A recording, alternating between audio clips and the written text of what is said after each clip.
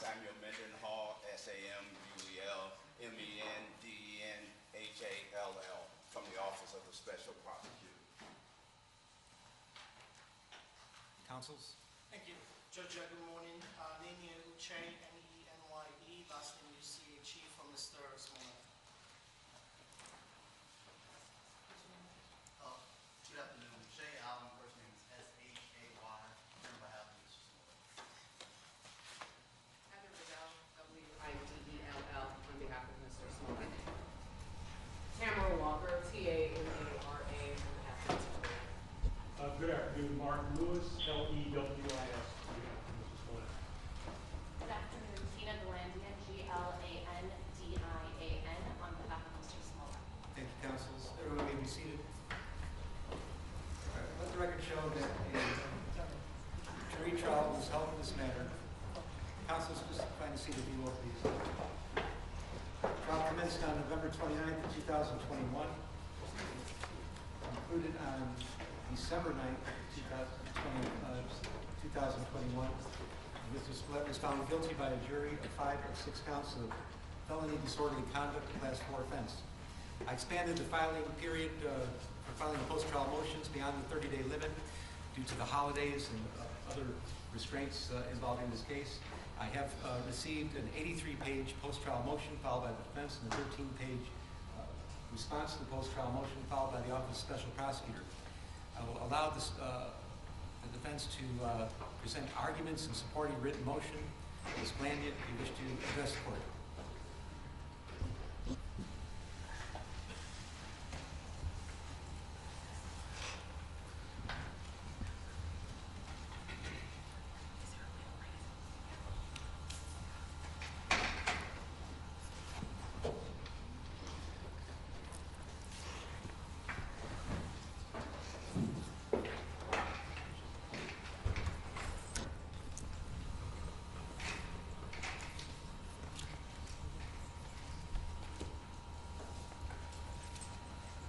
Good afternoon. Counsel. As the court knows, we filed a comprehensive motion for judgment notwithstanding the verdict and or for a new trial outlining 13 different errors that occurred during Mr. Smollett's trial. However, the legal errors impacting Mr. Smollett predate this criminal trial and began long before this case was even assigned to your honor. I know the court has read our papers and there's been voluminous briefing, and we did incorporate by reference all of our prior briefing and arguments in this case.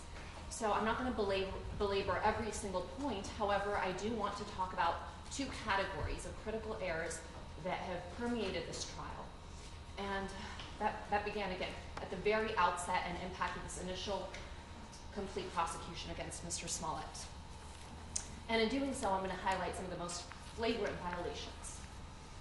The first category of legal error relates to this entire second prosecution of Mr. Smollett. The court knows the history, everybody knows the history, but I'm going to outline a couple key facts that occurred. A 16-count indictment was originally filed against Mr. Smollett on March 7, 2019. As part of a negotiated resolution, on March 26, 2019, the State's Attorney's Office moved to nollie pros all 16 counts. The Honorable Stephen Watkins granted the motion and dismissed the case against Mr. Smollett. As part of this negotiated agreement, Mr. Smollett was required to satisfy the Cook County State's Attorney's Office as to his long-standing community service, and he forfeited the $10,000 bail bond, which he was not required to do. Weeks after the case was dismissed on April 5th, 2019, a pro se litigant who lacked any standing to do so filed a petition to appoint a special prosecutor, which was ultimately granted by Judge Tuman on June 21st, 2019. Now, we've challenged the authority of the special prosecutor in different forms. However, when the case came before Your Honor, we filed a motion to dismiss here. The reason that was relevant is because Your Honor needs jurisdiction over both the matter and the defendant in order to proceed against him. And with all due respect, Your Honor lacks jurisdiction and lacked throughout the entirety of these proceedings. And this is because Judge Tuman exceeded his authority when he appointed a special prosecutor, and that's for various reasons. Illinois courts do not possess inherent authority to appoint a special prosecutor in any given case. Rather, the limited authority to appoint a special prosecutor is derived from statute, and it allows the court to appoint a special prosecutor in only 3 discrete situations. The first is when the state's attorney is unable to fulfill her prosecutorial duties. The second is if the state's attorney has an actual conflict of interest in the matter. And the third is when the state's attorney files a petition for recusal. Now, Judge Tooman found that the first of these 2 were not applicable in this case, and he granted the appointment of a special prosecutor on the third scenario. However, there was no petition for recusal filed in this case, and that's an undisputed fact. In fact, when Sheila O'Brien filed her petition for appointment of a special prosecutor, State's Attorney Kim Fox came forward and she expressly and unambiguously stated that she did not intend to formally or legally recuse herself. But the court nonetheless concluded that what she intended was basically an unconditional legal recusal. Now, subsection A-15 of the statute authorizing the appointment of a special prosecutor doesn't contain a provision which says the court can infer or interpret from the state's attorney's actions whether the state's attorney intended to recuse herself. Rather, the provision is explicit that the subsection only applies when the state's attorney files an actual petition for recusal, which Kim Fox did not do in this case. Because the filing of a petition for recusal is an express statutory prerequisite to the appointment of a special prosecutor under subsection A-15, Judge Tooman exceeded his authority and violated the doctrine of separation of powers by usurping the role of the legislature and essentially redrafting the statute authorizing the appointment of a special prosecutor. Now, to compound matters, Sheila O'Brien also didn't have any standing to file the petition, and the court was not authorized to grant the appointment based on her petition. Now, the language in the special prosecutor statute is very clear as to who is allowed to petition the court for the appointment of a special prosecutor. The language is unambiguous and provides that only the court, the state's attorney, or a quote-unquote interested party may petition the court for the appointment of a special prosecutor. Now, what's an interested party? Well, according to Black's Law Dictionary, an interested party is, quote, the persons who take part in the performance of any act or who are directly interested in any affair, contract, or conveyance, or who are actively concerned in the prosecution and defense of any legal proceeding. Sheila O'Brien doesn't meet any of the requirements of that definition. Sheila O'Brien is a retired former judge who asserted her standing as a concerned citizen, somebody who was not satisfied with the way a duly elected official of Cook County decided to resolve a criminal matter, a low-level, non-violent criminal offense, which they do every single day. But because of the high-profile nature of this case, she was not satisfied, and she decided to file a petition. So it's undisputed that she was not an interested party, but putting aside that fact, only the first 2 subsections, the 2 that Judge Tooman said are inapplicable, even allow an interested party to file such a petition. Those are the 2 sections that say the court either on its own motion or on the motion of an interested party. Subsection A-15, which is the one that Judge Tooman relied on in granting the appointment of a special prosecutor, doesn't say that that you could appoint a special prosecutor based on the court's own motion or on the petition of an interested party. That subsection only permits the appointment of a special prosecutor upon the state's attorney's filing of a petition for recusal. It is undisputed that no such petition was filed in this case, and that State's Attorney Kim Fox never intended to legally recuse herself. Therefore, it was completely exceeding Tooman's authority for him to grant the appointment of a special prosecutor at all. Now, he also misapprehended the law when he ruled that the informal recusal by Kim Fox rendered the entirety of the proceedings from Mr. Smollett's initial arrest all the way through the dismissal of the charges against him null and void. And none of the cases cited by Judge Tooman in his order actually support the court's conclusion that the proceedings against Mr. Smollett are null and void, that the prior ones were null and void. Rather, those cases, and particularly People v. Woodall, and that's 333 Ill App 3rd 1146, that's a 2002 case, makes clear that even if there had been a defect in the authority to prosecute Mr. Smollett, the only person who could properly challenge the validity of the proceedings would be Mr. Smollett, and he clearly did not do so. Now, separate and apart from the fact that the appointment of a special prosecutor was beyond Judge Tooman's authority, is the fact that Judge Tooman was not authorized to appoint a private attorney, which was Dan Webb and his law firm, Winston & Strawn, as the special prosecutors in this case. Subsection A-20 of the statute provides that prior to appointing a private attorney under this section, the court shall contact public agencies throughout the state to determine a public prosecutor's availability to serve as a special prosecutor at no cost to the county, and the key phrase here is shall appoint a public agency if they are able and willing to accept the appointment. The language in this subsection is mandatory and not permissive. Now, the defense is yet to see any proof that any public agencies whatsoever, including the ones specifically listed in the statute, were properly contacted about the potential appointment. Judge Tooman did represent that he contacted over 100 local public officials or agencies, and that he heard back from only around 30. But by Judge Tooman's own admission, at least 2 and possibly a third public agency was willing to take on the appointment.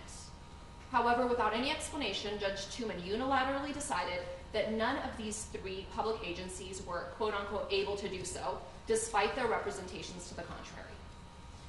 The statute is very clear that the court shall appoint a public agency if they are able and willing to accept the appointment. It's only if after all public agencies have been exhausted and all are unable and unwilling to accept the appointment that the court can then appoint a private attorney, such as Dan Webb and his firm. There is no exception in the statute for private attorneys who might be willing to do the case pro bono or who are willing to do the case simply for costs, not charging for attorney's times, but for their costs, which for a firm like Winston & Strawn is probably still an astronomical amount. And I don't know what the total of the costs is. I know they were supposed to be filing reports with Judge Tooman, I believe every 3 months, to show the taxpayers what their prosecution of Mr. Smollett is costing in tax, and I would be curious to see that figure. I'm not sure what that is, but I would guess it's a substantial amount. But regardless, that is not contained within the statute. And here, because multiple agencies apparently indicated their willingness and ability to accept the appointment, Judge Tooman exceeded his authority and again violated the separation of powers doctrine by usurping the role of the legislator and appointing a private attorney as the special prosecutors in this case. The next issue I'd like to address is that the instant prosecution against Mr. Smollett violated a contractual right to immunity that he was promised by the Cook County State's Attorney's Office. In the original criminal proceedings, there was an immunity type non-prosecution agreement that was entered into between Mr. Smollett and the State's Attorney's Office as an agent of the people of the state of Illinois. Not only was this agreement agreed on between the parties, but it was actually executed and enforced by the courts. And it's something that's already been executed. This isn't something where they could renege because it's yet to be performed by either side, but this was actually executed by Mr. Smollett.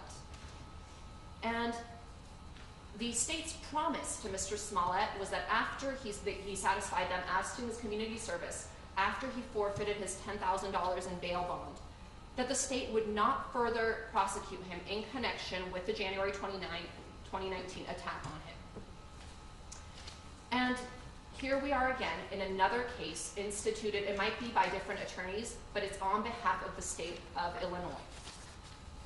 And there's a statute that controls, and that's section 5/114-1 of the Code of Criminal Procedure, and it allows the court to dismiss an indictment, and a court is required to dismiss an indictment where the defendant has received immunity from prosecution for the offense charged. And indeed, Illinois courts have consistently dismissed indictments that violate this section. And the courts here analyze informal immunity agreements under the same basic principles of contract law. So Mr. Smollett here performed his side, and he was entitled to the benefit of the bargain he made with the state's attorney's office on behalf of the state of Illinois, and that was violated.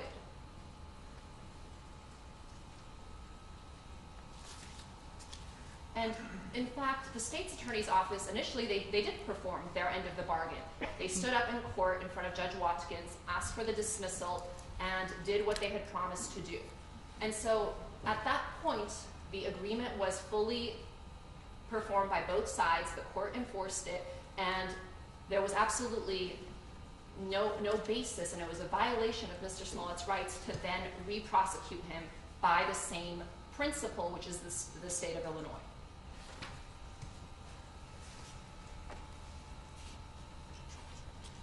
And there's important policy considerations for this, and the Starks Court, which is People v. Starks 106 Ill 2nd 441 1985, that's an Illinois Supreme Court case, and the Supreme Court in that case explained the significant policy considerations for this rule, and I quote, "The prosecution must honor the terms of agreements it makes with defendants.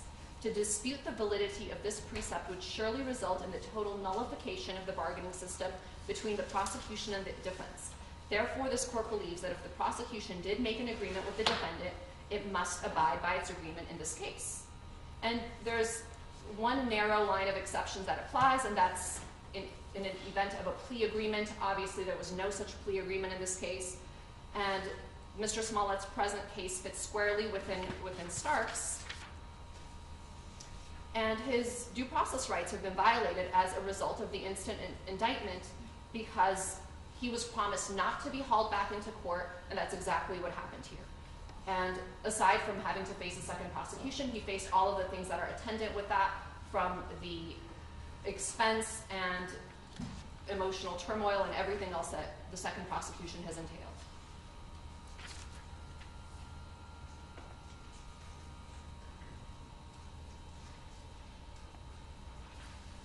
In short, Mr. Smollett relied on the representations by the Cook County State's Attorney's Office, and at the end of the day, a deal is a deal, and the state of Illinois is not exempt from that ancient principle. And so we would ask that the case should have been dismissed on that basis.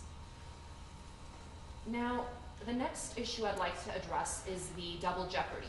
And we had briefed this before. The court's very familiar with our position on this, but just in brief to highlight a few of our points.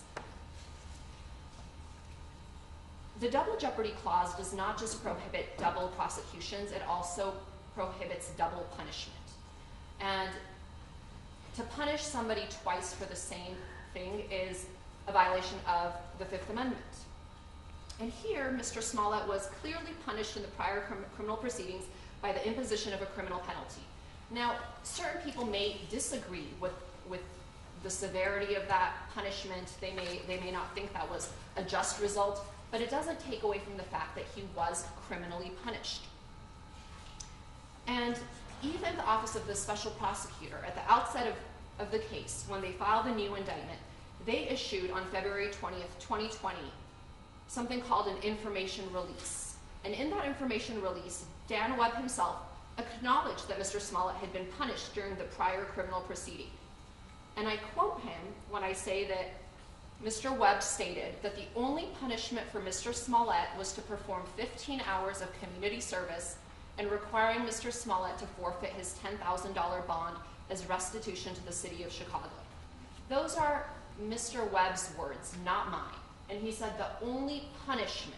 So he acknowledged that Mr. Smollett had been punished.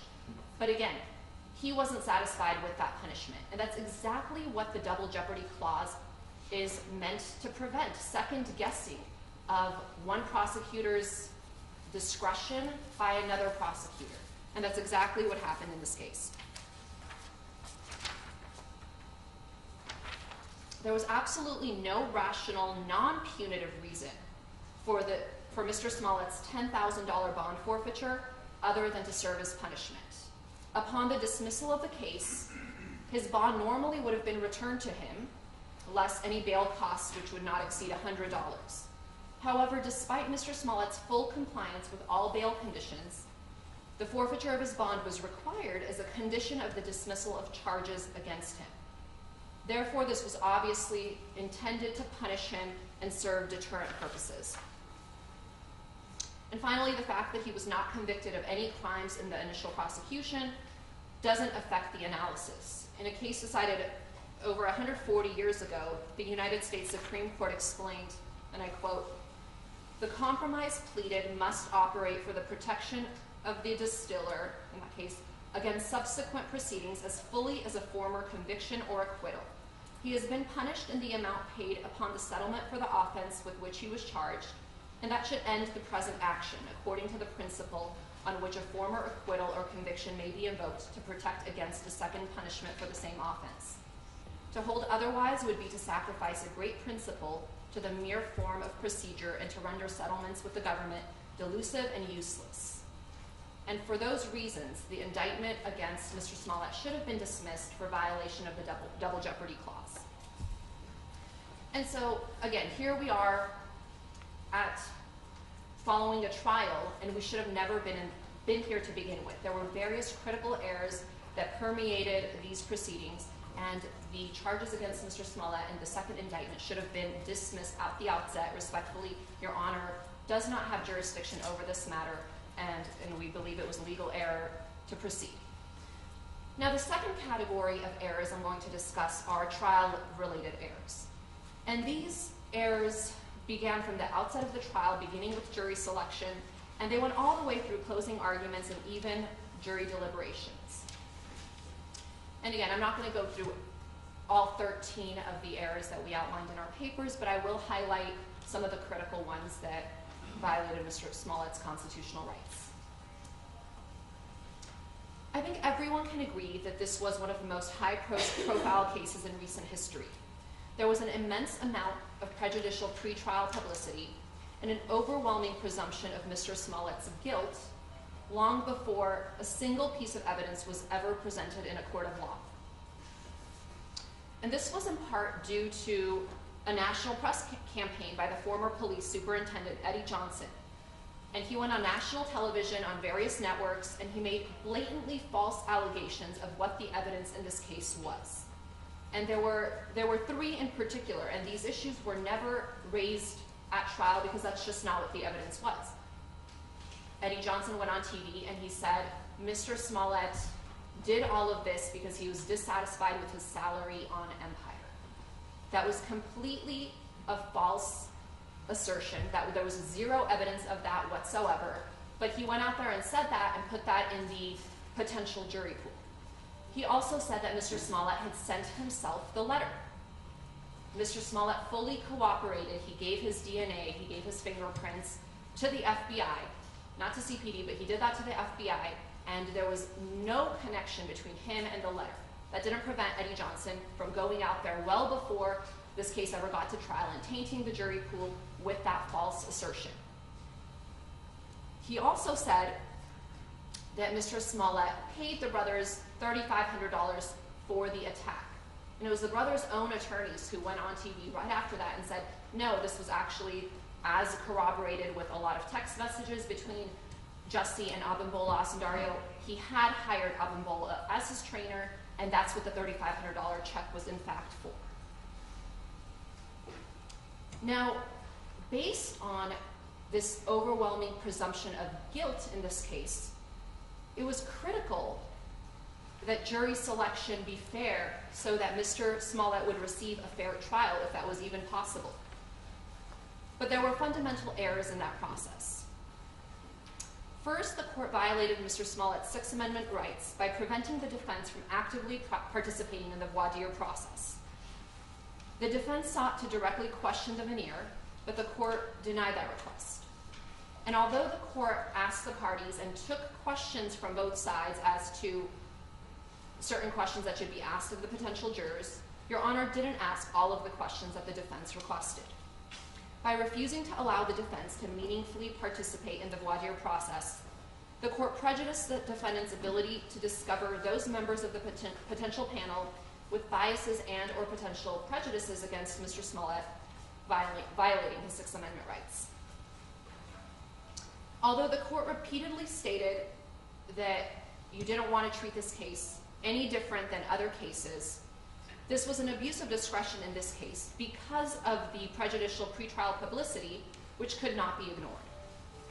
And you think I was required to ask every question submitted by your team to the denier, every single one? We think we should have been allowed to participate in this process because of the unique circumstances of this case where there was such an overwhelming presumption of guilt. We think it's a very different process when the court asks questions and when we as attorneys get to ask the right follow-up, in real time without having to wait for. There were certain questions the court asked, and this was my next point with Rosemary Mazzola, where the court cut off the answers. I think I asked most of the questions the defense requested of me.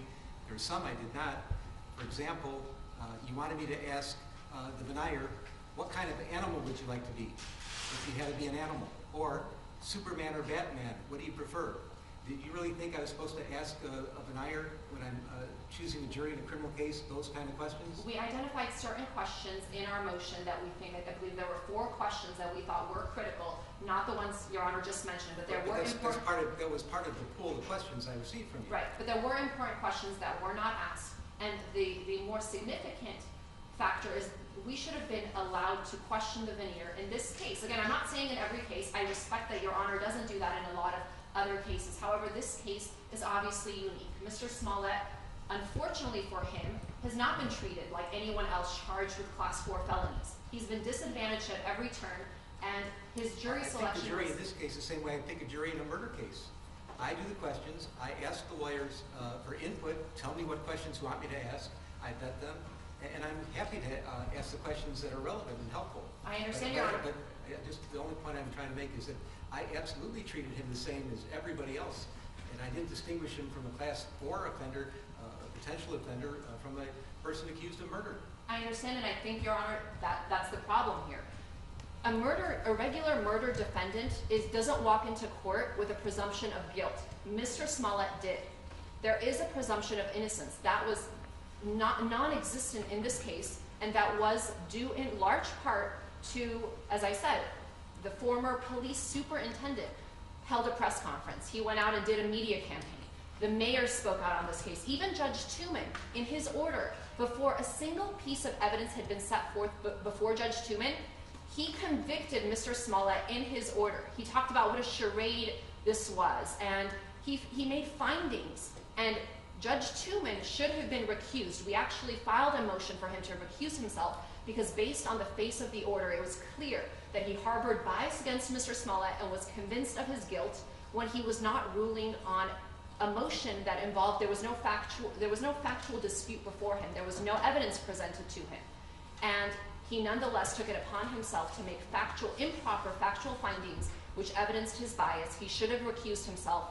However, he didn't even let us intervene in those proceedings to consider our motion for recusal and to consider our motion for reconsideration of the order appointing the special prosecutor, and all of that was there.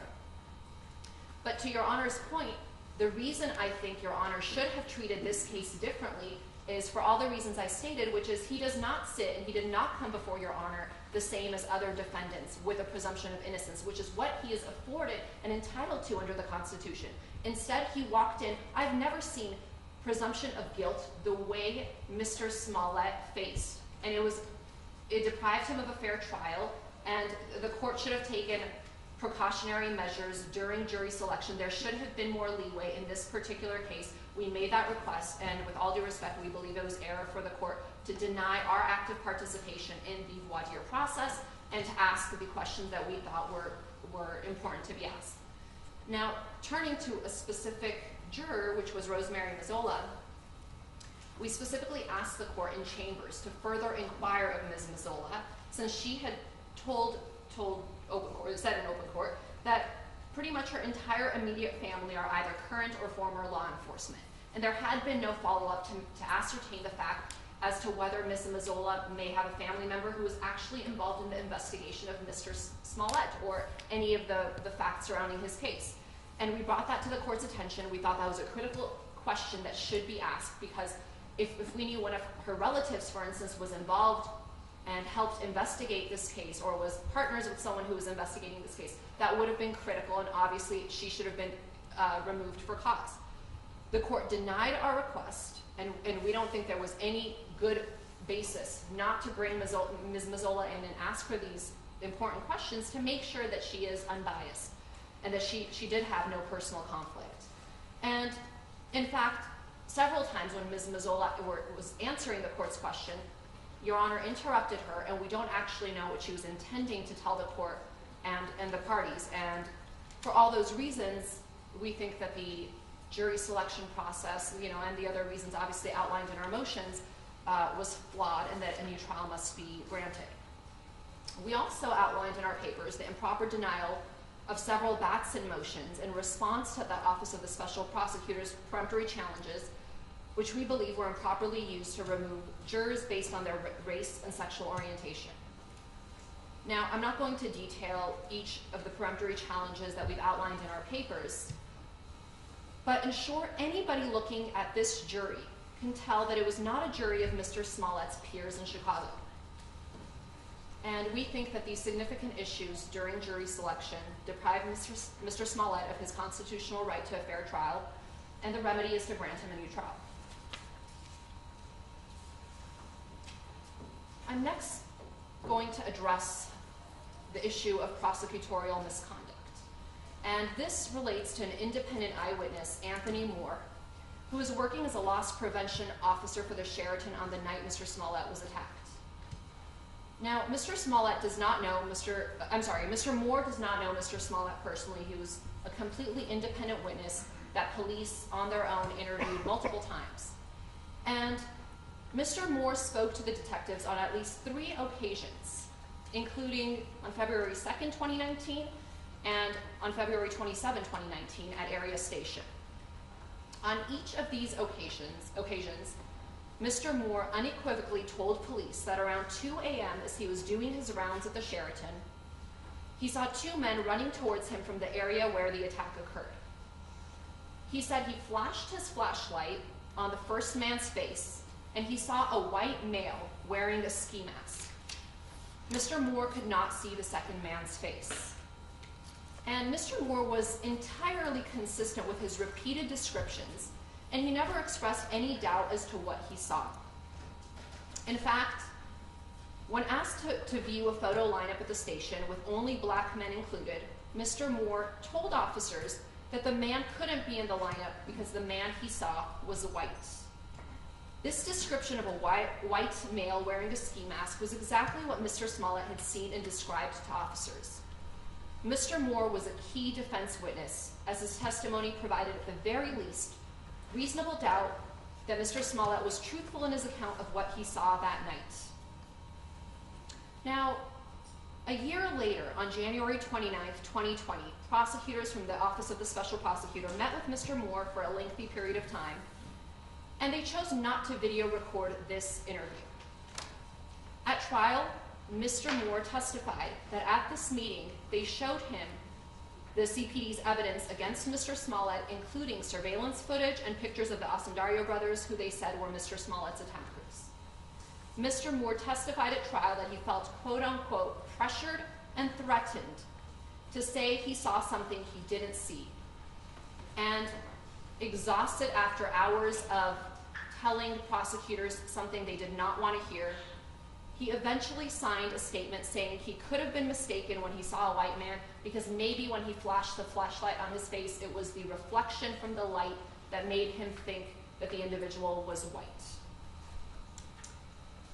There was absolutely no reason for the Office of the Special Prosecutor to try to taint an independent eyewitness's clear memory of an event by showing him their version of the evidence and trying to scare him that he would be committing perjury if he testified consistent with his own independent memory of what he saw.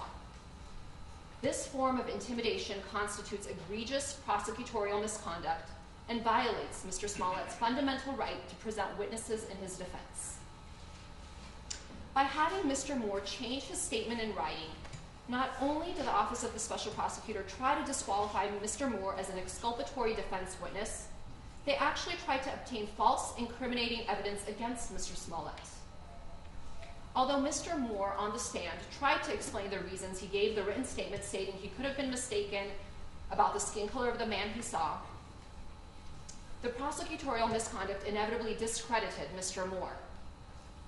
And this flagrant misconduct constitutes reversible error. Now, the OSP's argument on this issue is really, it's the adage, the best defense is a good offense. They claim in their papers that the defense engaged in gamesmanship and, quote, manufactured prosecutorial misconduct. More outrageously, they claim that Mr. Moore committed perjury when he told the truth. This is belied by the undisputed record, which is that Mr. Moore gave police consistent accounts of what he saw, which is a white man wearing a ski mask, on multiple occasions close in time to the incident. Now, although the Office of the Special Prosecutor presumes that the defense was aware of this prosecutorial misconduct prior to trial, that's simply a false assumption on their part. While Mr. Moore had been identified as a potential defense witness from the start based on his exculpatory statements to police, we only interviewed Mr. Moore for the first time on Friday, December 3rd, just days before he gave his testimony that Monday. And there was no statement to provide to them pursuant to Rule 413D. We had him on our witness list as a potential witness. As Your Honor knows, the defense never knows until well into the trial whether you're even putting on a defense case. We knew he had always consistently said he saw a white male, so that's why he was on our witness list. And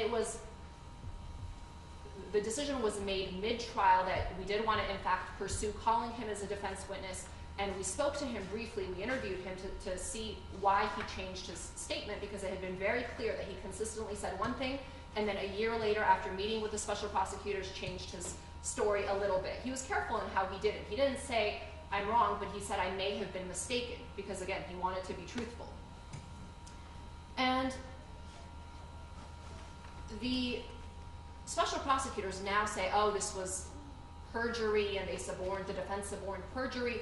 Nothing is farther from the truth, and if the OSP actually believed that, they would have cross-examined him on what happened actually during these meetings.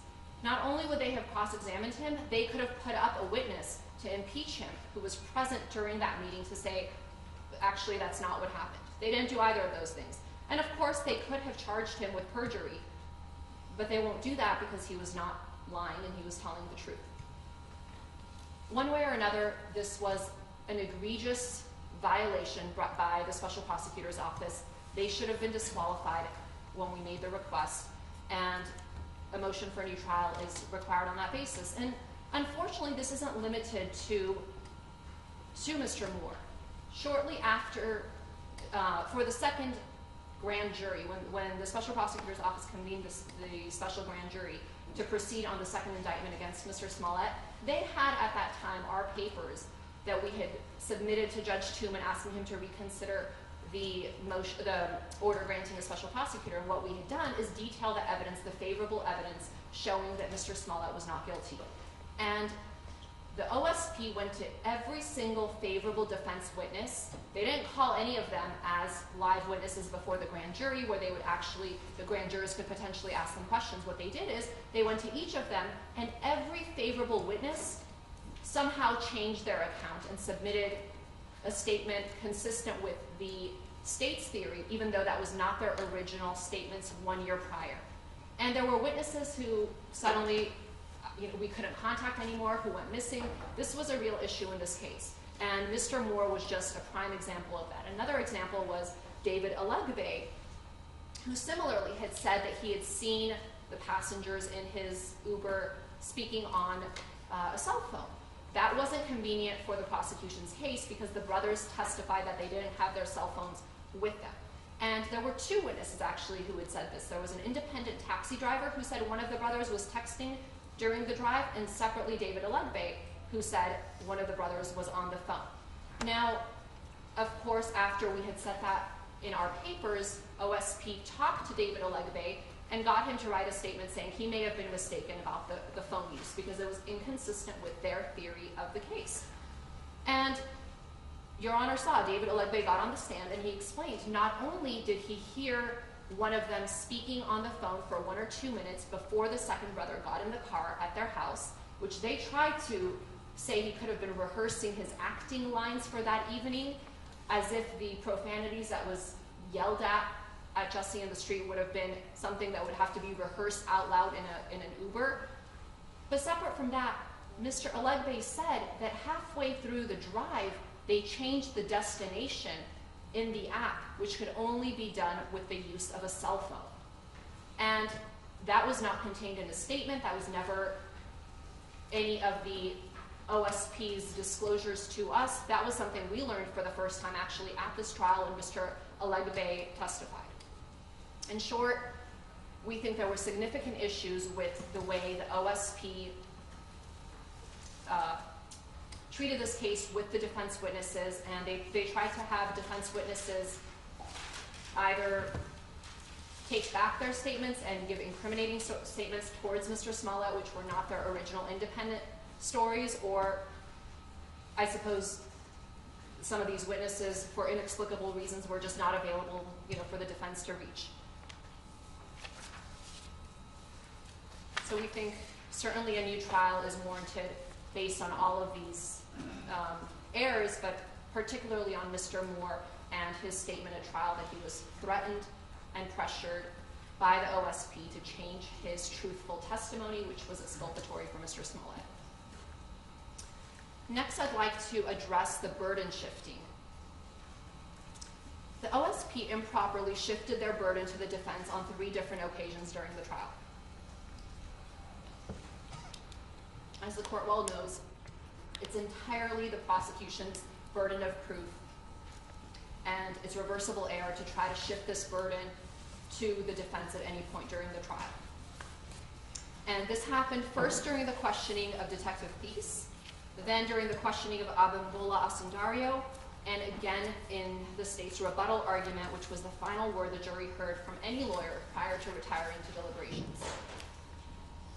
The seminal case on a prosecutor's improper comments on a defendant's post-arrest silence is Doyle v. Ohio, and that's 426 U.S. 610, 1976 case, which holds that it is a deprivation of due process to allow an arrested person's silence after that person has been Mirandized and advised of his Fifth Amendment right to remain silent, to then use that silence against them at trial to create an inference of guilt. And that's exactly what the OSP did here on 3 separate occasions. Now, in its opposition papers, the OSP tries to argue that their questions to Detective Thies and to Abimbola Asundario relate to a text message sent on February 14, 2019, and do not involve Mr. Smollett's post-arrest silence. However, the improper questions were not limited to the text message or even to the time period prior to Mr. Smollett's arrest. For example, in questioning Detective Thies, Mr. Mendenhall broadly asked, quote, did he, meaning Mr. Smollett, ever make a statement that they, referring to the Asundario brothers, did nothing wrong and never would? Answer, no. Question, to this day, has he ever come clean about this hate crime that you are aware of? Answer, no. This questioning indisputably violates Doyle, as it necessarily includes Mr. Smollett's post-arrest silence. Furthermore, Illinois law actually goes a step further by holding that it's impermissible to impeach a defendant with his or her post-arrest silence, regardless of whether the silence occurred before or after the defendant was given Miranda warnings. In its opposition papers, the OSP argues that the defense did not object to this line of questioning. However, the OSP's improper burden shifting constitutes plain error affecting Mr. Smollett's substantial rights, for which a lack of an objection is not fatal.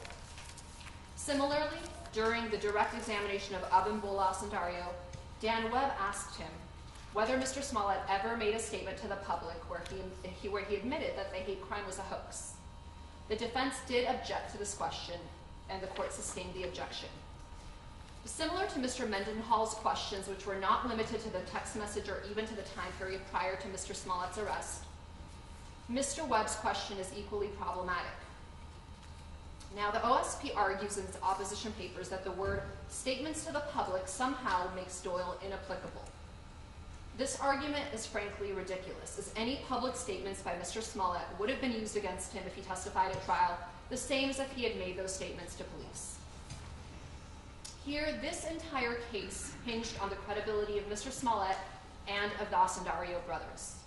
By improperly commenting on Mr. Smollett's failure to tell the police or the public that the Osundario brothers did nothing wrong, or to quote-unquote come clean, the OSP violated Mr. Smollett's due process rights and his Fifth Amendment right to remain silent by improperly trying to shift the burden of proof to him. The OSP engaged in further burden shifting during its rebuttal argument, which is particularly prejudicial because it was the last time the jurors heard from any lawyer in this case. During rebuttal, Mr. Mendenhall stated, quote, "Mr. Uche gave you no evidence of any video that was missing." The court overruled the defense objection, which was error. In its opposition papers, the OSP tries to minimize this error by arguing that this was simply a single comment and that it was provoked because defense counsel had argued to the jury that there was a lot of missing data. But that's the prerogative of the defense to argue. Again, it's the state's burden. They put on a lot of surveillance video and they suggested to the jury that they had a complete account from the beginning of the night to the end of the night, and the jury had to be told that these were pieced together, but there was a lot of missing footage.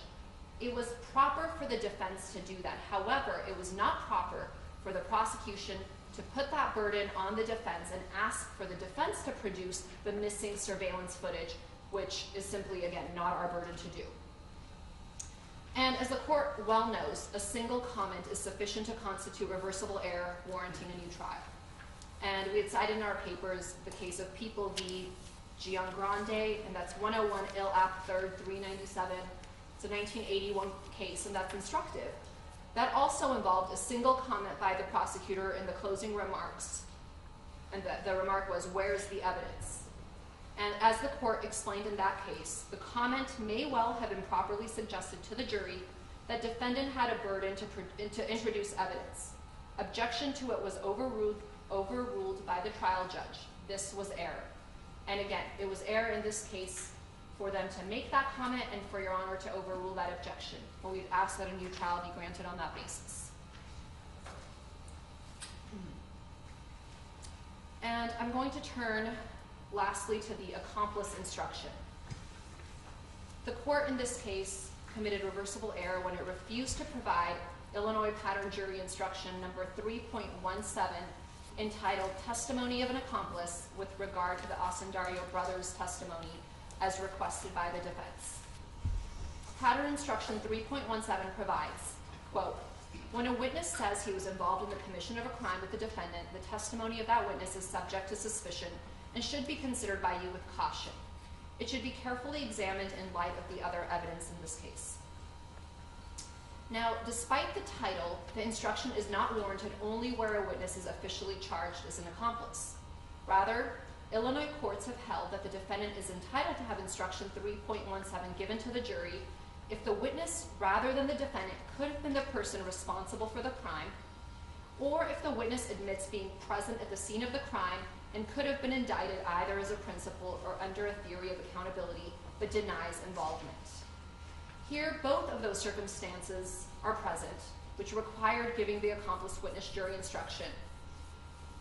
The Osundario brothers were initially arrested because the CPD had not only probable cause, but substantial evidence that they were the perpetrators who attacked Mr. Smollett on January 29, 2019. And since then, in statements to the CPD and sworn statements to the grand jury and at trial, the Osundario brothers admitted to doing everything Mr. Smollett told CPD they did. Confront him on the street, yell racial and homophobic slurs at him, punch him, kick him, pour bleach on him, and put a rope around his neck. If it was not for their own self-serving statements and testimony that they did all of the above acts at Mr. Smollett's behest, they would have been charged with a hate crime, or at least a battery against Mr. Smollett.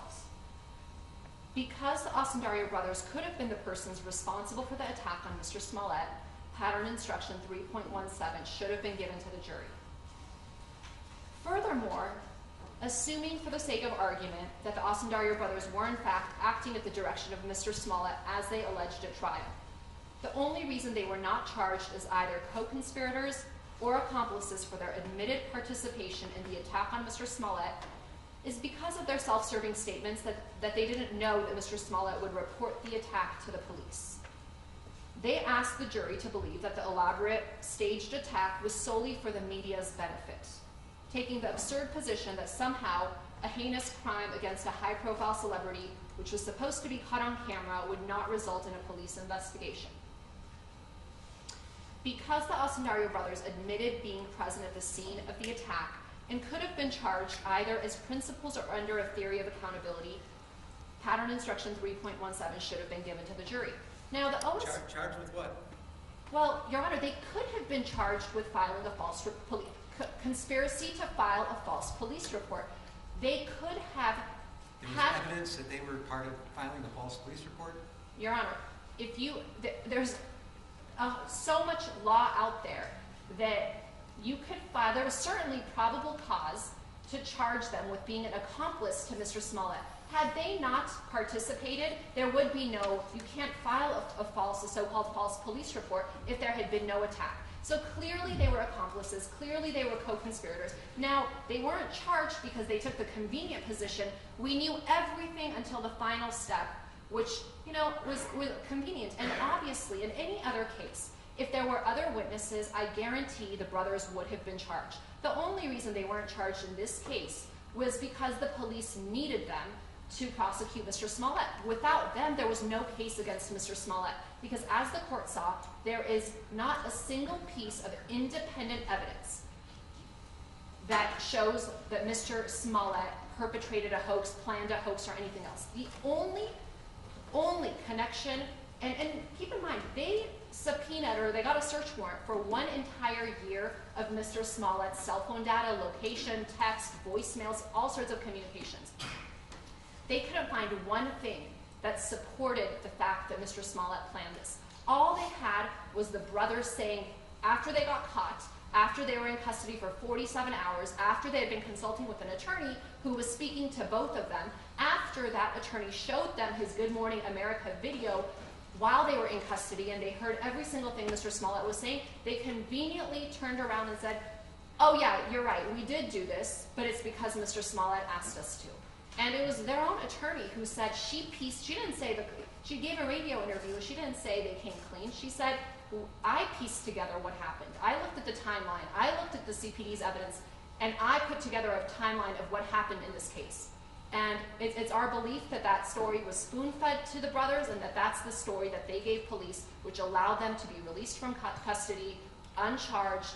They became the star witnesses, and they've tried to capitalize on this whole regrettable incident. So we had cited the court to People v. Carrion, and that's 162 Ill Act 3rd, 990, 1987. And that's one of the cases we cited in which the trial court's refusal to give such an instruction constituted prejudicial error requiring a new trial. Now, in their papers, the OSP doesn't address or attempt to distinguish this case because there really is no distinguishing factor, and that case is instructive. In that case, the court held that the trial court erred by refusing to give a cautionary accomplice witness instruction with regard to Amaya's testimony for the following reasons. And I quote, Amaya disclosed that he was with the defendant before, during, and after the shootings. Notwithstanding his profession of innocence based on his alleged fear of the defendant, we believe probable cause existed to indict Amaya for the offenses, particularly when one considers that when he was initially taken into custody for questioning, he possessed money linking him to the crime. And in that case, the appellate court held that it couldn't find that the failure to give the requested instruction constituted harmless error, especially in light of the fact that Amaya's testimony was the only direct evidence implicating Carrion. And it's the same reason why giving this instruction was critical in this case, where the evidence against Mr. Smollett was far from overwhelming. I know the police department put on a long narrative, a lot of surveillance footage, but all that evidence was consistent with Mr. Smollett's testimony of his actions. He never denied seeing the brothers on the occasions where they went to great lengths to show, oh, on the 25th he drove to the brothers' apartment. He admitted that. On the 27th he, met with the brothers. These are not things that were disputed. So that's not overwhelming evidence of his guilt. There were different interpretations of what that evidence actually meant.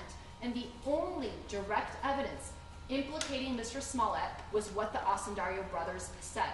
And it was reversible error not to instruct the jury that they had a motive to lie about that testimony. It was that story that allowed them to avoid charges in a case where a convicted felon engaged in an attack on Mr. Smollett. He and his brother, if you believe the testimony, agreed to do this despite Ola's prior criminal felony conviction for a very similar attack on another individual, another group attack. But for all of that, it was really their own testimony that's the only direct evidence implicating Mr. Smollett. So under the circumstances of this case, the court should have instructed them that their testimony should have been cautiously scrutinized by the jury. And the court's refusal to provide this instruction under the circumstances of this case was not harmless and constitutes reversible error. In conclusion, I'd just like to say that although we believe each of the 13 errors outlined in our papers independently constitute reversible error and that each warrants the granting of a new trial, even if the court is not persuaded that any one of these errors warrants a new trial, we believe that the totality of trial errors undoubtedly affected the verdict, and the cumulative error certainly warrants a new trial.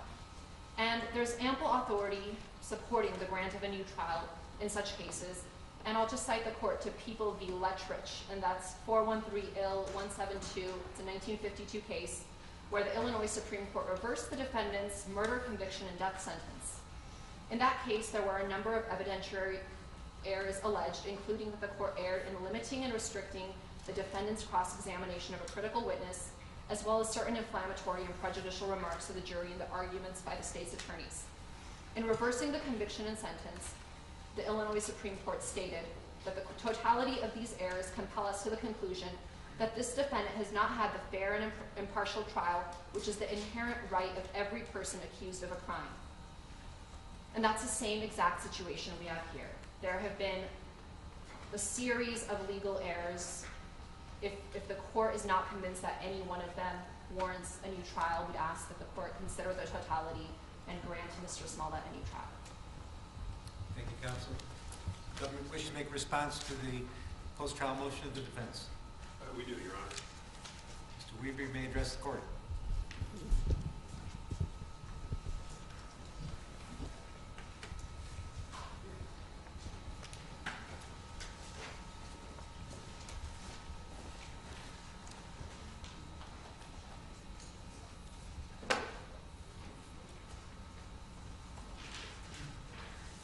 May it please the court. Counsel. Your Honor, due to the sheer volume of the arguments, heard about an hour here, and we've already mentioned 83 pages that they've submitted. My partner and fellow Deputy Special Prosecutor Sam Mendenhall have bifurcated the opposition. I'll give an overview, and based on Ms. Gladian's presentation, I'll highlight 4 alleged errors, and I believe Mr. Mendenhall will have a couple.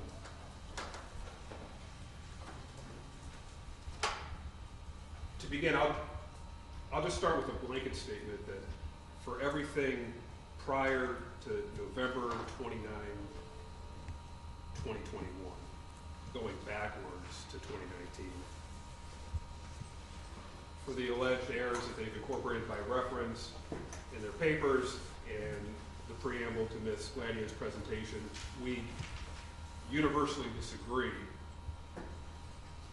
that there is any error in those prior rulings, and we too, in our opposition and here today, will incorporate by reference our prior responses, briefs, colloquies with the court, arguments presented over the last couple of years on all those issues.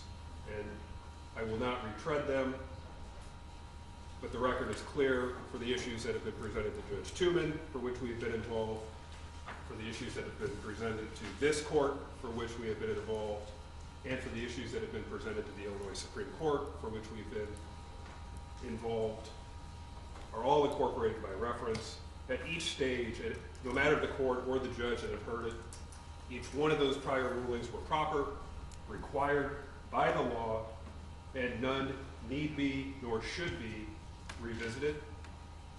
And since Ms. Glandian brought it up, it probably is a good reminder that my firm of Winston & Strawn and the partnership did take this case pro bono.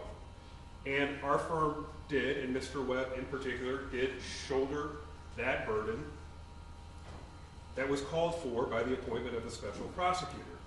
And we did so the entirety of the attorney time free of charge. Not a dime. Limited expenses in the normal court.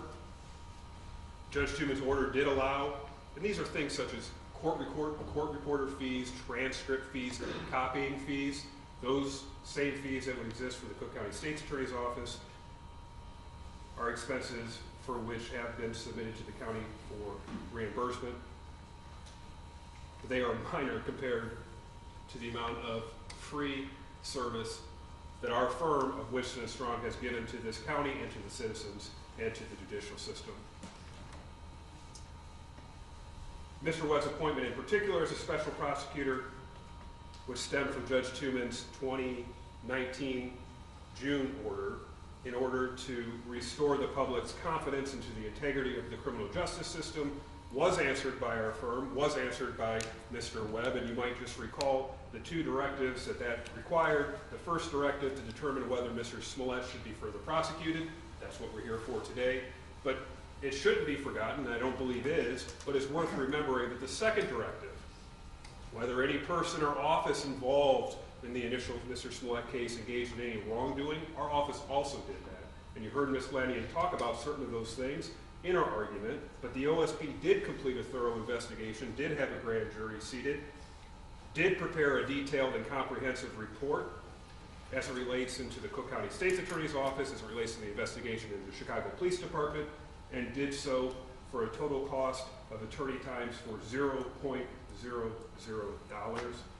And it should be noted, since it was raised, and it's important to understand that we believe we have fulfilled the call to restore the public's confidence into the integrity of the criminal justice system.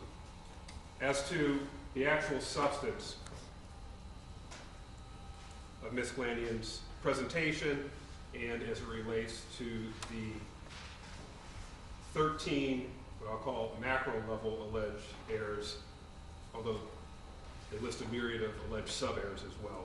The evidence presented at trial, Your Honor, overwhelmingly established Mr. Smollett's guilt beyond a reasonable doubt. And that's reflected in the jurors' unanimous guilty verdict. And nevertheless, Mr. Smollett asked this court for extraordinary relief to overturn the jury's verdict that found him guilty of 5 serious felonies of making false police reports. And in doing so, he raises a variety of alleged procedural, alleged evidentiary errors, both pre-trial and during the trial itself, committed by anyone and everyone involved in this case, except, of course, Mr. Smollett himself or his lawyers. And just a few examples. He's blamed the prosecutors. He's blamed Your Honor specifically. He's blamed the courtroom staff. These are in his papers. He's blamed the Cook County sheriffs in this courtroom. He's blamed the entire Cook County judicial system. He's blamed the Illinois Supreme Court. He's blamed COVID-19. He's blamed the media. He's blamed, quote, political figures. He's blamed witnesses at trial. And he's even blamed the jury itself. Page after page after page of finger pointing and scapegoating. But once that bluster and hyperbole, Your Honor, is excised from that motion, and the examination of the real underlying record is undertaken, it clearly reveals that each of the alleged errors is 1, meritless, 2, it is riddled with distortions of the actual record. And 3, frequent misapplication of controlling Illinois law.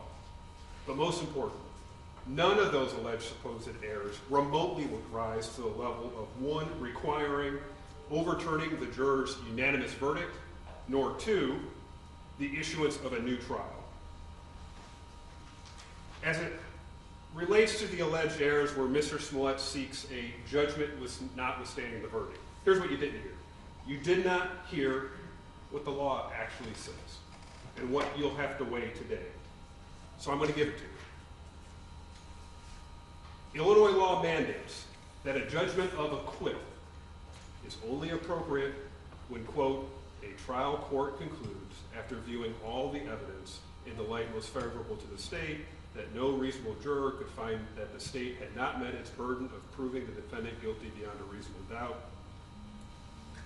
And, quote, a motion for judgment notwithstanding the verdict should be granted in instances only where the state's evidence, when viewed in the light most favorable to the state, is insufficient to support a finding or verdict of guilty. Here, Mr. Smollett has not met and cannot meet the incredibly high standard for overturning the jury's verdict, and when viewed in the light most favorable to the state, that's the OSP in this instance, the evidence presented during the almost 2-week trial overwhelmingly, beyond a reasonable doubt, demonstrated that Mr. Smollett devised, orchestrated, carried out a fake hate crime, and then, in violation of Illinois law, repeatedly reported that fake hate crime to the Chicago Police Department as a real hate crime. And the plethora of evidence, just heard Ms. Blandian say, not a lot of evidence, or certainly not a lot of independent evidence. Here's a summary. The testimony of 5 Chicago police detectives and officers. The jurors heard the testimony of the Osendero brothers. The jurors heard cross-examination by the defense of each of those witnesses. The jurors received into evidence over 40 exhibits, including phone records, text messages, social media evidence, video surveillance, GPS evidence, receipts, and a $3,500 check written by Mr. Smollett to the younger Osendero brother. They heard the testimony of the defendant's 6 witnesses, and they heard Mr. Smollett himself. Hours and hours and hours worth of the defendant's own testimony. All that evidence, when viewed in the light most favorable to the OSP, it simply cannot be said with a straight face that no reasonable juror could find that the OSP did not meet its burden in proving Mr. Smollett guilty beyond a reasonable doubt. That's for the JNOV portion. As it relates to the remaining alleged errors that do not go to the sufficiency of the evidence at trial, that's when they say that those are more appropriate, perhaps, for a motion for a new trial. Illinois law tells us that a post-trial motion for a new trial is a matter for the trial court's discretion.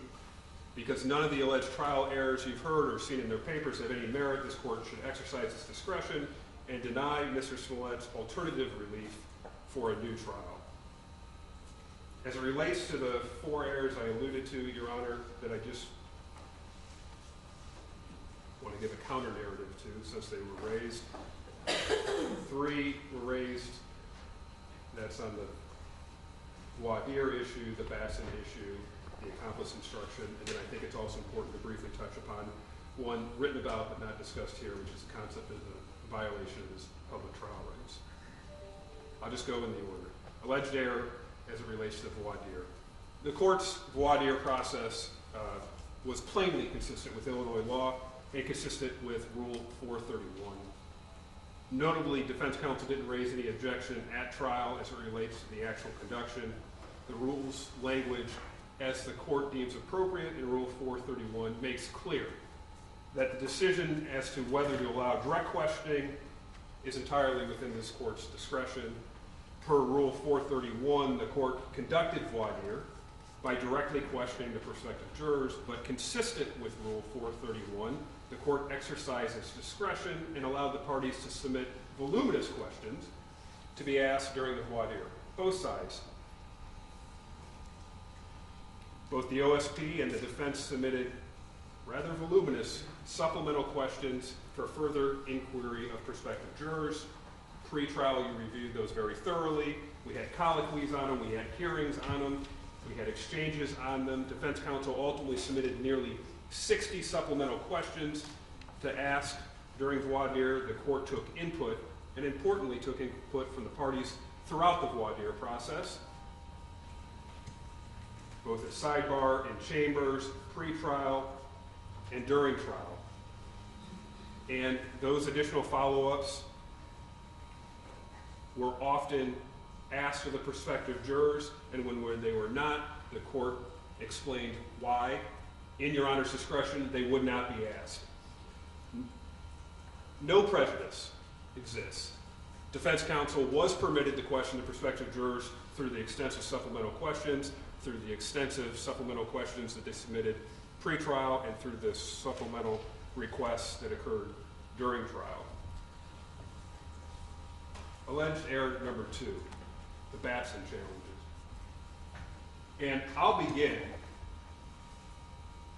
by noting unequivocally, the accusation that the OSP engaged in, quote, a systematic pattern of discriminatory challenges, end quote, is absolutely meritless. Lobbing unfounded accusations of jury discrimination that are belied by the actual record is unfortunately completely consistent with Mr. Smollett's attempts to interject and weaponize race and sexual orientation into these proceedings more generally. Just as he did when reporting the fake hate crime to the Chicago police in 2019, just as he did when he took to the airwaves in 2019 in what is now perhaps the now infamous Good Morning America interview. The court heard defense motions made under Batson versus Kentucky as to the OSP's use of his preemptory strikes. Those occurred in chambers on the record. And when such motions were made, as Your Honor knows, under the Batson case, but also under Illinois law and People versus Davis, the defendant must first make a prima facie showing that the prosecutor has exercised preemptory challenges on the basis of race. And the court correctly concluded at the time, analyzed those motions under the standard articulated both in Batson and Davis, and found that the defense had not made a prima facie case of discrimination on the basis of race or sexual orientation. But even though it wasn't required to, the OSP, because of the challenges, even though a prima facie case had not been shown, the OSP did provide neutral explanations, both for race and sex, as to each of the preemptive challenges at issue. But rather than grapple with that actual record, which they didn't do, you didn't hear it today, they didn't grapple with the actual record, and they didn't do it in their papers either. Because if you looked at the record and you saw things and the explanations as it relates to the challenges, undisclosed, disorderly conduct incident, a victim of a hate crime, avid watchers of Empire, getting news from TMZ, watching movies that starred Mr. Smollett, Googling the case, getting news only from social media or from Instagram, struggling to understand or hear questions. If they actually grappled with the actual record, it wouldn't fit the narrative that they wanted out in the media. Unequivocally, meritless motions that were offered, the court's prior rulings, all should stand on that point. As it relates to the alleged error number 3, the accomplice instruction on the IPI, the Illinois pattern instructions. As Your Honor knows, the court has discretion to determine which jury instruction should be given. Defense counsel sought, and you heard it here today, to include 3.17, that's the testimony of an accomplice, in the jury instructions. They've done it again here today to try to define the fake attack on Mr. Smollett, which is not a crime, as the crime for which the IPI 3.17, how they would like it to have been analyzed in the application of that instruction. But IPI 3.17 on its face has no application to this case. The Osendaro brothers did not admit, nor was there any evidence, that they were involved in the commission of a crime with the defendant. That's the language from 3.17. What is that? It would be filing the false police reports. And Mr. Smollett, not the Osendaro brothers, made the decision to file multiple police reports, false police reports, claiming he was the victim of an alleged hate crime. The Osendaro brothers could not have been the person responsible for the crime. That's what's required to get a 3.17 instruction, because they did not assist nor participate with Mr. Smollett in the filing of the false police reports. Moreover, Your Honor, the Osendaro brothers did not admit to participating or otherwise being present to the reporting of the fake hate crime to police. Therefore, they could not have been indicted for disorderly conduct or for filing a false police report. The court properly and correctly exercised its discretion in not giving the 3.17 instruction, and that ruling should stand. Lastly, Your Honor, a significant amount of ink was put into the last topic I'm going to discuss, which is the right to a public trial. As everyone in this room knows, this trial took place in the middle of a global pandemic, right on the cusp of the Omicron variant. This court did a great job holding a public trial. All necessary parties, the court, courtroom staff, Cook County sheriffs, the OSP, defense counsel, the jury, media, numerous members of Mr. Smollett's family, numerous of his friends, members of the public at large, were able to attend every single day of the trial proceedings. The logistical efforts for which the defense has taken swipes at this court and this courthouse deserve to be commended, not bashed. The defense objected to having cameras in this courtroom during the actual trial, and they objected to having cameras in this courtroom at every step of the way. And the court respected that objection in declining extended media coverage up until today's hearing. Having the cameras in the courtroom, which they objected to, would have allowed an unlimited number of people to view the trial. Their papers struggle with this. They acknowledge the position. I'll coin it sort of their Goldilocks position. Your Honor, don't make the trial too public. And then once you did that, today it's not public enough. And they've alleged that no members of the press were in the courtroom during any of the jury selection process. Not so. The court knows. There were at least two members of the media that were present in the courtroom, probably both of whom are here today, that sat in the corners during the process of voir dire. Many more were sitting at the courtroom exits and standing. These doors were open. Those doors were open. The doors to the Your Honor's courtroom across the hallway were open. Chairs were provided.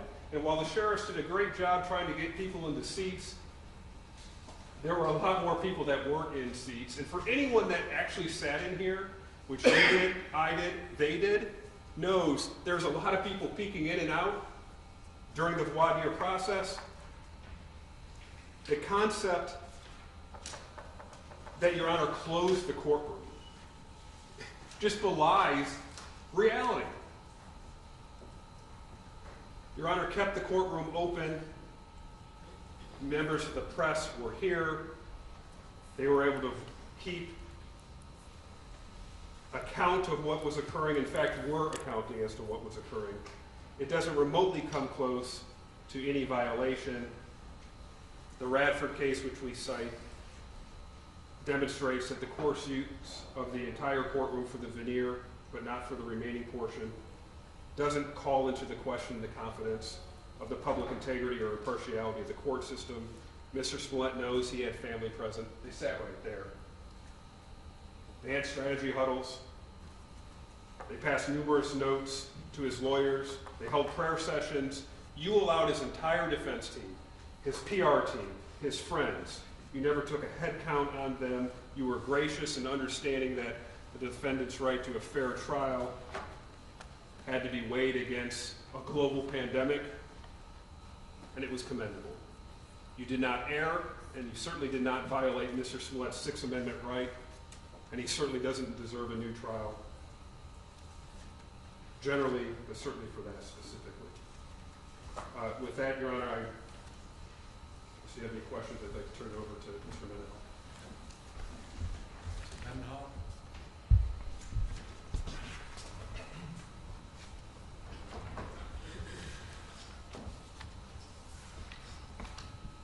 Your Honor, Ms. Glandian is entitled to her own argument.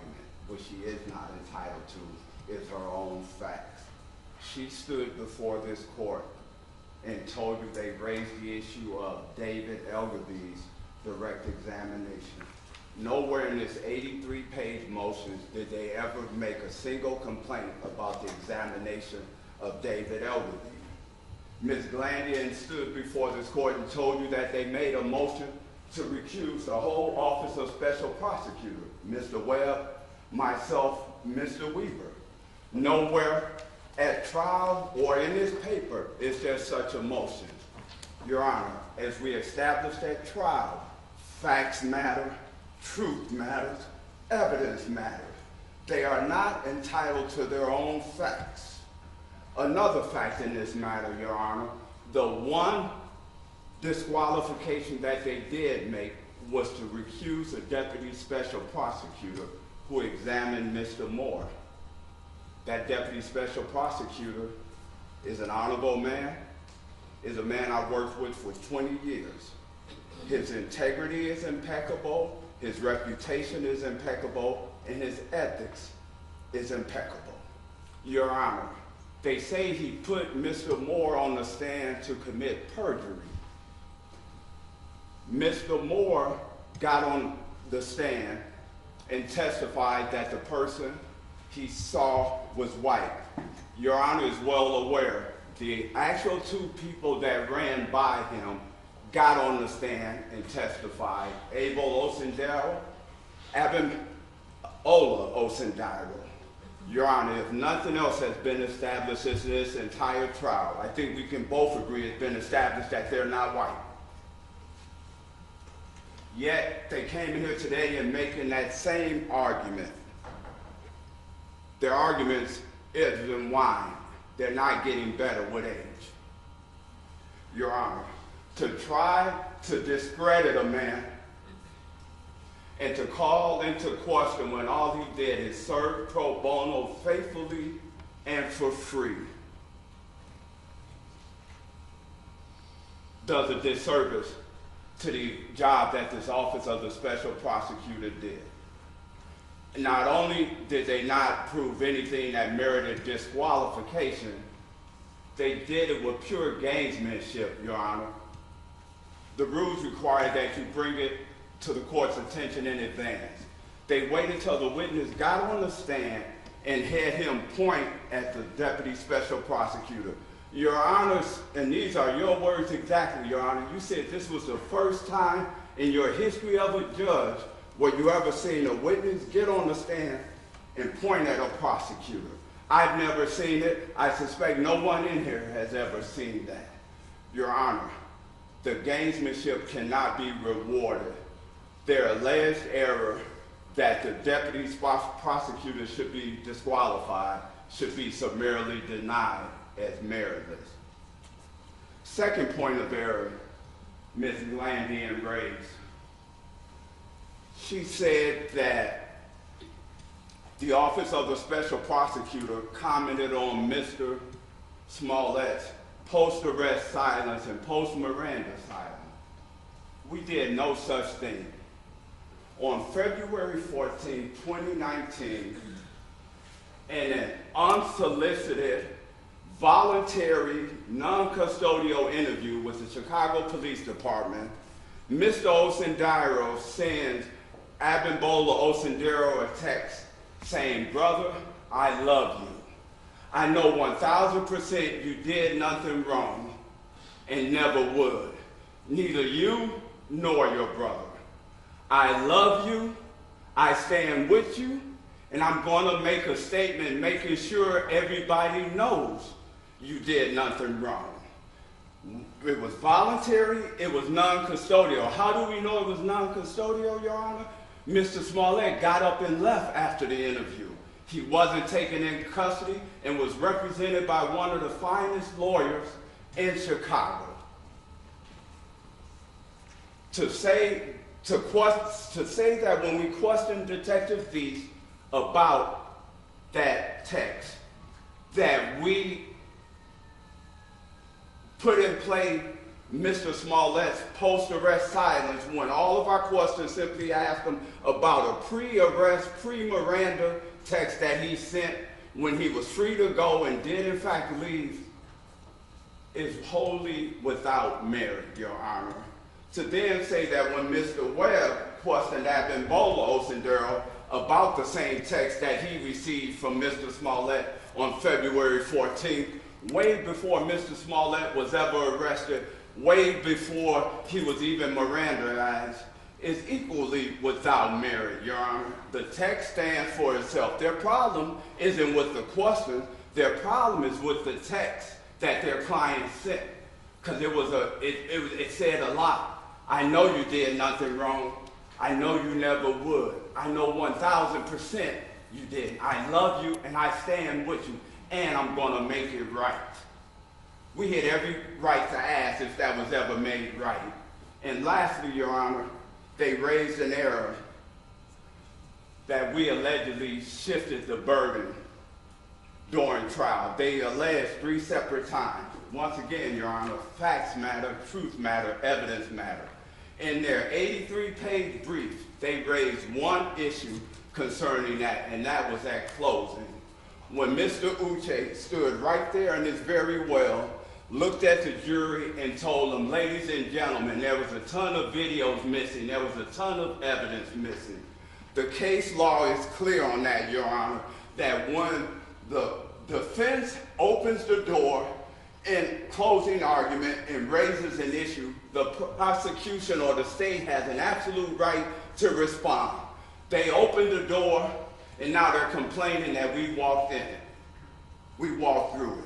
Your Honor, we simply responded to his claim that there was missing evidence. Detective Feast took that stand and made it abundantly clear. Not a single piece of video was missing. Every video that we had was turned over and that they had it. No video was missing, Your Honor. And for them to raise that argument, we were entitled to respond. Your Honor, so my role was to address the trial errors. I wanted to do it in a summary fashion because we've been going a while now. But those 3 errors that Ms. Glandian raised are simply not supported by the record. She's entitled to her own argument. She's not entitled to her own facts. We thank you for your time. We respectfully ask that you deny the motion, and the state is ready to proceed to sentencing. Mandy, anything else you want to add? Very briefly, Your Honor.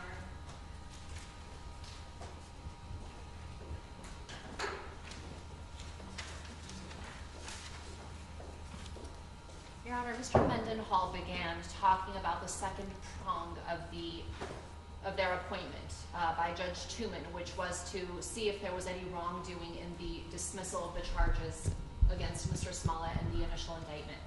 Now, I know there was some public outcry after the sudden dismissal of the charges. However, the OSP did a thorough investigation, and the one thing they did not find was any misconduct on the part of Mr. Smollett, anybody surrounding him, or his team in the dismissal of the charges against him. And that's critical because that impacts the fact that the agreement should have been honored. Now, whatever may or may not have gone on at the state's attorney's office, whatever the inner workings are, has nothing to do with the expectation that Mr. Smollett had when he entered into an agreement.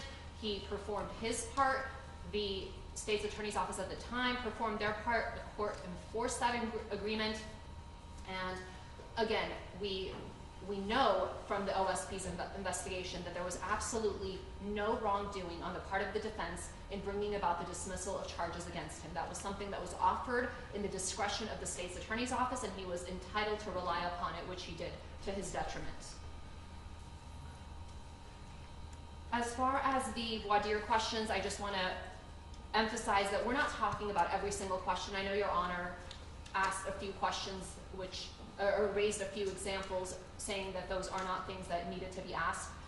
For the record, I just want to identify the 4 questions that we thought were significant to determine if any of the potential jurors had any prejudices or bias that would deprive Mr. Smollett a fair trial, and the 4 questions that we had asked the court to inquire of the potential jurors and that we believed based on this court's order stating that the court would address these topics were: number 1, are you or is anyone close to you a member of the mainstream media? 2, do you have any particular feelings one way or another about actors? And this was critical because Mr. Smollett as an actor testified. 3, would the sexual orientation of Mr. Smollett or any witness have any bearing on your ability to reach a fair decision in this case? And 4, do you believe that you would give more or less weight to the testimony of a law enforcement officer as opposed to the average citizen? And these were important questions, again, in light of Are you the sure those questions weren't asked, albeit in my words, not your words? Are you sure about that? Yes, Your Honor. We've reviewed the record. We put this in our motions again. I think you might be mistaken. Our review of the record tells us otherwise. Now, as far as the accomplice instruction, Mr. Weber said that the Osundario brothers could not have been charged with filing a false report because they weren't present when Mr. Smollett reported the attack to police. That is completely absurd. It's like saying somebody can't be charged as an accomplice to murder or a co-conspirator in a murder if they're not physically standing there when someone shoots the gun. It's a silly argument.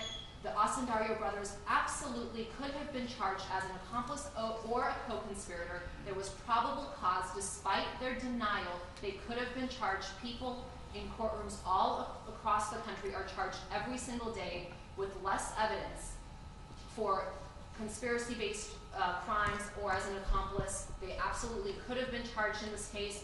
The CPD and the state's attorney's office made a decision not to charge them because they wanted their testimony against Mr. Smollett, but that doesn't mean they couldn't have been charged, and it doesn't mean that the instruction should not have been given because they do satisfy the requirements necessary requiring that instruction to be given. And Mr. Mendenhall stated, I'm not entitled to my own facts. I'm certainly not here creating any facts. The record speaks for itself. Anthony Moore took the stand. He stated what he stated. We have the transcripts to show that. And he's the one who got up on the stand and said he was threatened and pressured. And when I made reference to disqualification, I certainly wasn't suggesting that we asked for the entire OSP to be disqualified. I was up here. I'm not trying to name any individuals. Our papers are clear as to our disqualification motion. I believe Your Honor already knows that. And finally, just to address the post-arrest silence issue, Mr. Mendenhall wants to isolate the statements as relating to the text message, and he says that these were all statements, or he was referring to the fact that that text message exchange on February 14th was prior to the fact that Mr. Smollett was arrested. However, that's not the question that was asked, and that's not what the jury heard. The questions said, to this day, has Mr. Smollett ever come clean? Has he ever said that the Osundario brother, it basically says, has he ever corrected the record? And it was specifically, the language was to this day and has he ever. And so that necessarily includes post-Miranda as he was sitting in trial as a criminal defendant. And so we think all of those things were error. And as far as the burden shifting, Mr. Mendenhall says there was no missing video. There in fact was. There was no video footage of one of the taxi rides, which made no sense because it had been, the CPD had apparently obtained that video. However, it was nowhere in the discovery. Later we were told it doesn't exist, but there was missing video, not to mention all of the pieces of surveillance footage that obviously they weren't able to obtain. So again, it was fair game for the defense to comment on those things. as the prosecutor's failure to meet their burden and to have the jury wonder about those things. It was not fair game for the prosecutor to do what they did, which is shift the burden and put it on Mr. Smollett to have to prove his innocence and have to come up with this evidence that he simply didn't have. So again, as we asked the court to grant a new trial in light of the totality of errors that have occurred and have deprived Mr. Smollett of a fair trial. Thank you. Thank you. Everybody done? Nothing further. Okay. All right, let me indicate that we have been talking about these very issues for the last couple of years. Most of them are pre-trial, and certainly there are some that took place at trial. I've never had a case that has been pled as exhaustively as this one. Voluminous writings, hundreds and hundreds of pages of filings, asking for multiple motions to dismiss, jeopardy claims, motions to disqualify counsels, all of which are contained in the post-trial motion. It's fair to contain in the post-trial motion, but I mention now that these have been vetted and records have been made, and I've articulated myself at great length on all these issues in the past. And I am comfortable with the colloquies that were had and the decisions I made as a result of those colloquies. Just a few matters right now I want to address, and I think I should because they've been brought up with some passion by Ms. Glandian. There has been some suggestion that somehow this court should not have allowed the second indictment to go forward because it was invalid, because somehow Judge Leroy Martin, Chief of the Criminal Division at that time, when he appointed Michael Tuman, or asked Michael Tuman to be the one to preside over Sheila O'Brien's petition seeking the special prosecutor, that somehow that was flawed, that Judge Tuman, when he held hearings, and he held exhaustive hearings, and his report speaks for itself, that somehow those proceedings were flawed, and a special prosecutor never should have been appointed, and that I somehow should have been in a position to grant some kind of collateral relief and dismiss the second indictment because the appointment of special prosecutor in the first place was invalid. I've read all of those transcripts, everything that took place in all of the hearings before Judge Martin and then Judge Tuman. Judge Tuman issued his report. He took it under advisement, and believing there were lengthy hearings that were held on this matter. He found that the appointment of a special prosecutor was necessary. Now that doesn't mean that he's assuming that Mr. Smollett's guilty of something. It didn't mean that he assumed that the Cook County State's Attorney's Office was guilty of some misconduct or had done something terribly untoward or unethical. All it meant was that under the totality of circumstances, a second look was necessary, that public confidence in this entire affair was shaken and a second look was necessary. He appointed Winston Strawn, Dan Webb in particular. I find nothing wrong with Judge Tuman's reasoning, his analysis. I'm not sure I have the right to offer a collateral remedy because I'm just a trial court judge on the same level as Judges Martin and Tuman. But be that as it may, I happen to agree with their reasoning that they found that the appointment of a special prosecutor was necessary, and all they did was investigate, and then they found things after that. A report was made about the Cook County State's Attorney's Office, and obviously a second indictment came as a result of their investigation about the circumstances of the case involving, the conduct involving Mr. Smollett. All right, that's that. As to a public trial, we were in COVID. This was the first jury trial that this court held, and I am an active jury litigator and have been for years and years and years. This is the first trial I was able to have since COVID, and COVID was still happening. We were under all kinds of constraints. I was told that I could only have half capacity in the courtroom, including the jurors, including the deputies, including the lawyers.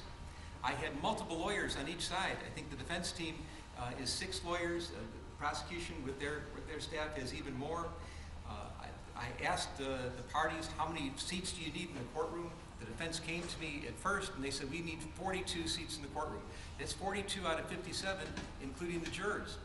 I had media requests.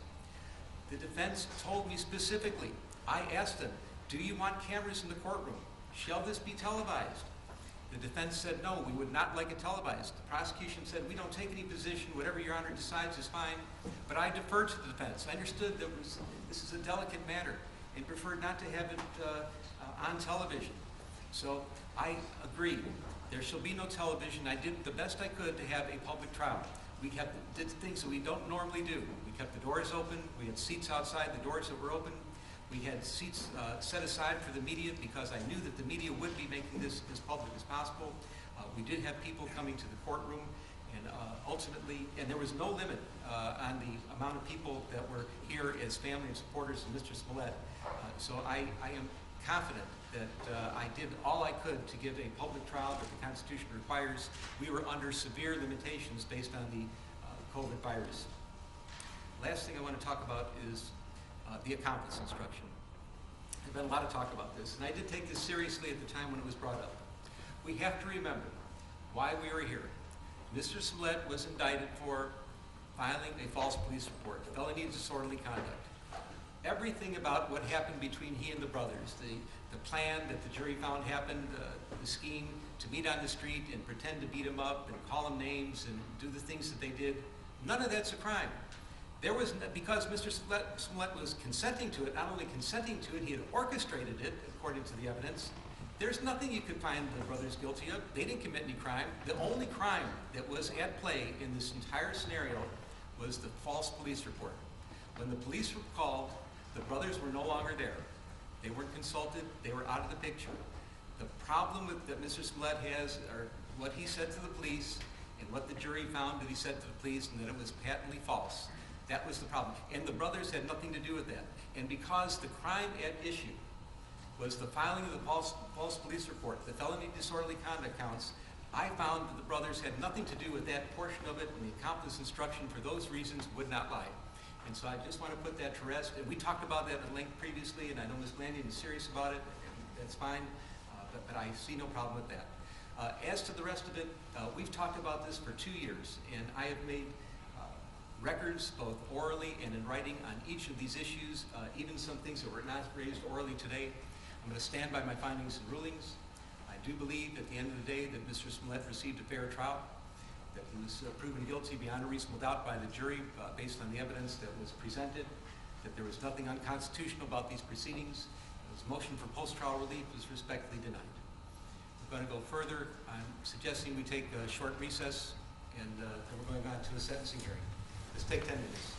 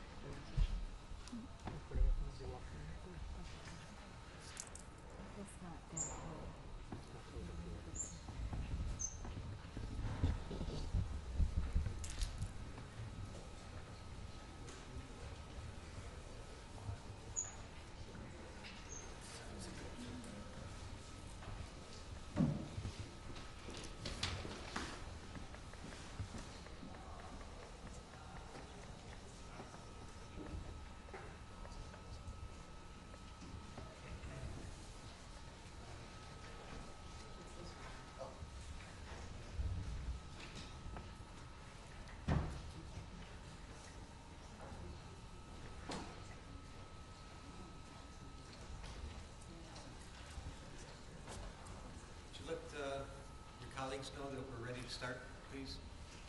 Sure. Find them or text them or something? Sure. Thank you.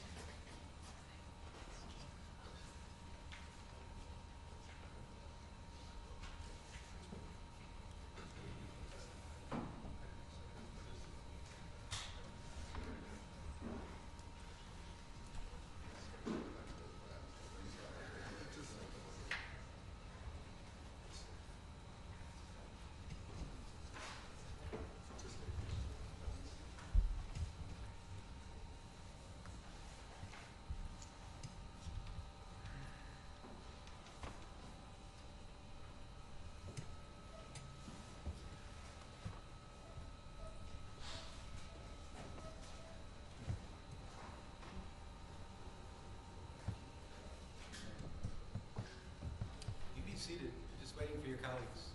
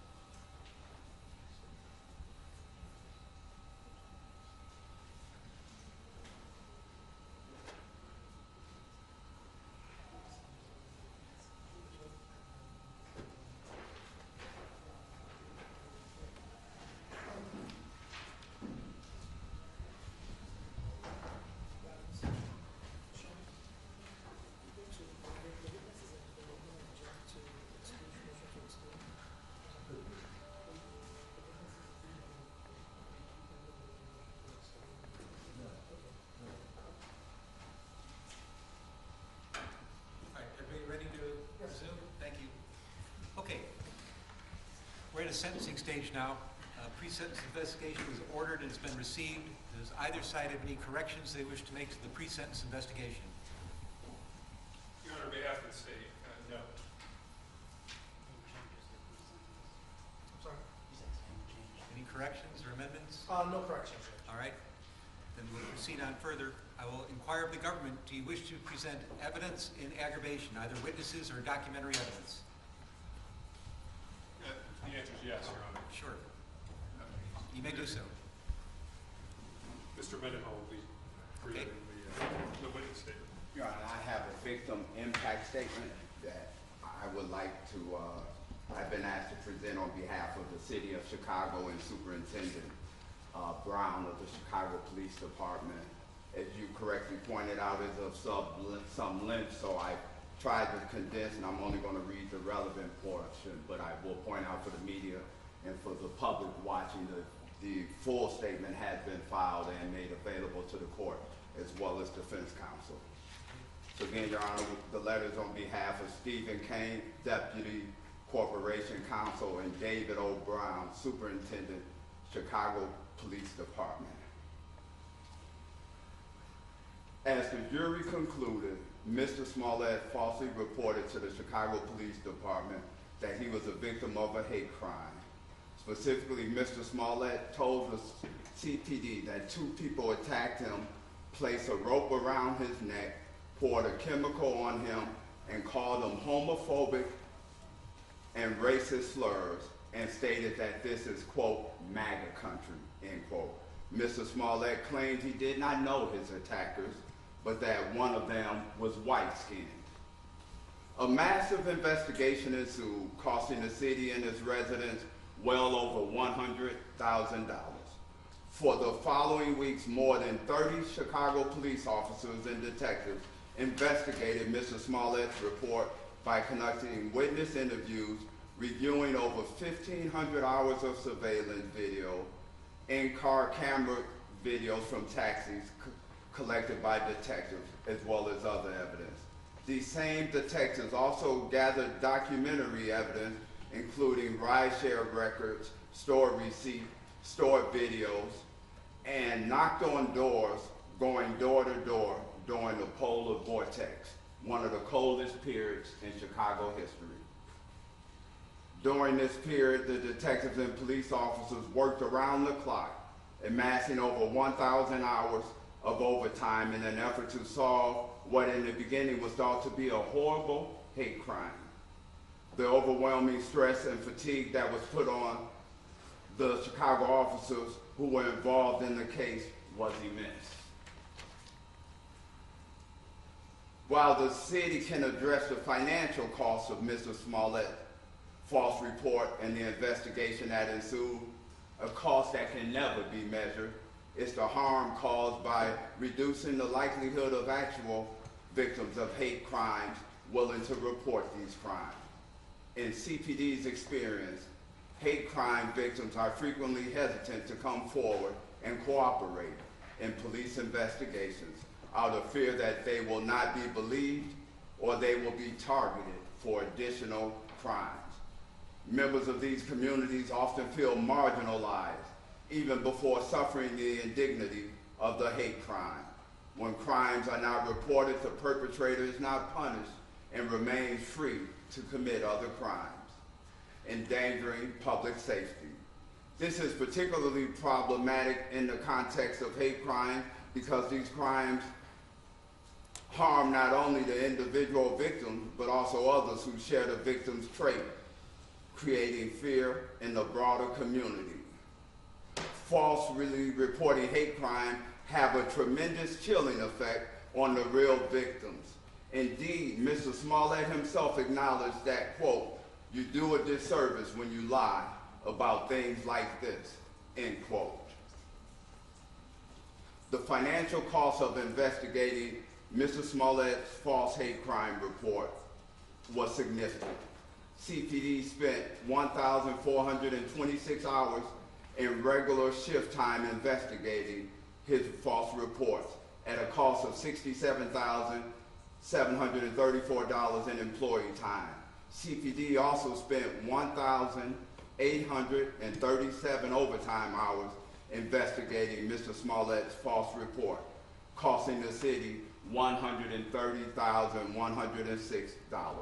A spreadsheet calculating these expenditures is attached as Exhibit A. Your Honor, we respectfully submit that restitution for the city is warranted here. Illinois law authorizes restitution to compensate the victim of a crime for out-of-pocket expenses, damages, losses, or injuries found to have been proximately caused by the conduct of the defendant. Government victims may recover restitution for expenses that go beyond the normal cost of investigating crime. That is exactly what happened here. The city is a victim of Mr. Smollett's crime because of his false report caused CPD to expend scarce resources that could have been devoted to solving actual crimes, increasing public safety. The city is not seeking restitution for the regular salaries of the officers involved, but CPD's overtime expenses that go beyond the normal cost of investigating crimes and are thus recoverable. A restitution award as part of Mr. Smollett's criminal sentence would enable the city to avoid these costs and delays. For these reasons, we respectfully request that you seek restitution for the city in the amount of $130,106 as part of Mr. Smollett's sentence. Sincerely, Stephen J. Kane, Deputy Corporation Counsel, City of Chicago. David O. Brown, Superintendent, Chicago Police Department. Your Honor, a copy of the full letter has been made a part of the record. Thank you. Thank you. Does that conclude your evidence and aggravation? Yes, Your Honor. Okay. Does the defense have evidence, witnesses, or documents that they wish to present in mitigation? Yes, Your Honor. Sure. You may proceed, Mr. Allen. Thank you. Judge, we would call witness Rich Daniels. Rich Daniels, sir, please step up right here.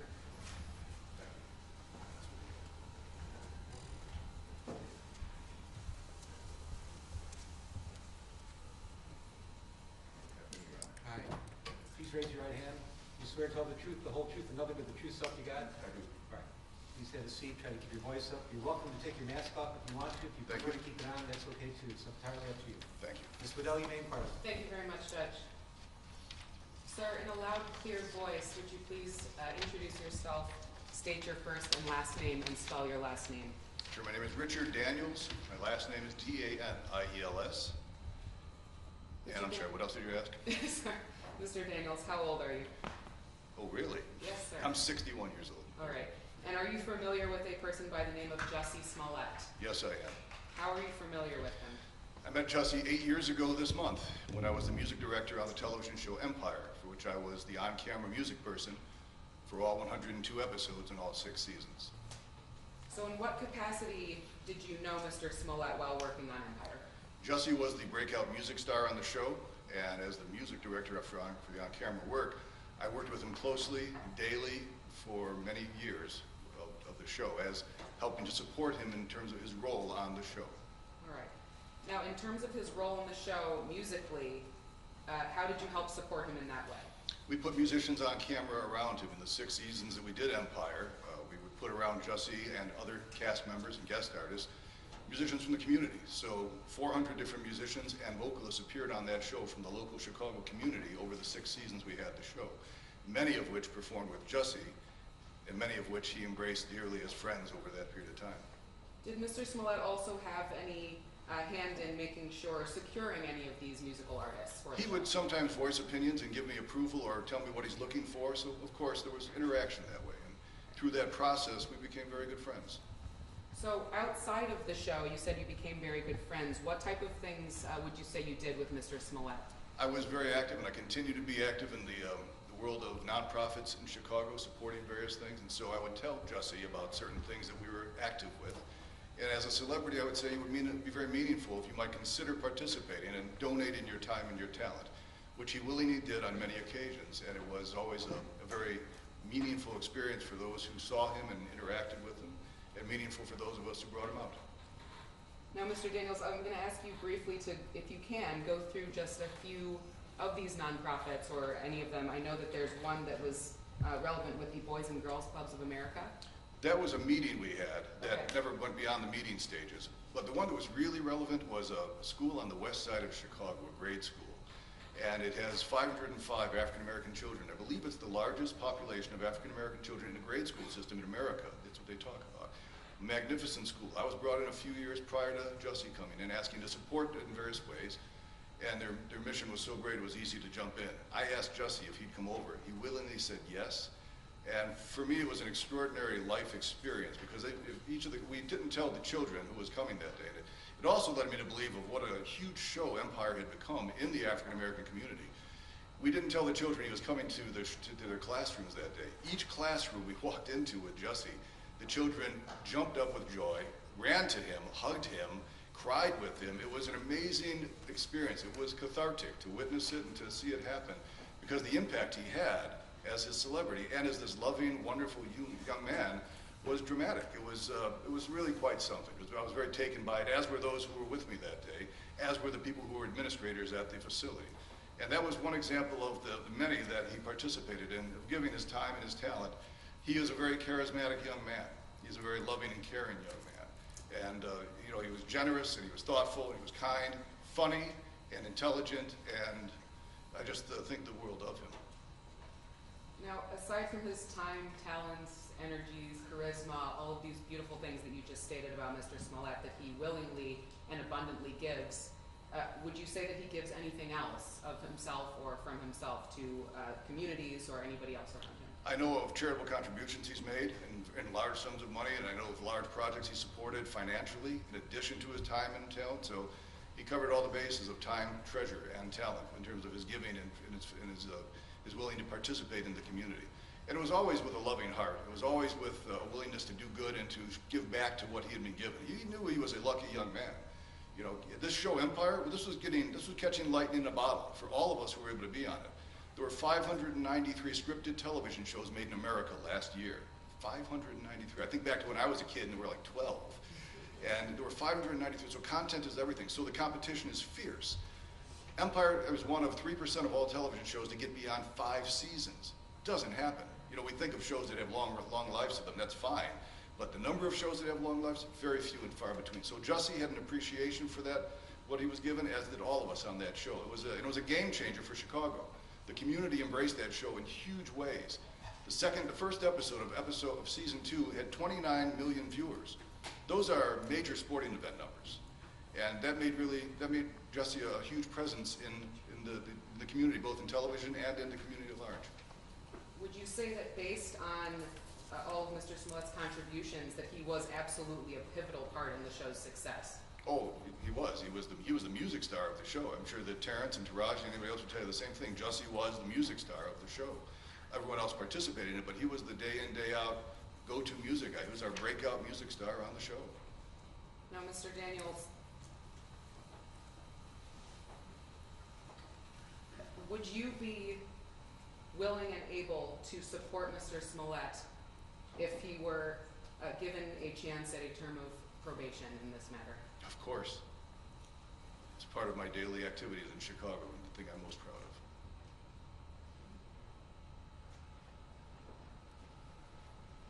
You don't believe that there would be any issues that Mr. Smollett would ever exhibit on a period of probation? None that I would have ever seen or ever thought of.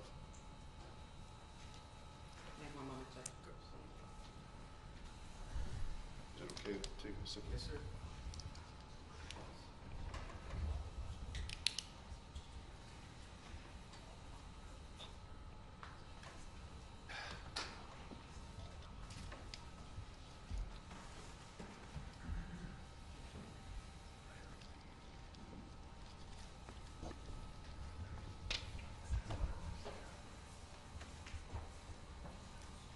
Just going back briefly, Mr. Daniels, of all of the incredible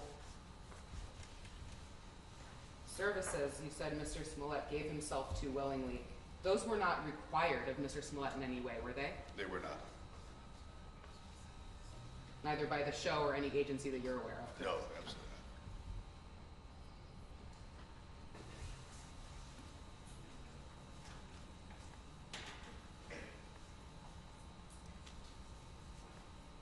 So you believe that in addition to any of the, again, services that Mr. Smollett gives willingly of himself, that if he were given a term of either probation or some kind of community service, would you be willing or able to either supervise that or make sure that he would be compliant and continue to give himself to community service and service of others? not. Absolutely. Happy to. Thank you, Mr. Daniels. Thank you. Any cross-examination? No, Your Honor. Mr. Daniels, thank you. Thank you, Your Honor. May I call your next witness? Yes, Ms. Gilman. Please step up.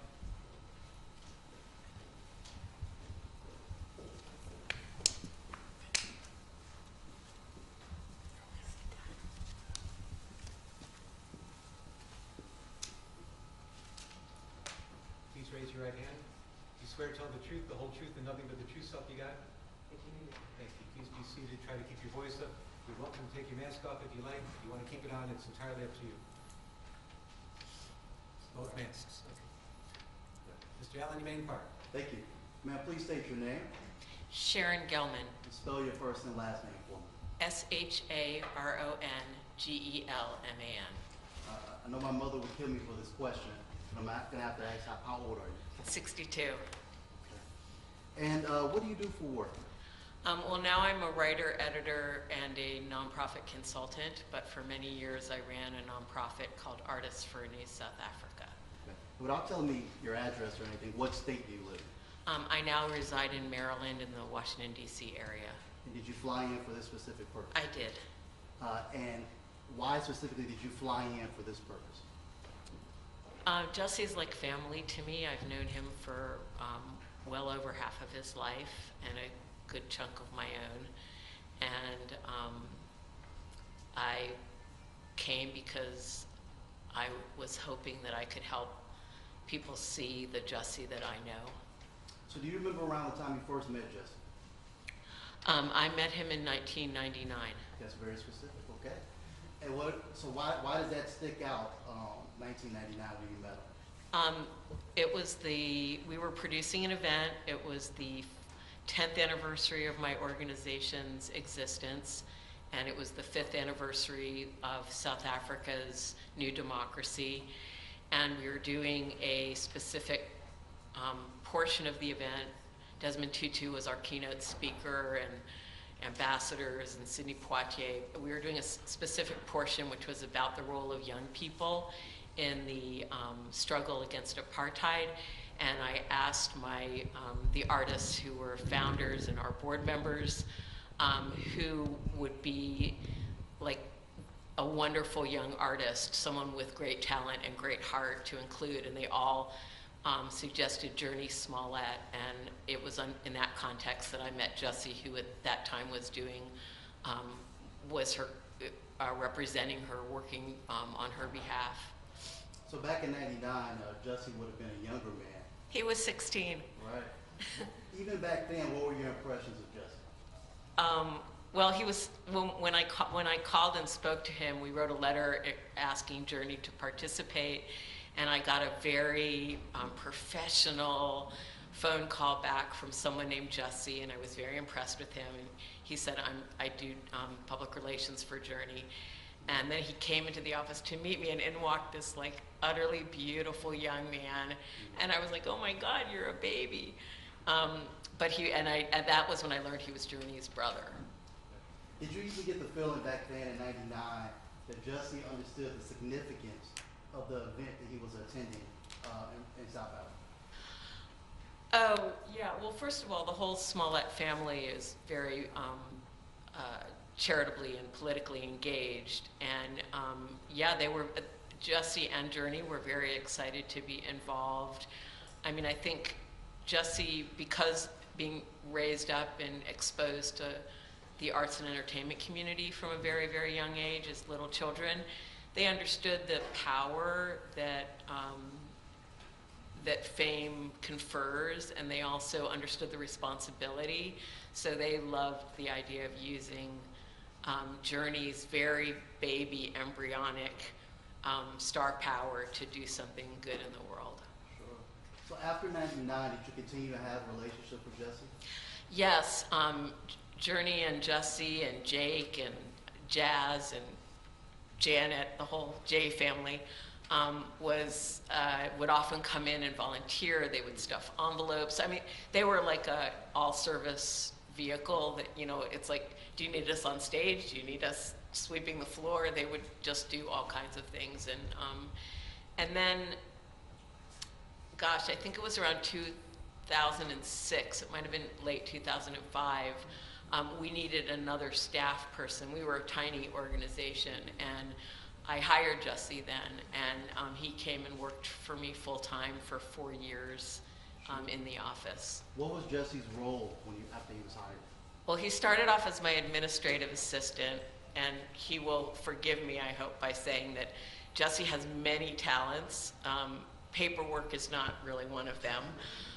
But he was so good with the staff and with our volunteers and with our interns. I mean, we were a tiny organization, and we did big things, and we depended on the largesse, not only of our celebrity members, but also of students and grassroots community folks who came in. And Jussie just was really stellar at making everyone involved, from the highest and mightiest and most world-renowned to, you know, the kids we were working with in the inner city, making them feel special and welcome. And we worked really hard, and he was one of those people who had the rare gift of making hard work fun. So he really played a very, very pivotal role, and I promoted him pretty quickly. He became the coordinator and manager of our charity auctions, and then we produced an audiobook in honor of we announced it on Mr. Mandela's 90th birthday, and we released it on its 91st birthday with a major publisher and 26 celebrities from all over the world, renowned people of all backgrounds. And Jussie, you know, was very involved in coordinating that. And as I said, he was willing to do anything. He was willing to, you know, go pick people up. He was a good photographer, so he would document the sessions.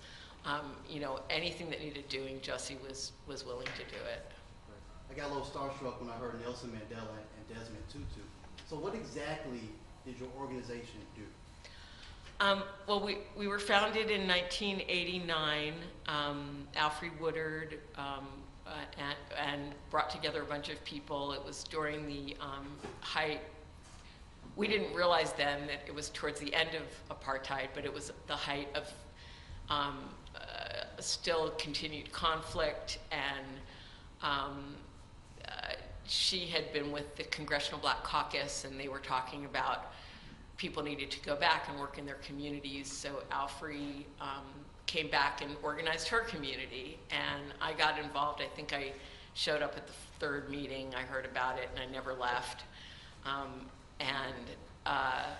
We raised money. We raised awareness. We over our years, we raised and granted $9 million to frontline groups in South Africa African-based, African-led organizations doing AIDS work, democratic development, youth education, economic development. And we harnessed the ability of our members to raise awareness about HIV/AIDS prevention and treatment, about the voting process, both in South Africa and in the US. We always tried to match what we were doing in South Africa with a related issue locally, either in Los Angeles or in the United States, so that we weren't, you know, being those people who care a whole lot about something thousands of miles away, but don't care about the community that you can drive to or live in. So during Jussie's time working there, I heard that you put him in charge of charitable contributions, which charitable auctions. Charitable auctions, which seems like a very important job. Can you describe that? Yeah, well, he did. I mean, that was one of the things he did. But for that, what he would do is he would contact our donors and celebrity members and others of resources and ask for things that we could either auction off live or online, so live at a big event or online. And so it would be everything from, I think our two highest money-making things, or our three, were Jillian Anderson, who was a board member, gave us passes to the wrap party for the final season of X-Files. Jackson Brown let us auction off, I think it was, well, he let us auction off someone coming and working with him in a studio to record their song, which ended up being a really long process because the person wasn't a musician, but we earned a lot of charity dollars in the process. And then I think our other highest generating item was a luncheon, private luncheon with Archbishop Desmond Tutu. So this was from 1999 when you first met Jussie. Now we're at from 1999 to 2010 since you worked those 4 years. Can you explain the growth in his character you observed during that time? Well, Jussie, I mean, obviously he went from being a very young, adolescent to an adult. I mean, I would say his character was the same. He was a very open-hearted, hardworking, pure-hearted person. I mean, he didn't have a car. He rode a bus 1 hour each way to our office, and sometimes I would drive him partway home, and he would always be like, no, I'm fine, I don't mind. It's like he was like, I'm so excited to get up every morning and do something to make the world a better place. I mean, he was like evangelical in that way of really believing in the cause, and he got paid very little. We wanted all of our money to go to the front lines, but nonetheless, he got paid really little. And every time I would sort of apologize to him for that, he would be like, no, I'm so, like, I feel so excited and lucky to be part of this. And we became friends. I mean, I loved all my employees and I believed in them, but Jussie and I also became real friends. So after 2010, did you kept in contact with Jussie? Oh, absolutely, regularly. In what way, mostly? Well, sometimes it would be him wanting to figure out a way to make a difference. So he had witnessed all these people, Sam Jackson, Denzel Washington, Sidney Poitier, who could use their position to benefit others. And so that was such a deep part of who Jussie was, and he also understood it. 5 of 6 felony counts of disorderly conduct in December. A judge will decide either sentencing Smollett for filing a false police report about a racist and homophobic attack that he staged himself, or he will be let off with probation. So let's bring in reporter Casey Cronus with more on today's sentencing and what we can expect. Casey. And Sylvia, we will soon have the answer to that question so many have been wondering since the actor was found guilty by a jury late last year. Will Jussie Smollett spend time behind bars for staging that racist and homophobic attack against himself now more than 3 years ago? The investigation that followed cost the Chicago Police Department well over $100,000. Sentencing will take place back in Judge James Lynn's courtroom at 1 o'clock. He's the same judge who presided over Smollett's trial. The former Empire's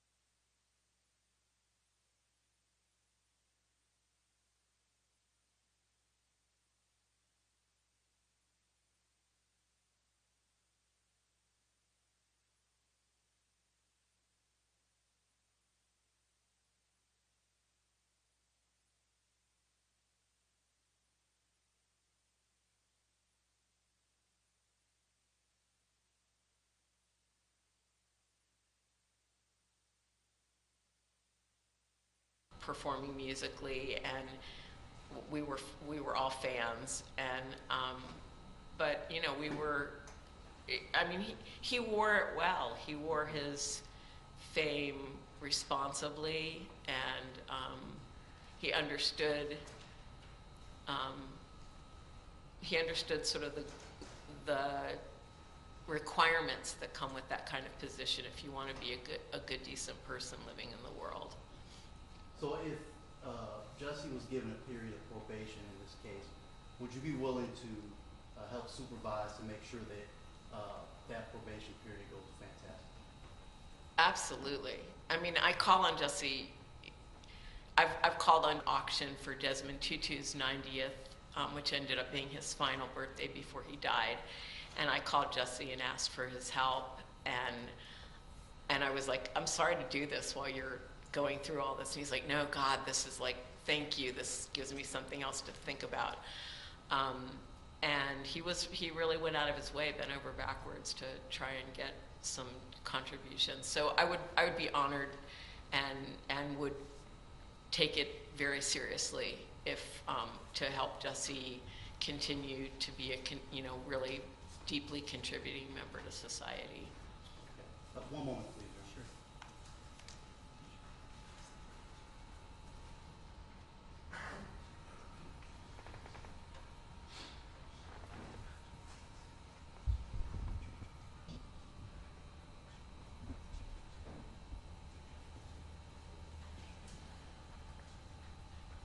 Okay, no further questions.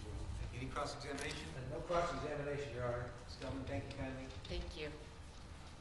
Other witnesses you care to call? Yes, Judge. Judge, we'll be calling Joe Smollett, Mr. Smollett's older brother. He's going to give a statement to the court. Then afterwards, Mrs. Smollett's grandmother will Sure. also give a statement. You come up on the witness stand, please.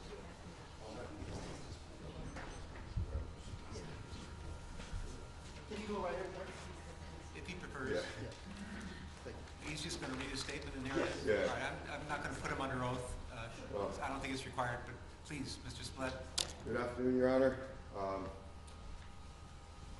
Your Honor, before I just want to say a few things. I don't know if it was done sarcastically, but mentioned my family earlier, Mr. Weber, about us passing notes and prayer sessions.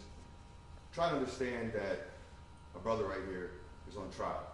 And while this might just be a level 4 felony to a lot of people, under the circumstances, this has felt like the reincarnation of Al Capone's trial, okay? To be honest. And it's not your fault. I'm not trying to say it's your fault, I'm saying, but the way that this has been, so that's probably the reason you see us sharing notes and doing prayer sessions. My mom's 69 years old. She was born in 1952 in Texas, right? She knows a thing about racism. She doesn't really need a lecture about the extent of racism. Neither does an openly gay African-American man, all right? I strongly believe, you know what I'm gonna say, I strongly believe in my brother's innocence. But I'm not gonna rehash or try to relitigate the issues in the case today. Your Honor, I come before you humbly to request leniency when you sentence my brother. Please remember that we are currently living in a time in which we are enduring a vicious pandemic, extreme economic uncertainty, a major conflict in Eastern Europe, and global paradigm shifts taking place everywhere. As human beings, we are collectively worn down. But Jussie Smollett is not at the source of the socio-economic and political problems on earth. On quite the contrary, he is a man who has been a beacon of hope, charity, and philanthropy to his nation and to his community. He has made real efforts in his lifetime to promote equality and love among all of humanity. He has expressed strong political views and has stood against injustice wherever he thinks it may lie. His criticism of powerful individuals, organizations, and practices does not make him a bad person, okay, or someone who should be punished. It simply makes him an American. I'm sure that Mr. Dan Webb was once on former President Ronald Reagan's radar for his criticism during the Iran-Contra prosecutions, all right? But standing up to powers and authorities in America is what makes us, part of what makes us American. And he turned out to have a pretty successful career after he stood up to power. Jussie does not have malice or hatred toward anyone, and it is truly unfortunate that his reputation has received so many negative connotations and he has never received the benefit of the doubt or a proper presumption of innocence. And even though I completely disagree with the jury's decision in this case, I am not attempting to rehash it here. I only want to give support to the point that Jussie should not be incarcerated. Jussie Smollett is my younger brother. Now you're going to think I'm biased. I am 5 years older than he is, and I can remember him at infancy. He has always been a loyal, loving, and creative human being. He is not a threat to the people of Illinois. And in my humble opinion, Jussie is completely innocent, but even for those, once again, who think he is guilty, the crime he has been accused of is not even considered a felony in most states. Furthermore, here in Illinois and in Cook County, disorderly conduct is oftentimes not even prosecuted and charges are frequently dropped.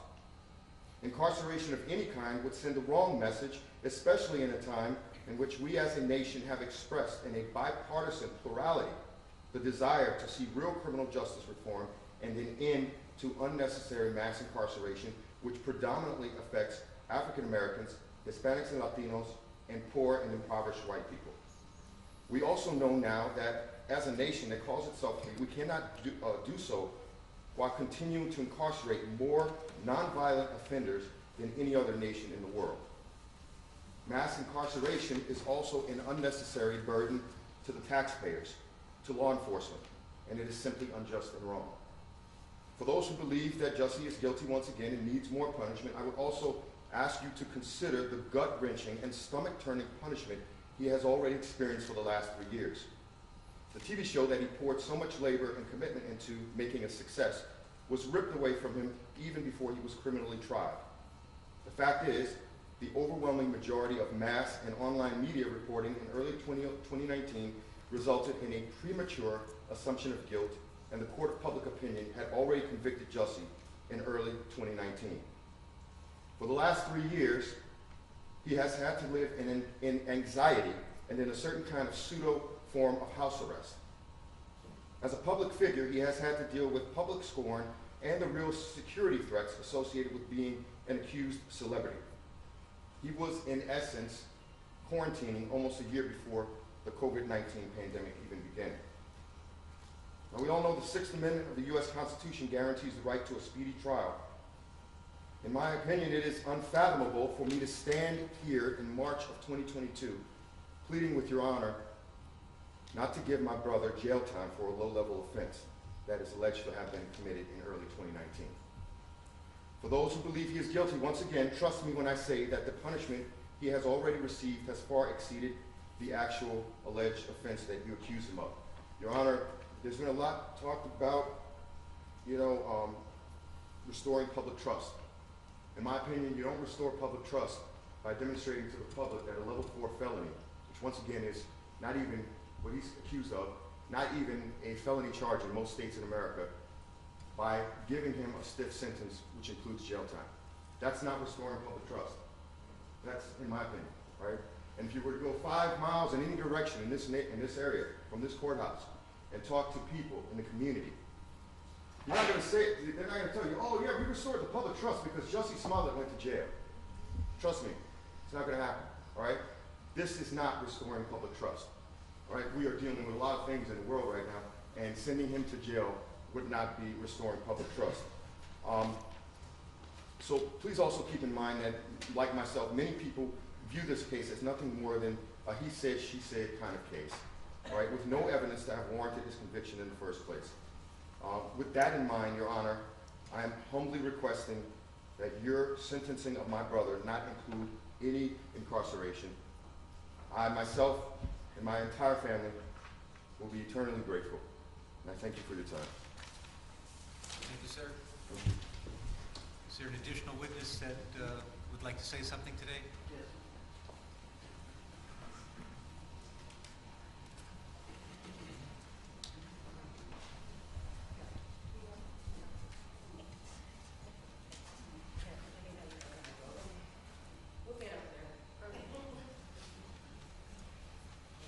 Mr. Allen, how about a chair? Would that be helpful?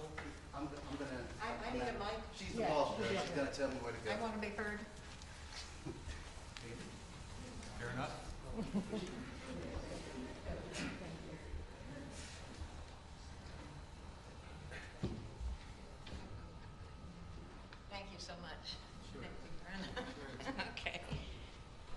be here, okay? I thank you for this opportunity to allow me to make this statement. My name is Molly Smollett, and I am 92 years old. I have lived in New Mexico for over 25 years, but I am originally from New York, where I was a film editor. I am the proud grandmother of Jussie and his siblings.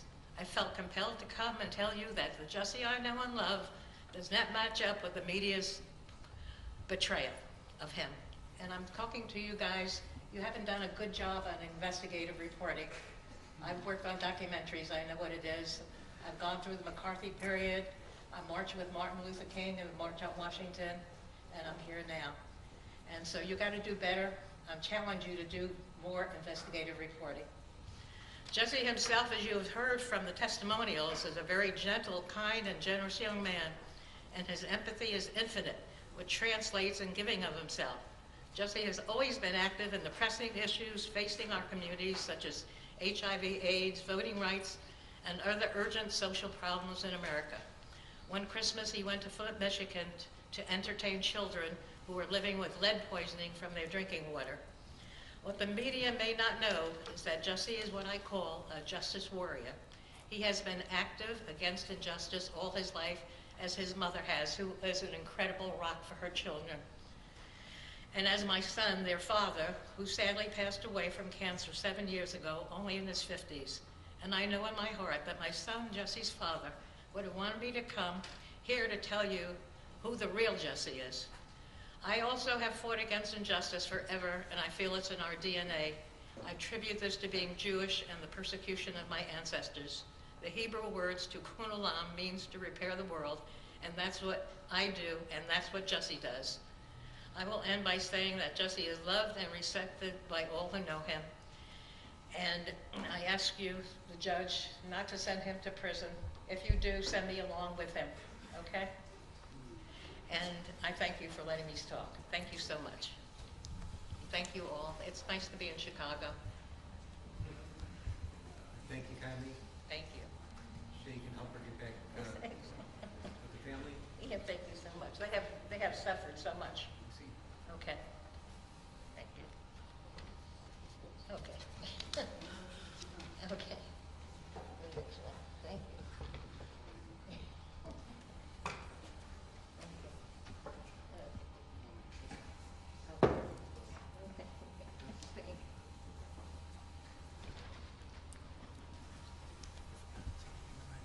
That's it? Sorry.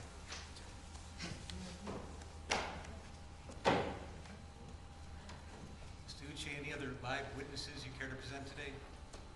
Judge, not at this time. I believe, I'm just checking, Mr. Allen. Okay. No, Judge, just the statements to be. Okay. All right, I've heard evidence in aggravation, evidence in mitigation. I'll now entertain arguments in aggravation and mitigation, starting with the Office of Special Prosecutor. I'm sorry, Your Honor. I'm sorry, excuse You me. want us to, Yes, select- okay, I know what you're talking about. I have received numerous letters on behalf of Mr. Smollett. Some of them as recent as today, this morning. And I think it's only fair to publish and spread of record who those letters are from. Generally, they're all asking for mercy. They all know him in different capacities.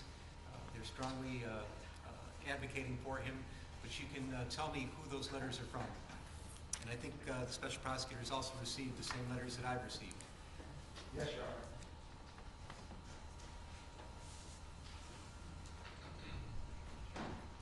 And if you want to paraphrase a little bit from the letters, Mr. Allen, you're welcome to. Sure. Your Honor, the first letter here is from the organization Black Lives Matter. Dear Judge Lynn, Black Lives Matter stands in strong support of an alternative to incarceration sentence for Jussie Smollett. We applaud your long-held practice of imposing alternative to incarceration sentences for virtually all Class 4 felons, such as Mr. Smollett's, and encourage you to continue this practice in this case. We know that second chance probation, regular probation, and deferred prosecution are all options. As we contemplate what creates a truly safe world, we know that Mr. Smollett's case involves no drugs, no theft, no sex, no property damage, and no physical injury to anyone other than the defendant. Despite the attention paid to it by the media, at its heart, this case involves a low-level, non-violent offense. We urge the court to keep this truth in mind when sentencing Mr. Smollett. We know that the cost that will be expended to met out a sentence involving jail time will be much better used providing much-needed community service. We first came to know Mr. Smollett long before Black Lives Matter's growth into the largest racial and social justice movement in global history. Mr. Smollett has an extensive history in civil rights advocacy and philanthropy.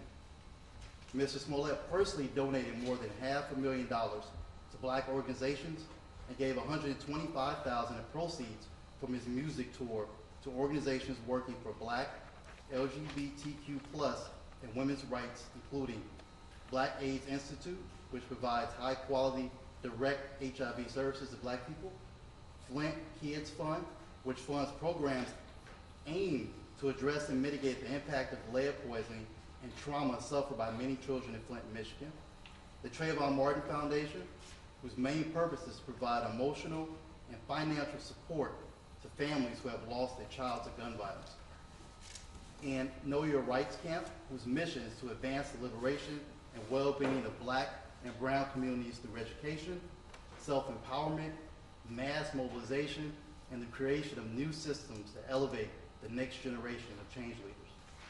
In 2018, after learning that Bennett College, an all-women's HBCU, was on the brink of losing its accreditation, Mr. Smollett and his brother helped the institution raise the funds needed to retain accreditation. In fact, although the college needed only $5 million, Mr. Smollett and his brother led a campaign that raised $8 million. Beyond his financial contributions, Mr. Smollett has been a fixture in civil rights organizing. We have marched alongside Jussie in fights for health care, to draw attention and resources to the AIDS epidemic, for women's rights, to protect the sanctity of families, and in peace walks. Our relationship with Jussie goes back to the early years of Black Lives Matter, or at least 2016. And it has continued. Despite his struggles with this case, most recently we sat with Mr. Smollett during the anniversary of Trayvon Martin in February 2022, where he flew to Miami to serve as a loving face in the crowd of support families whose loved ones were stolen by police and or vigilante violence. In short, Mr. Smollett has demonstrated a long-standing commitment to helping others. Incarcerating Mr. Smollett would be solely punitive in nature. Mr. Smollett does not pose a threat to anyone. Thus, we respectfully request that this court impose a sentence that is an alternative to incarceration, and that's sincerely Melina Abdullah, PhD, the director of Black Lives Matter Grassroots. Also have a letter here from Latanya and Samuel L. Jackson. It's very short, so.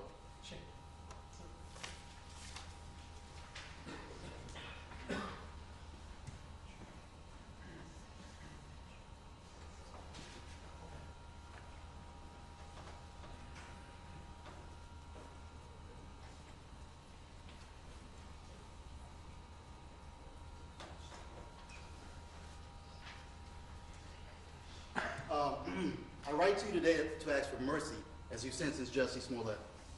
I understand the difficult nature of your job as you seek to make decisions which take into account the crime and the punishment. It is with respect of knowing this that I humbly implore you to please find an alternative to incarceration for Jussie Smollett. It is my understanding that Jussie was convicted of a Class 4 disorderly conduct, which, to my understanding, people convicted of this offense historically are sentenced to various alternatives to incarceration. My husband, actor Samuel Jackson, and I have known Jussie since he was a baby living down the street from us in New York City. We watched him grow from a child who was always kind, full of laughter and joy, into a responsible teenager who, becoming aware of the inequities suffered by some people in life, became an energetic volunteer helping anyone who was working to alleviate those inequities. Additionally, as a young man, we have worked side by side with Jussie in organizations committing to stopping the HIV/AIDS epidemic in America, as well as dispensing aid to Africa and Israel. Jussie has used his celebrity to impact community outreach work such as providing water during the Flint, Michigan crisis. We have often broken bread with this young man as we have discussed the right and wrong ways to live.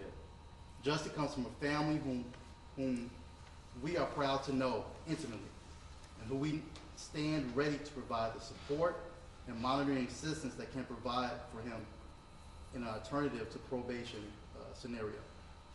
Jussie has no prior criminal record and has never been violent. It is incredulous to Sam and to me that this entire criminal situation even exists.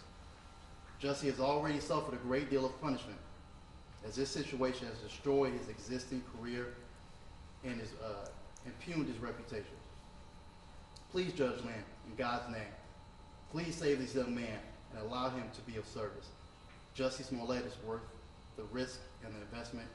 Respectfully, Latanya Jackson and Samuel L. Jackson. And we have Morgan. Mr. Lewis. Hey, Judge. Judge, if you'll indulge me for a moment, I'd like to read a letter from the Rainbow Push Coalition that was submitted in support of our client. Dear Judge Lynn, I write as someone who has known Jussie Smollett for over 20 years. I know him to have a strong family background. He is a loving and caring person, and I am familiar with his commitment to community service. It is important to him to use his gifts to support the needs of others. Jussie was raised in a strong and very close-knit family. I urge you to consider several moral issues as you weigh sentencing options. Jussie has no prior felony convictions. He has a history of community service and charitable giving of his time, talent, and treasury. He has sustained a significant loss of income prior to being convicted of any crime. Based on the very public nature of the charges and the trial, Jussie has lost countless career opportunities. I have served as a citizen devoted to having a positive impact on the lives of young men and women in the city of Chicago since 1968. In pursuit of that mission, I have visited the Cook County Jail and several Illinois prisons every year since Operation Breadbasket launched. I have seen firsthand the disastrous impact the jail has on far too many young people of color, especially young African American men, who often see a complete loss of hope in their situations. Since this case involves the alleged actions of a very visible public figure, it presents a unique opportunity to send a message to millions of young black and brown men that the system cares for them. This highly publicized Class 4 felony case can be utilized as a positive teaching moment about how the criminal justice system can work to benefit all in our society. I appeal to you in the spirit of righteousness to consider the impact America's criminal justice system has on young black males who struggle every day to survive the streets of urban America. We have an obligation as a society to favor restorative justice rather than retributive justice. Jussie Smollett was convicted of a Class 4 felony, the least severe category of felony in Illinois. A well-established practice in Cook County is to sentence Class 4 disorderly conduct cases to incarceration alternatives. Such alternatives might include second chance probation, regular probation, or deferred prosecution. Additionally, an important consideration in sentencing is the potential for recidivism. Jussie Smollett's lack of felony criminal record, as well as many positive contributions to society, demonstrates that he poses no risk for recidivism. Jussie has a long track record of being deeply engaged and contributing citizen who is committed to helping the most vulnerable in our society, whether persons living with HIV/AIDS and children orphaned by the disease, or children whose health was damaged by the contaminated water in Flint, Michigan. Jussie's commitment to serving the community began as a child. As he found professional success, he continued to donate time and money to charitable causes. Another factor that we urge your honor to consider is that the crime did not involve violence to others. None of the actions charged indicate that Jussie ever posed a threat to public safety. Further, Jussie has already suffered. He has been vilified in the court of public opinion. His professional reputation has been severely damaged. He has suffered loss and lost career opportunities, a loss of income, and there are a number of people who rely on Jussie for financial assistance. Finally, I am deeply concerned about the physical safety and well-being of a well-known, non-violent black gay man with a Jewish heritage who may be incarcerated within the U.S. prison system. For all the foregoing reasons, I believe the only fair and just outcome is to sentence Jussie Smollett to a non-incarceration alternative. We respectfully urge you to do so. Rainbow Push Coalition welcomes the opportunity to serve as a place for Jussie to resume his desire to serve the community. During the first year of COVID, we served more than 4,000 meals each day. We have a program that is designed to meet some of the issues homeless individuals face each and every day in the city while trying to survive. We believe that those who are impacted by the criminal justice system deserve an opportunity to be restored to a meaningful life and lives throughout community engagement and public service. We have worked diligently to transform the lives of young people in our Push Excel programs. I believe that Jussie has much to give to America, and this case is a stumbling block that should not become a setback to his future. We do not want Jussie to become another prison statistic, as he has way too much to offer. I stand ready, along with the board of directors and the several thousand members of the Rainbow Push Coalition, to support Jussie Smollett in his journey to wholeness. We want to assist this court in meting out justice for Jussie Smollett. Signed, the Reverend Jesse L. Jackson, C.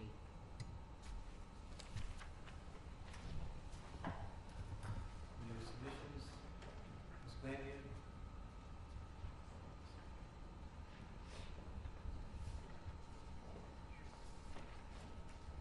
Your Honor, I have a letter from Lauren Caseberg on behalf of the Illinois Innocence Project. To the Honorable Judge Lynn, I submit this letter in my personal capacity as co-director of the Illinois Innocence Project. This letter is provided in support of a non-custodial sentence for Jussie Smollett, and also to inform the court that if there is a community service component to Mr. Smollett's sentence, he would be welcome to do so under my direct supervision at the Illinois Innocence Project. At the outset, I want to be clear that the jury found Mr. Smollett guilty, and I respect the jury's verdict. I write to you today regarding his sentence and urge the court to issue a just and fair sentence to Mr. Smollett. In high-profile cases, there is often a tone surrounding a case that seems to call for the harshest possible punishment because of the attention the case has garnered. I would urge Your Honor to silence out those loud voices and see Mr. Smollett for who he is, as a person before you, a human being. The old adage applies here: justice is the law tempered by mercy. Here, while the law may permit you to sentence Mr. Smollett to prison, incarcerating him would not be just. The relentless media coverage of this case is a unique punishment in and of itself for Mr. Smollett. He will carry the stain of this case for the rest of his life and spend the rest of his life and career working to rebuild and establish his credibility, his reputation, and good name. That lifetime sentence is something this court should consider as a unique punishment already dealt to Mr. Smollett in the court of public opinion. In fact, cases with media attention provide an opportunity for the court to show the public that justice, fairness, and mercy applies to everyone, no matter who they are. If the system doesn't treat a high-profile defendant justly, then what can be expected for the rest of us? If Mr. Smollett, who has no prior felony convictions and no violent background, is sent to prison on a Class 4 conviction, then what does that mean for an unknown defendant who has no one watching or advocating for him? This, of course, intersects with the disparate manner in which people of color are sentenced, with black men receiving the most disproportionately high sentences. During a time in which leaders around our state have put a focus on lessening the incarceration rates in Illinois prisons for justice-related reasons as well as due to COVID-19, there is no justifiable purpose to send Mr. Smollett to prison on a Class 4 conviction. This is especially true when Mr. Smollett could receive a non-custodial sentence, which includes community service where he could do good. Mr. Smollett has a long history of philanthropy which predates this case. As the well-known attorney and founder of the Equal Justice Initiative, Brian Stevenson, has said, "Each of us is more than the worst thing we've ever done." Mr. Smollett is no exception. Not only is Mr. Smollett more than the case before you, he has the opportunity to give back to the world in a positive way. At the Illinois Innocence Project, in the course of fulfilling our mission of advocacy, education, and reform, we regularly work with volunteers in a variety of areas.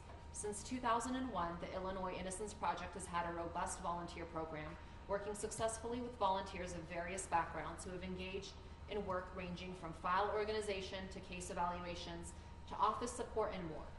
We have found that volunteers working with us gain a close-up view of the brutal injustices faced by our clients, who are all serving decades-long or life sentences for crimes in which they are actually innocent. This up-close view of the trauma inflicted upon these individuals and their loved ones is an awakening and often life-changing experience for our volunteers and staff. In my 9 years working at the Illinois Innocence Project and my 15 years as an attorney working in criminal defense, I have seen the cruelty and dehumanization of prison, as well as how prison impacts people in negative ways. Every person I've ever known who spent time in prison left with increased mental health needs and post-traumatic stress disorder. Incarceration should be reserved for crimes of violence and dangerous individuals, not for someone in Mr. Smollett's position who has no prior felony convictions, no violence in his past, is convicted of a probationable Class 4 offense, and who has much good to still offer this world. Prison time should not be given to satiate the public's calls for retribution. If this court sentences Mr. Smollett to probation with a component of community service, I will make myself available to the court and will comply with any orders of the court related to supervision, timekeeping, and project updates if Mr. Smollett were to have the opportunity to work with our organization. Thank you for your consideration. Sincerely, Lauren Caseberg. Ms. Walker. Okay, Mr. Walker. Thank you. These are the last letters.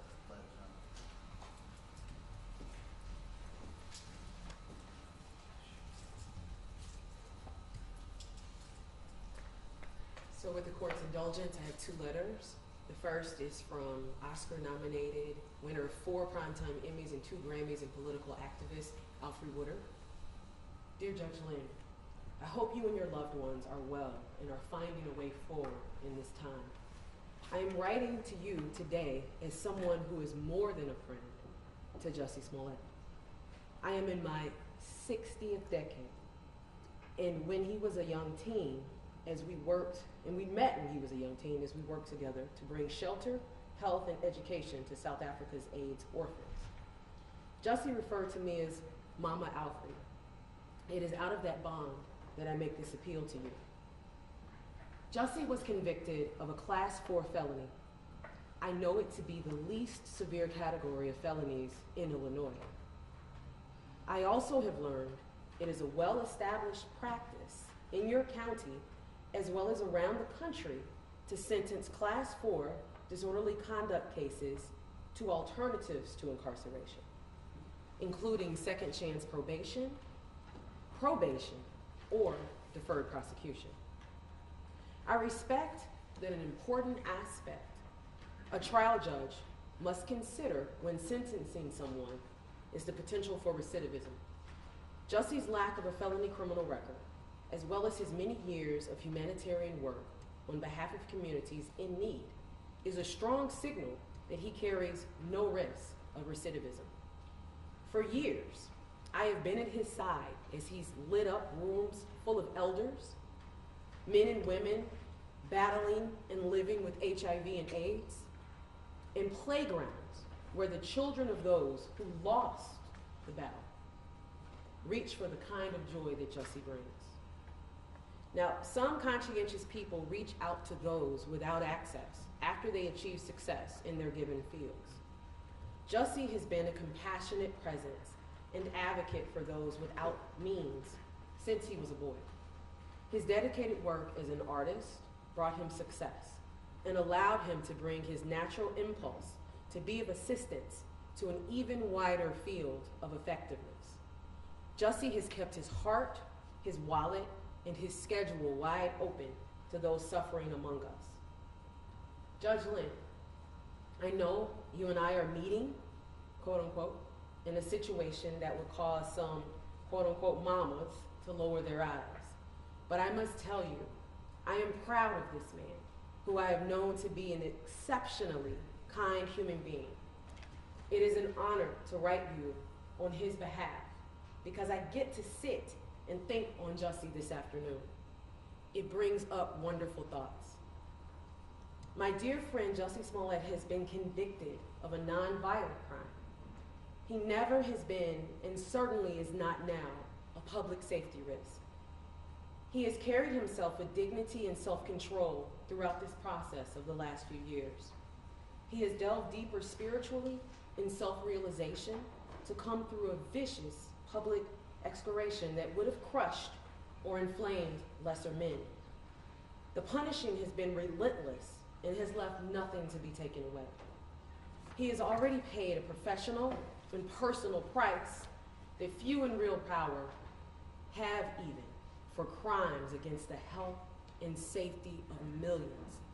Through it all, Jussie has stood like the good man I know him to be.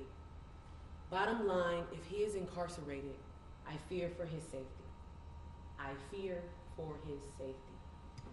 Judge Lynn, I've heard you characterized as a fair man. It is your fairness and your discernment that my hope is relying upon in this matter. You hold the keys to the freedom and the future of a great giver, Jussie Smollett, to keep his commitment of bringing joy and hope to people whose everydays depend on that healing. I beg your leniency. Sincerely, Alfred Woodard. So the last letter is from Derek Johnson, who is the president and chief executive officer of the NAACP. Dear Judge Lynn, I write today in my capacity as president and CEO of the NAACP. Formed in 1909, the NAACP is the oldest and largest civil rights organization in the United States. In this nation, Black people are incarcerated at more than 5 times the rate of whites and frequently receive disparate sentencing. In Illinois, Black defendants convicted of a felony were more likely than white defendants to be sentenced to prison at a 57% and 39% rate, respectively. A mainstay of our organization continues to be advocacy for fair treatment of persons of color by the criminal justice system. This brings us to the subject of the upcoming sentencing of Jussie Smollett. It would be an understatement to say that an inordinate amount of attention has been given to Mr. Smollett's case. This case involves no drugs, no theft, no sex, no property damage, and no physical injury to anyone other than the defendant. Despite the attention paid to it by the media, at its heart, this case involves a low-level, nonviolent offense. We urge the court to keep this truth in mind when sentencing Mr. Smollett. By way of background, Mr. Smollett has an extensive history in civil rights advocacy and philanthropy. Mr. Smollett personally donated more than $500,000 to Black organizations and gave $125,000 in proceeds from his music tour to organizations including the organizations working for Black, LGBTQ+, and women's rights, including the Black AIDS Institute, which provides high-quality, direct HIV services to Black people, the Flint Kids Fund, which funds programs aimed to address and mitigate the impact of lead poisoning and the trauma suffered by children in Flint, Michigan, the Trayvon Martin Foundation, whose main purpose is to provide emotional and financial support to families who have lost a child to gun violence, the Know Your Rights Camp, whose mission is to advance the liberation and well-being of Black and brown communities through education, self-empowerment, mass mobilization, and the creation of new systems that elevate the next generation of change leaders. In 2018, Mr. Smollett surprised a 6-year-old double amputee with a wheelchair accessible van after learning that the child's school district did not own such a vehicle. Mr. Smollett has been a recognized supporter of the Human Rights Campaign, a civil rights organization that strives to end discrimination against LGBTQ+ people and realize a world that achieves fundamental fairness and equality for all. Lest there be an argument that such donations and activities were made as a part of any PR damage control, such acts all preceded the 2019 events that resulted in charges being brought against Mr. Smollett. In 2018, after learning that Bennett College, an all-women's HBCU, which stands for Historically Black College and University, was on the brink of losing its accreditation, Mr. Smollett and his brother helped the institute raise the funds needed to retain accreditation. In fact, the college needed only $5 million. Mr. Smollett and his brother led a campaign that was so successful it raised $8 million. Mr. Smollett's civil rights work began when he was a child who served as an NAACP youth volunteer. In 2016, Mr. Smollett won the Chairman's Award at the NAACP Image Awards. The Chairman's Award is given in recognition of individuals who have committed themselves to acts of public service while using their platforms to create effective change. In short, Mr. Smollett has demonstrated a long-standing commitment to helping others. We believe that incarcerating Mr. Smollett would be solely punitive and would serve no purpose. As this court may know, in 2015, Illinois Governor Bruce Rauner created a criminal justice task force to identify areas of the criminal justice system that could be reformed that would result in a 25% reduction in the prison population by 2025.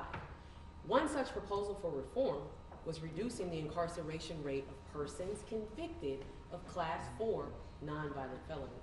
This is precisely the type of offense of which Mr. Smollett was convicted. Finally, Mr. Smollett does not pose, nor has he ever posed, a threat to anyone.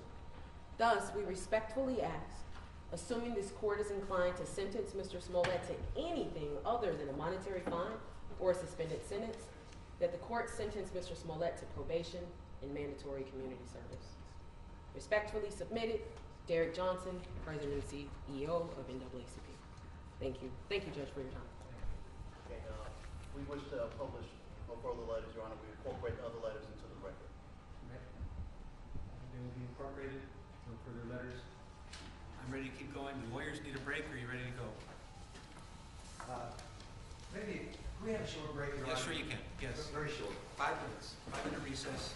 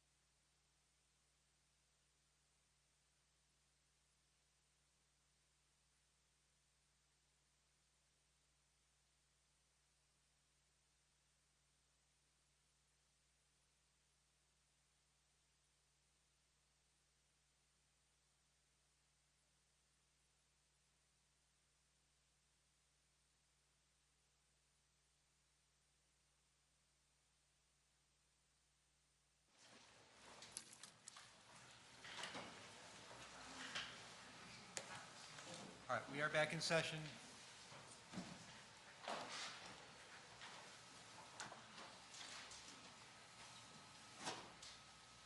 I'm guessing Ms. Duce wants to be here.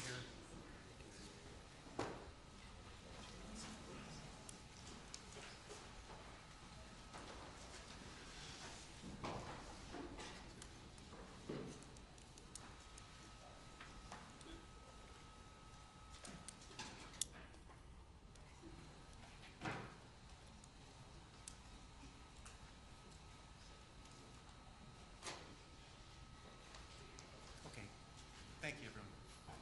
Mr. Webb, I will hear from the Office of Special Prosecutor, arguments and aggravation.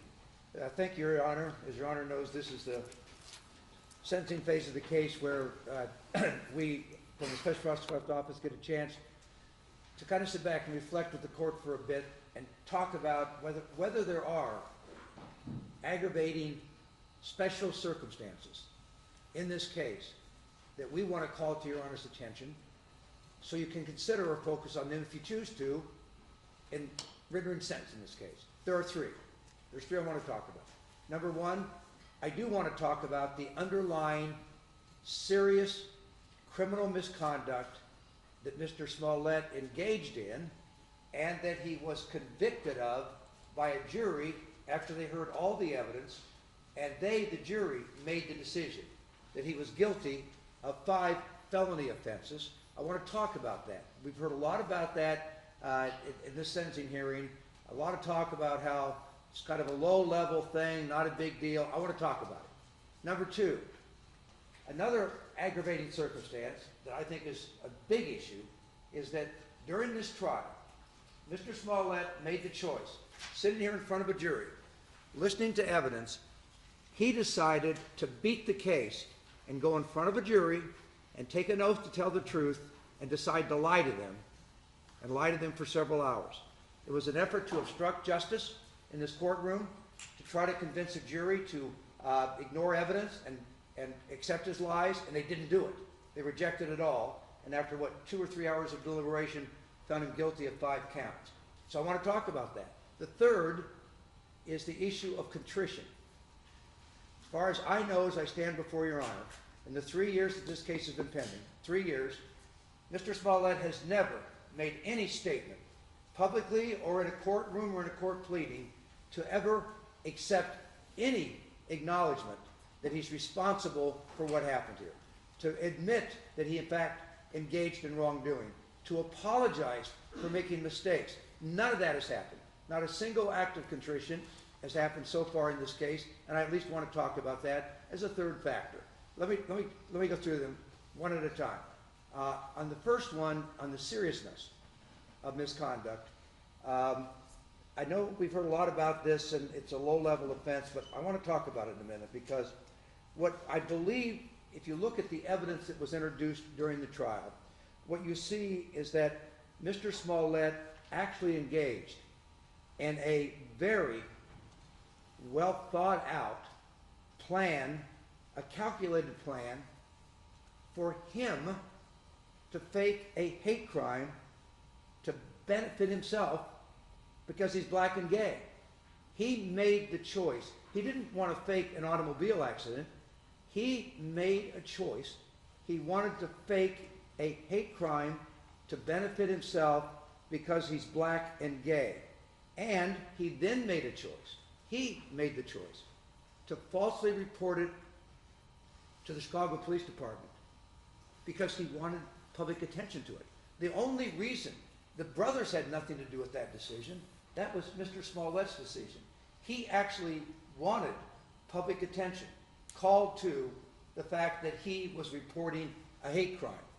He wanted it to be made public, and that's why he reported it to the Chicago Police Department. He's the one that made that choice. Remember, he actually, when he planned out the fake attack, he wanted it to be put on a camera. There was a police camera overhead near his apartment building. He wanted that filmed. In fact, that's why he told the brothers where to do the attack, because he's the one that wanted a great deal of public attention, called to this because he thought he would benefit from it. And then he made the decision. It wasn't like he sat down with a policeman for 10 minutes you've heard 5 different police officers testify in detail.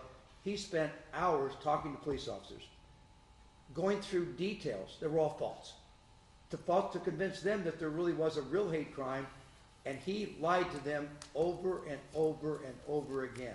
And the idea that lying to law enforcement, taking their attention away from other crimes and criminal activity in order to benefit himself is some type of low-level, insignificant activity, I respectfully reject that as not being consistent with the evidence. And, respectfully, to what I heard from others here today, there were consequences to others of what he did, and that's something the court is allowed to take into consideration. What Mr. Smollett did in this case is he denigrated, degraded true hate crimes, and he marginalized the people who are true victims of hate crimes. That is what he did. And he did that knowingly. He knew exactly what was going to happen. He didn't know he was going to get caught, but by what he did here, he's the one that made a choice that resulted in true hate crimes being denigrated, degraded, and true victims being marginalized. We know, in fact, it's in the Chicago Police Department report, that the hate crime victims of hate crimes are frequently minorities, whether it's based on race, religion, or sexual orientation. And studies show that that group of people are reluctant to report criminal activity to police, hate crimes to police. And that was discussed in the Chicago Police Department report. There are studies that support that. It takes a tremendous amount of courage on behalf of someone who's been truly victimized of a hate crime to have the courage to come forward, to go through the process of reporting it, to go through our criminal justice system as a witness. It takes courage. And what Mr. Smollett did in this case clearly would have a marginalized, discouraging influence. It hurt the effort to have people come forward and report hate crimes. And that was wrong. That is serious misconduct and a serious consequence of what he did. And he did it in 2019. And if we want to go back to that time period, that's a time period where there was a lot of racial tension, divisiveness. Hate crimes were becoming far too common, and police were accused of not paying enough attention to it.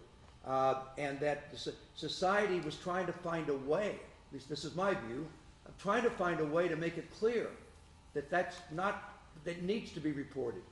Hate crime needs to be addressed by law enforcement machinery in this country. And what he did, what Mr. Smollett did, to marginalize that, to discourage people from coming forward, I respectfully suggest is wrong. And that, and it was a normal consequence of what he did in order to benefit himself. Remember what the facts are. He made the choice in January of 2019 he felt that Empire was not paying enough attention to a hate letter about him that came to him, and he wasn't getting enough attention. And he decided to fake a hate crime to benefit himself. He wanted to benefit himself. That's why he did it. And he hatched the plan, and Your Honor, he did it all. Nobody else did any of this. And I know you know the facts, but he did it all. He planned everything out at that time. He recruited the brothers. He went forward with this plan, and even to the point of trying to work out where they would actually do a dry run, so that the brothers would know exactly where to do the attack at. All of that, he told them what to buy, what derogatory, homophobic, racial slurs to utter, to try to pretend as if there's whites involved by yelling out mega country. He owned every bit of the plan, and he worked hard on it. He planned it out, and he executed on it, and he owns that for doing that. And so, yes, it is serious misconduct on his part, and it had broad ramifications. And the true victims are, of course, number one, the true hate crime victims that are not going to report these crimes. They are the true victims. The police department, though, is a victim, and I'm going to talk about that, because sometimes the Chicago Police Department gets criticized for not doing things the way maybe people think it should be done. I'm not here to defend the Chicago Police Department, but I'm telling you, in this case, this Chicago Police Department shined. When this, and then we hear in this courtroom, the police department paid too much attention to it. They shouldn't have invested, they shouldn't have spent so many hours investigating this misconduct, and they argued last night in the filing with Your Honor, they argued, well, we shouldn't have to pay restitution for all that because the police department spent too much time on it.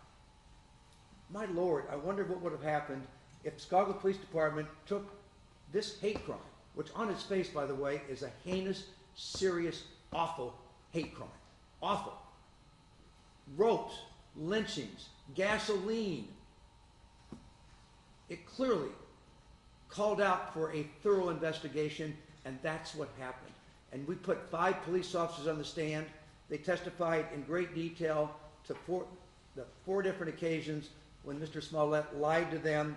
They described in detail 3,000 police hours, Your Honor, were devoted to this case instead of being devoted maybe to solving homicides or other cases. And therefore, Your Honor, I believe that the effort of the Chicago Police Department here, and when you look at the evidence, the fact that this police department within, I think, 15 days figured out what happened here. I mean, if you remember, what they were able to do in this case, I think was truly amazing, because what they did is that they were able to locate some surveillance tapes of these 2 suspects being dropped off around 1:15 in the morning in the Streeterville area.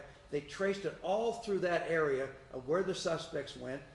They traced that cab back to where the Ossadero brothers got into it in the, I think around Wells and North, and they solved the crime. They figured out what happened here.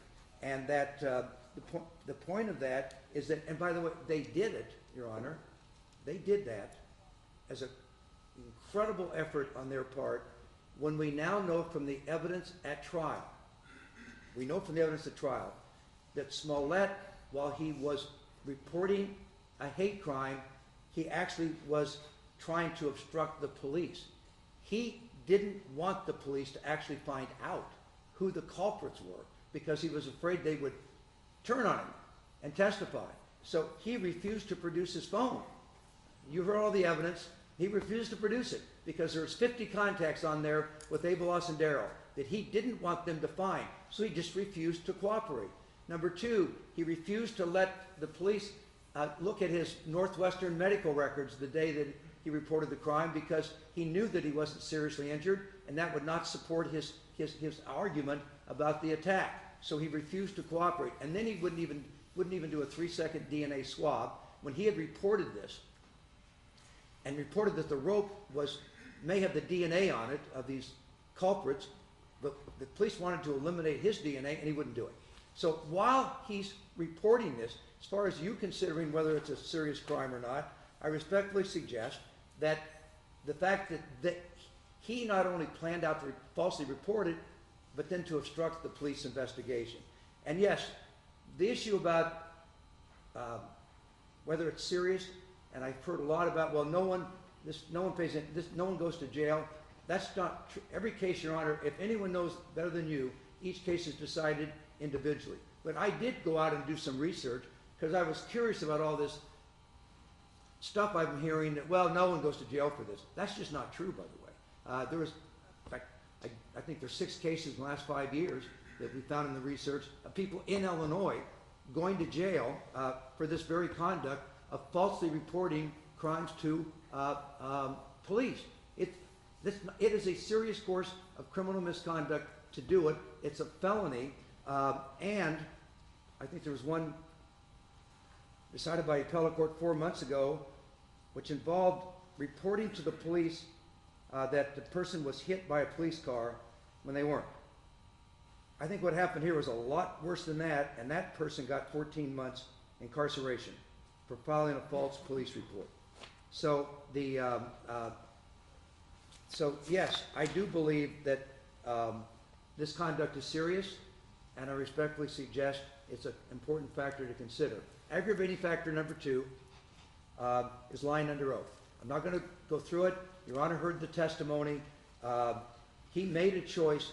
By the way, I'm a defense lawyer, Your Honor. Yes, we all get choices to be made, and defendants can make choices.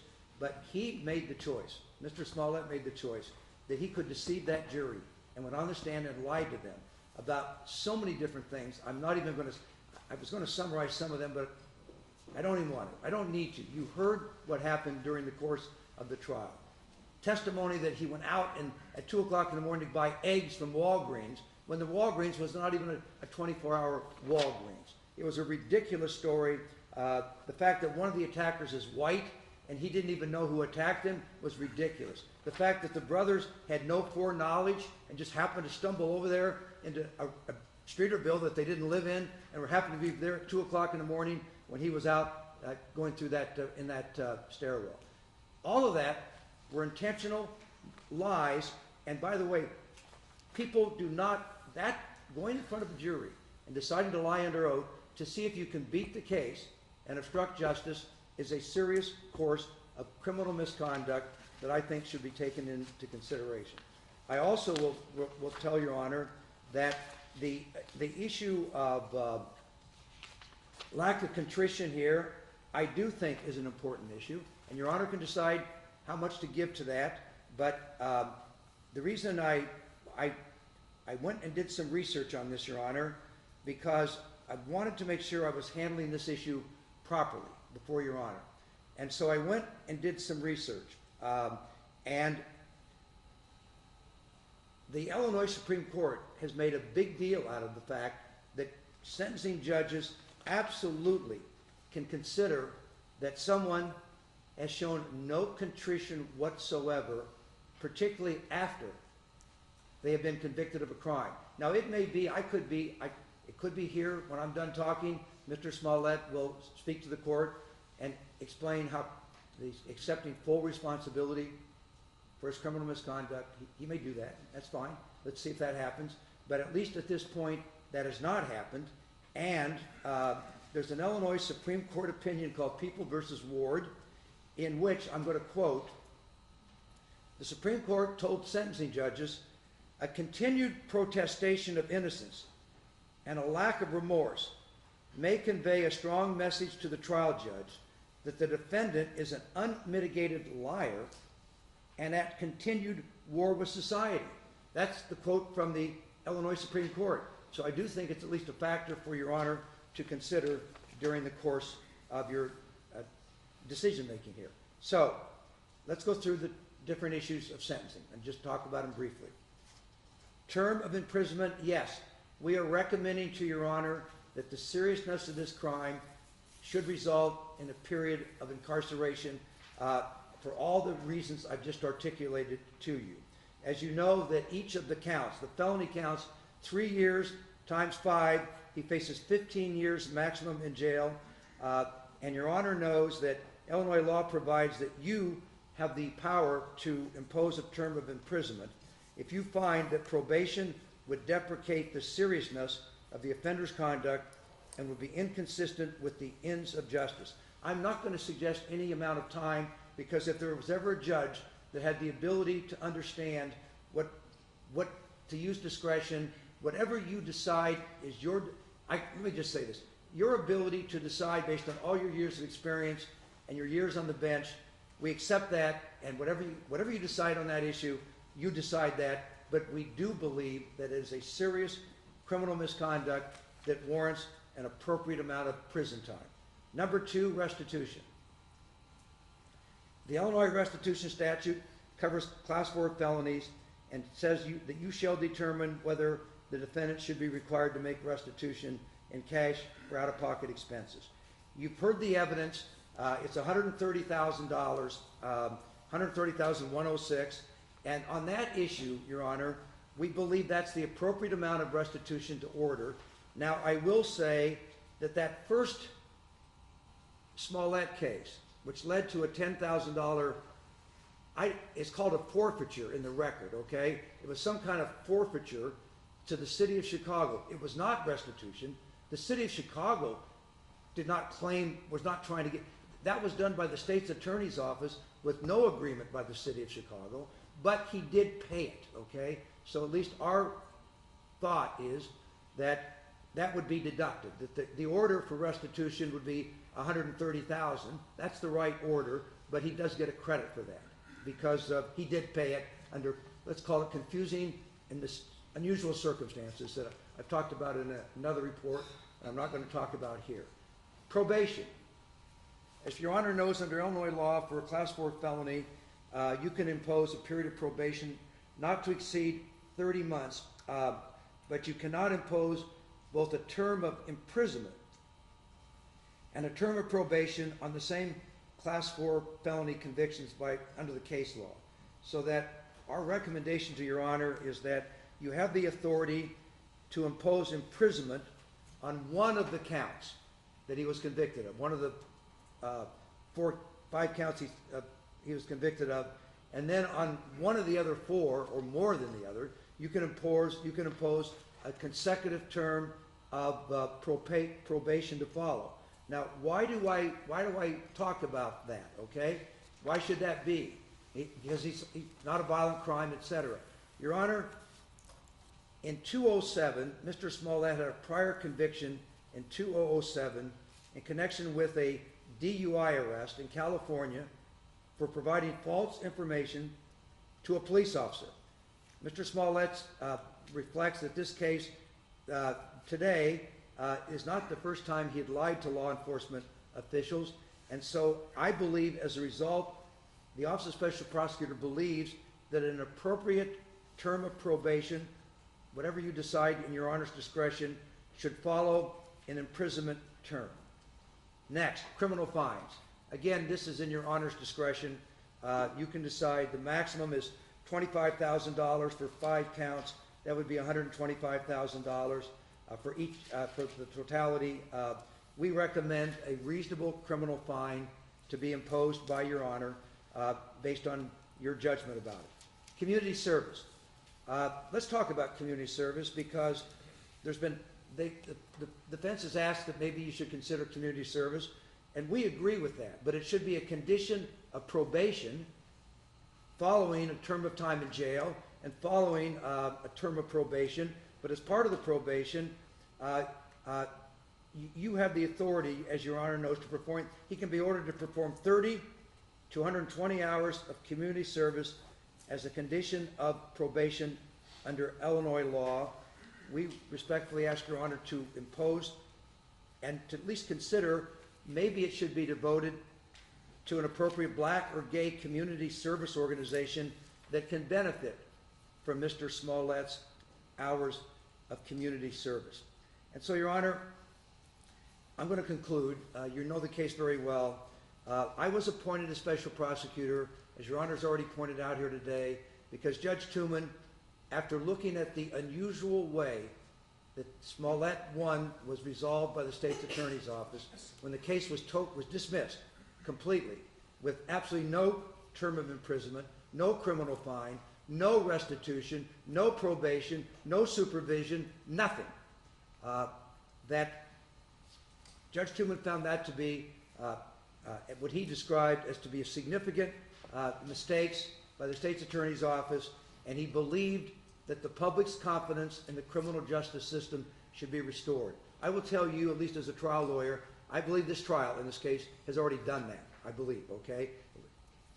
The public wanted Smollett to be put, not just have his case dismissed, but Mr. Smollett should be put on trial and let a jury hear the evidence and decide. You brought that to happen at the end, well, almost still in the middle of a pandemic, you made that happen. And absolutely, Mr. Smollett got a fair trial here. There are some ins out there, though, that relate to punishment. And I respectfully suggest that the confidence in the criminal justice system can be restored as a fair and proper sentence is imposed in this case. I have nothing else to say unless Your Honor has questions of me. Thank you. I have no questions. I'll hear arguments in mitigation. Ms. Duce.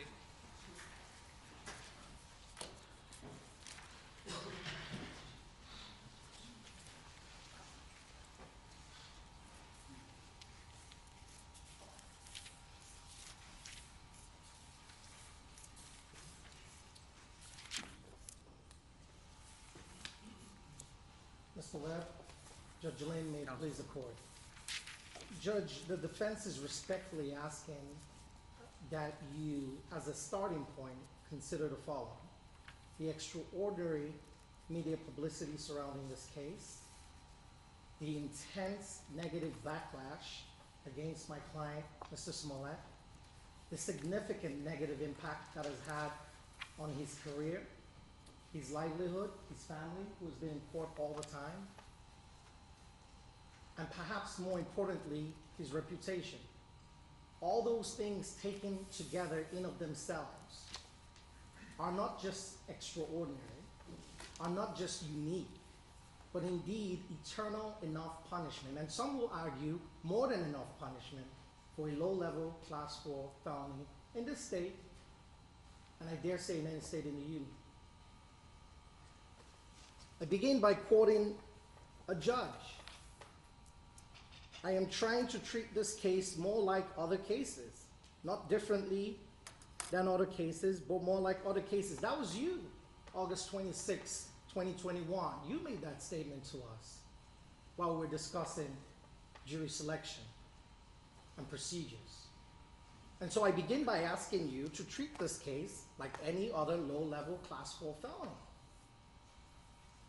Somehow this case has turned into a sheep in wolf's clothing, a misdemeanor dressed up as a felony, essentially. And how do I know this? Mr. Webb spent the entirety of his argument talking about the time wasted by the Chicago police force, time wasted by the city of Chicago. He also spent time talking about the impact this could have on the LGBTQ community. But there are problems with that, of course, Judge. Because I searched the disorderly conduct statute, the entire team did, and I was searching to see if there was any aggravation or enhancement ladder that our legislature in Springfield put in place for Class 4 disorderly conduct. Did they meet during the discussion of the bill that they passed to say anytime anyone wastes more than $30,000 of resources, it becomes a Class 2. Anytime anyone wastes more than $500,000 of resources, it becomes a Class 1 or maybe a Class X. No, it's not there. I searched for it. But what we do have is an enhancement ladder that does exist in the disorderly conduct statute, and it's right here. If you call falsely 911 or the police to claim that there's a bomb threat, any terrorism-related issue, you get a Class 3, and that's the only enhancement ladder. And I trust that our legislature has the common sense to think about time wasting and money, but it's already infused in the Class 4. That's the whole point of a Class 4 disorderly conduct. Mr. Smollett is not being accused of screaming fire, fire, or bomb, bomb, bomb, which will cause a public safety concern. That's why the legislature put that in there.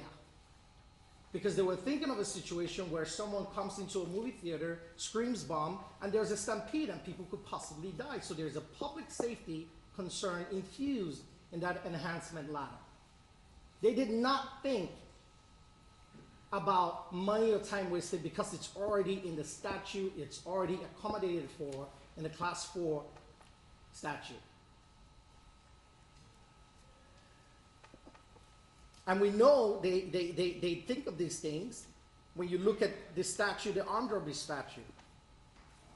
If you rob someone with a gun on top of the Class X enhancement, what happens? You get 20 years added to your sentence. You rob someone with a gun and you discharge that gun causing great bodily harm, what happens to you? 25 to life, enhancement on top of the Class X. Even down to your basic speeding laws. You're driving 26 miles per hour over, now a Class B misdemeanor. You're going 35 miles per hour, it's now a Class A misdemeanor. The legislature thinks about this thing. Mr. Webb, and OSP wants you to legislate law that doesn't exist in our statute, and that is not for the courts. The $130,000 they talk about, well, there are problems with it. We can't take it at face value. Judge, you have the victim impact statement in front of you. If you look at the first 2 pages, there are no dates on that. If you look at the second 2 pages, highlighted are entries with dates, and only 4 of those entries are before February 15, 2019. Why is that important? It's important because on February 15, 2019, the Oshundaya brothers, according to testimony, confessed allegedly to this incident. And that was the day detectives let them go and began the investigation on Mr. Smollett. So why do we now have charges, most of which are after 2/15?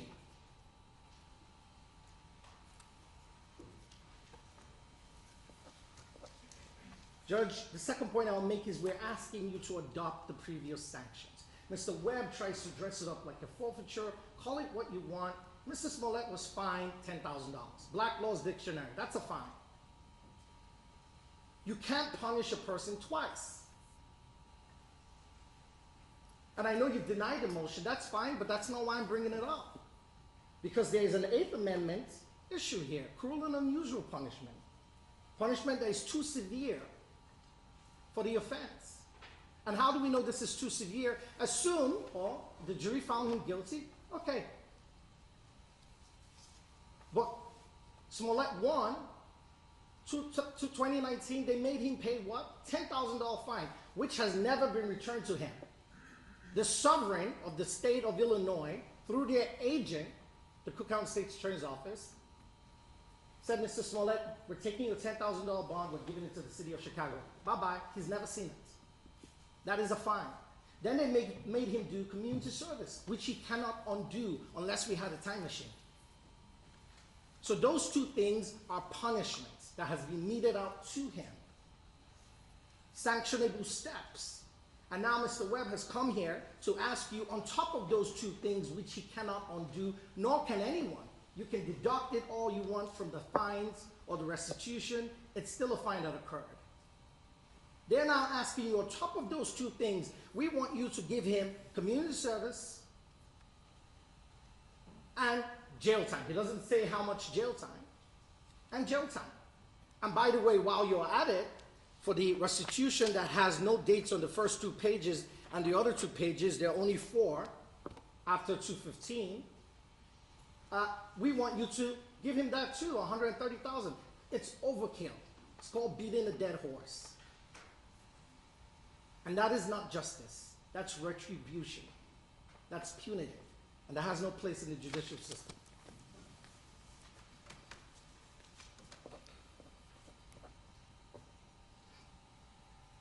Why should Mr. Smollett get probation? You've heard from the witnesses. I'm not going to rehash the testimony. And you specifically heard during the trial from someone who was in here today, Pamela Sharp. She talked about how Jussie gave most of his payments, his earnings, his salaries to charity. How many people do that? I haven't done it. But maybe I've learned something from Mr. Smollett. How many people at the age of 16 were taking a bus to go do community service and charitable foundation work for other people in other countries that weren't even here? How many people do that? Most kids at 16 are playing video games. I did. And that's the type of person we want to crucify for a class 4 low-level misdemeanor type felony and slam him in jail. That's what we do to people like that. When according to the jury, they made a mistake. Lock him up. There's no violent crime, no felony that is above a class 4, alleged. He has no felony conviction in his record. Mr. Webb brings up the DUI, but conveniently left out the fact that it was a misdemeanor. And he was drunk. When people are drunk, they say silly stuff. Let's not forget that. And he was 24 years old. He was a young man.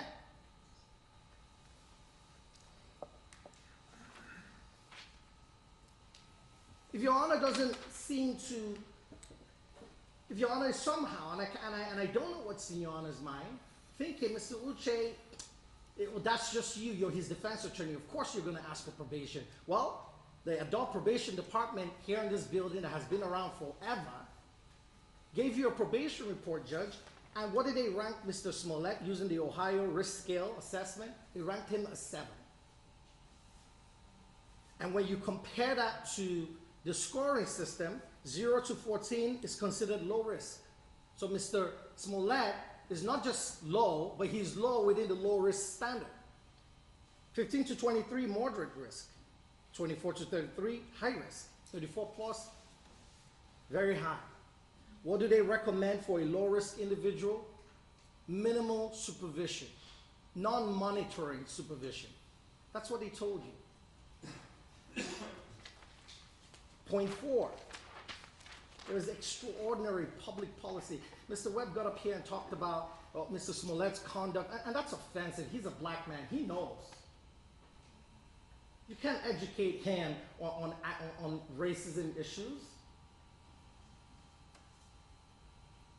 And Mr. Webb got up here and said, well, Mr. Smollett, what he's done, because remember, they're trying to give you an enhancement that doesn't exist. What he has done, Judge Lynn, and this is what Mr. Webb is telling you, is he's now negatively impacted members of the gay community who would not want to report. Where are the statistics? Who said that?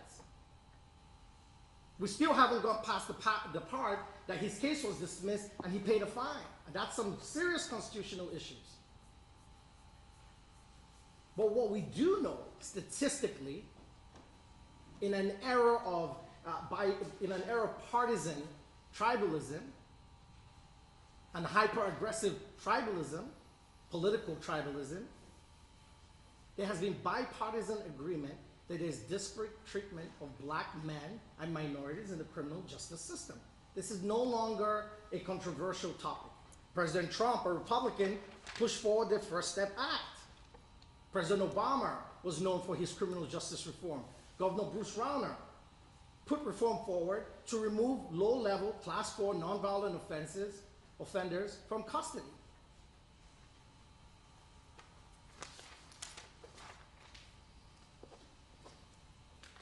And Your Honor, we have to look at stare decisis, precedents in this courtroom. Your Honor has had multiple Class 4s, and I listed them in what I turned over to you. Some including some level of violence, domestic violence case number 19 CR 0139401. With a prior, he got 2 years probation for Class 4, and I'm sure Your Honor has absolutely every reason to have given that.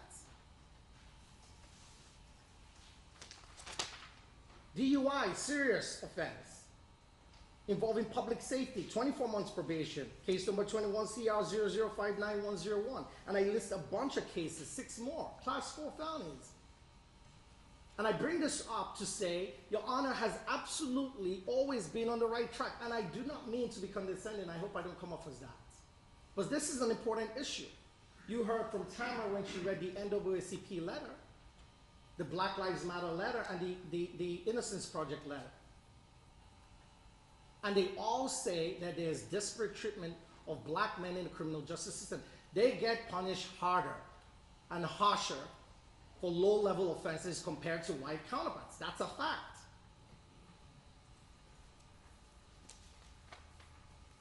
Mr. Webb was appointed special prosecutor almost a decade ago in a case involving involuntary manslaughter. That's why I was surprised he was asking for jail time, because that individual, what did they get?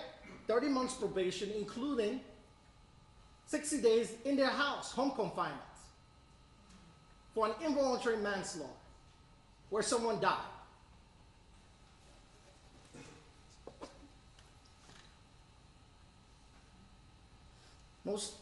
And I showed the statistics, Judge, I put it in the filing that I made.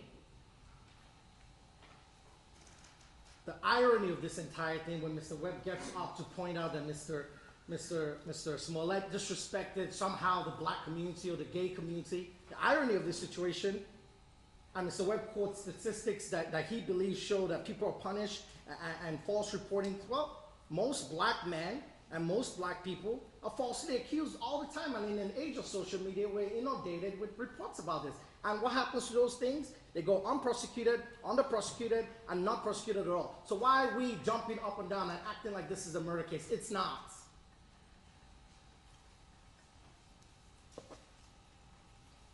Even one of Mr. Smollett's jurors gets the big picture. This unknown juror spoke to the Chicago Sun-Times a day after the verdict. What did they say in quotes? "We didn't know what the penalty will be. Are we sending this guy to jail?" she said. The juror said she hopes Smollett gets probation. They were the ones that sat down through the evidence, and even her gets the picture, or he, whoever this juror is. They get it.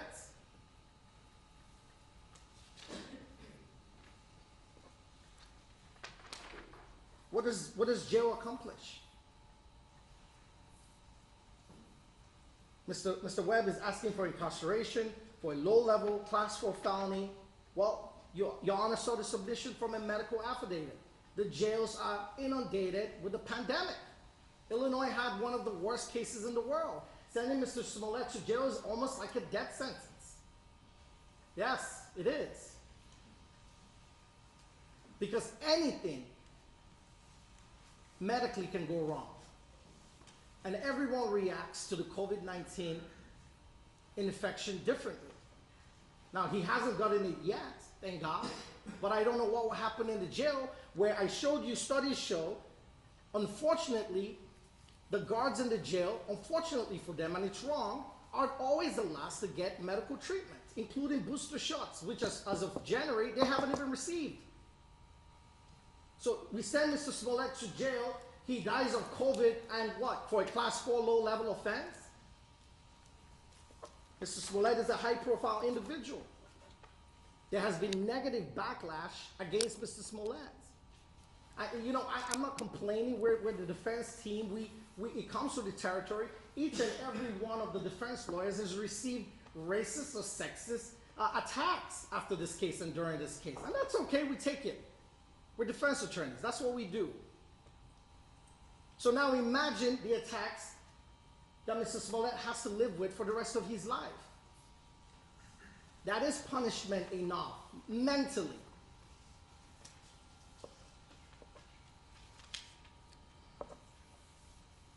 The last point I'll make is public policy. There's public policy against retribution. Politics has no place in a courtroom. The courtroom is a graveyard for politics. And they can get up here and say the pride of Chicago was offended. That's fine. And time and money was wasted. And I heard Mr. Webb state to this court something I couldn't really decipher during the trial, that Mr. Webb did it for himself. The problem with that is we've all heard testimony from multiple people who say that Mr. Smollett does things for the community. And moreover, let's not forget, everyone testified unimpeached on their side, or on our side too, in terms of this particular issue. Mr. Webb, in terms of deciding or trying to figure out what drove Mr. Smollett to do this, started off by saying he wanted more money, then it became attention, then it became because of the letter he received. They haven't even up until now stuck to one issue. So I push back on that theory that Mr. Webb states to this court that Mr. Smollett did this because he was somehow benefiting himself. There was never a clear picture coming out of that, for that.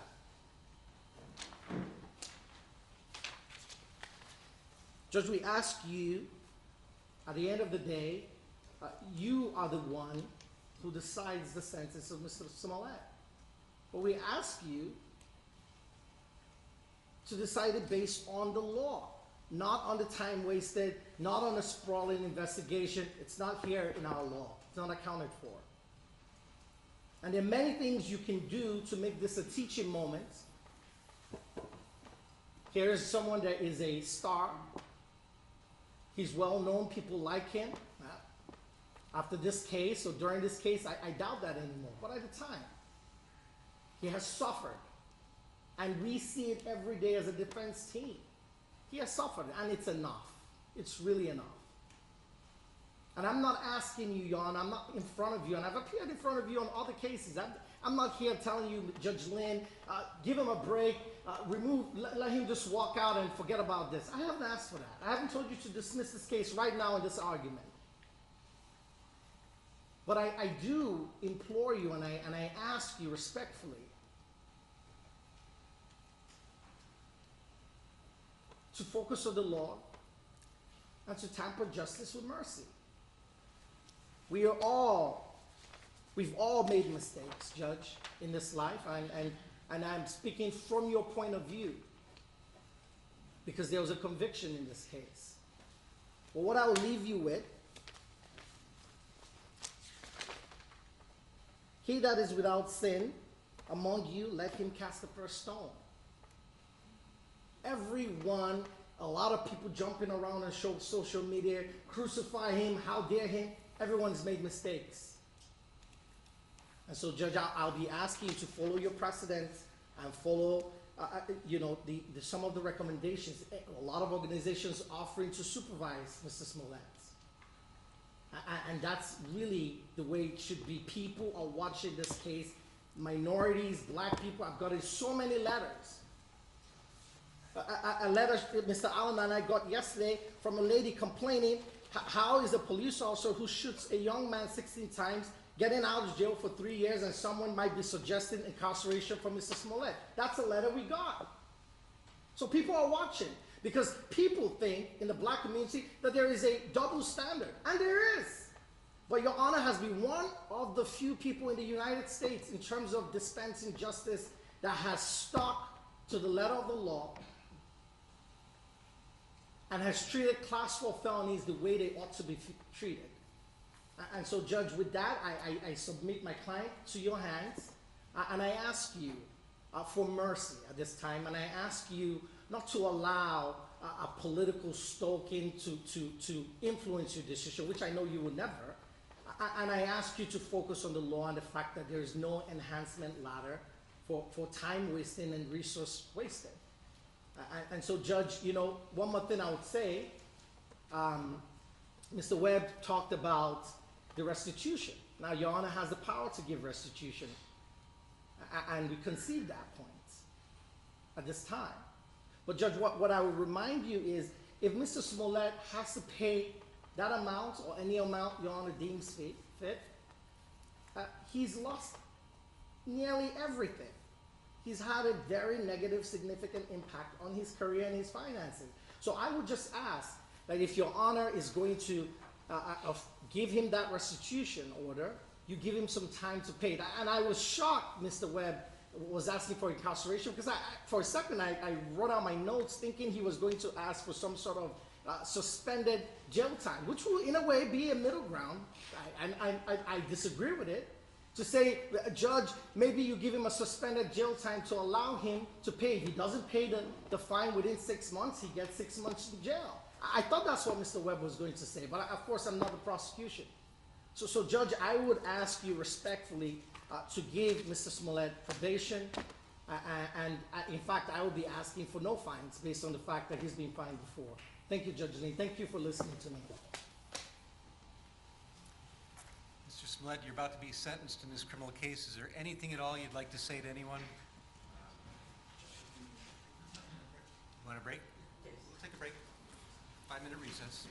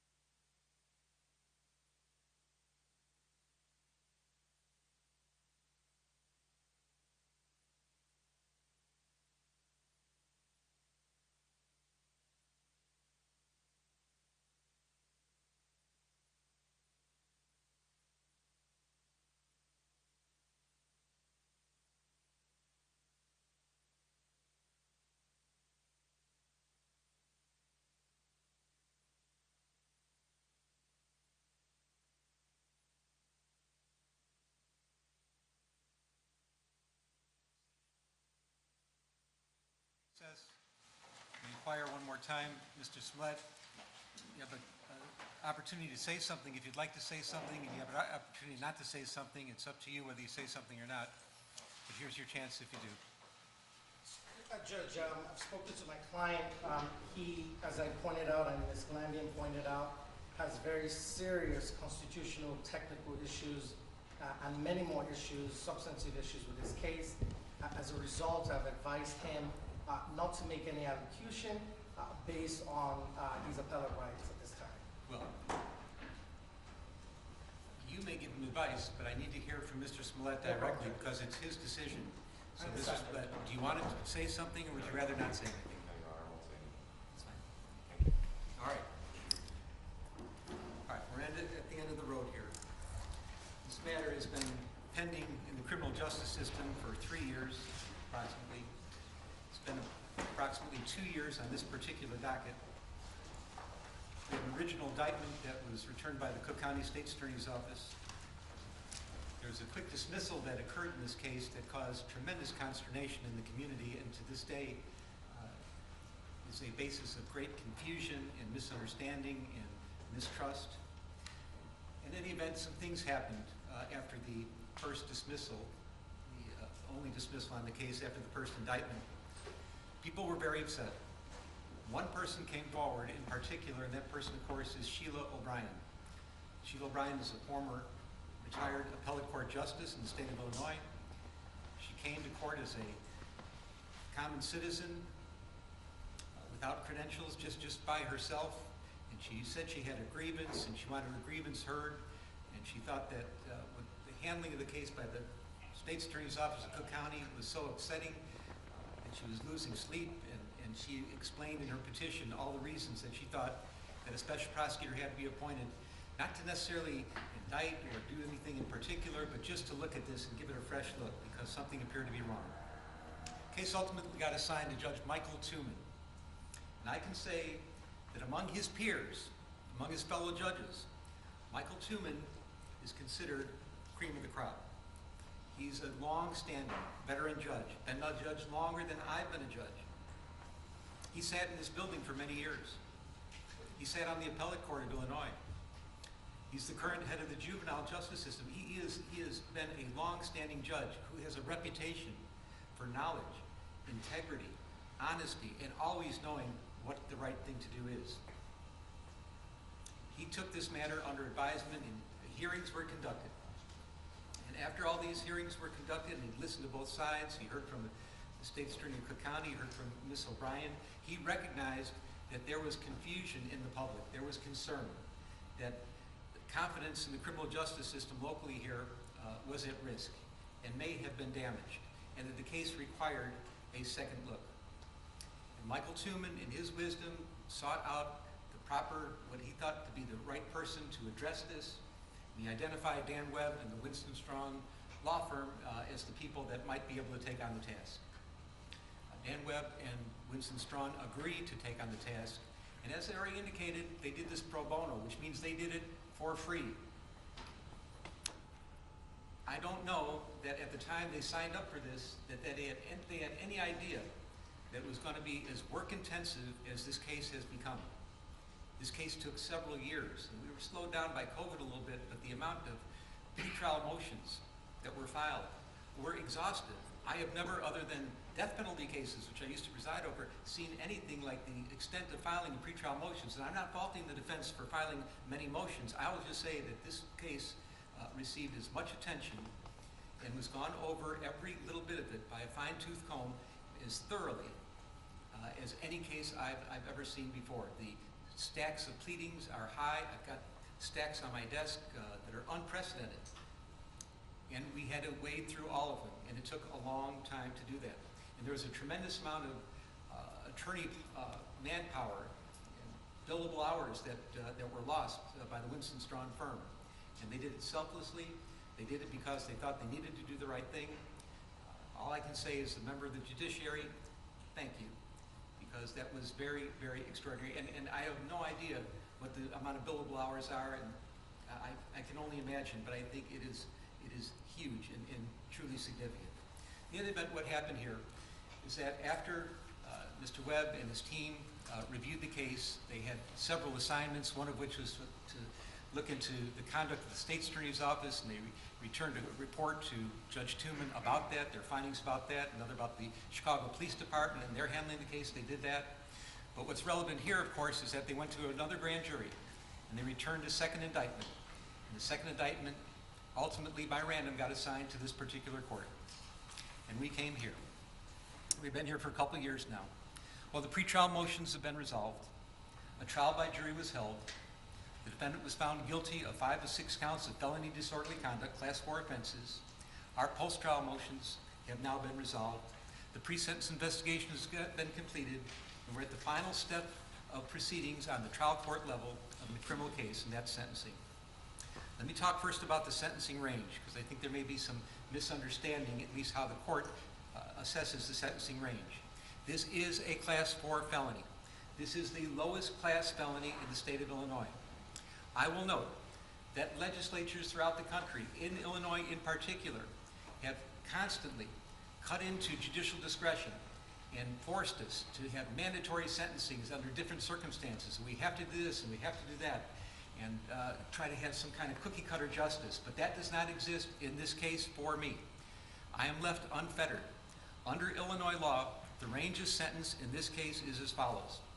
Mr. Smollett is looking at a probationary term of up to 30 months. He can receive time in the county jail as a condition of probation of up to 180 days. He can be ordered to perform community service, ordered to participate in behavioral classes, ordered to pay restitution, ordered to pay a fine. He's also subject to a penitentiary sentence of what I find to be 1 to 3 years. Now there's talk about, well, what about 5 counts? Shouldn't he be at least eligible for a 15-year sentence? There are ways to analyze Illinois law and say that in a case where there are 5 counts, that consecutive sentences might be required or might be at least considered. I don't believe that I could ever make the findings that are necessary in Illinois law, and I'm not going to have a long dissertation about it, but I don't think those findings would apply. I don't think Illinois law, for the facts I have before me, would allow for consecutive sentences. So as far as I'm concerned, the penitentiary sentence, should there be one, would be 1 to 3 years. I'm mindful that there's acute public interest in this case. We have television cameras. They want to be here, and they are here. People are watching. People seem to care passionately for varieties of reasons about this case, and the reasons are many.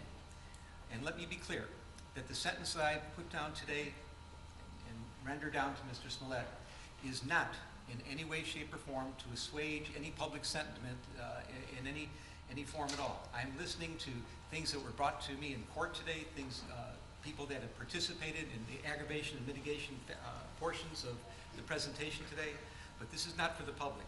The sentence that's going to be rendered today is going to be strictly for Mr. Smollett. It's going to be fashioned for him. And when a judge sentences somebody, and I've been doing this for quite a while now, you have to look at both the crime that was committed and the person that committed it. How did the person get here? Who is this person? What is the crime? You put them together, you look at the sentencing range, and you try to find something that is just and fits and makes sense and that is right. And that's what we're going to do. Let me tell you, Mr. Smollett, I know that there is nothing that I will do here today that can come close to the damage you've already done to your own life. You've turned your life upside down by your misconduct and shenanigans. You've destroyed your life as you knew it. And there's nothing that any sentencing judge could do to you that can compare to the damage you've already caused yourself.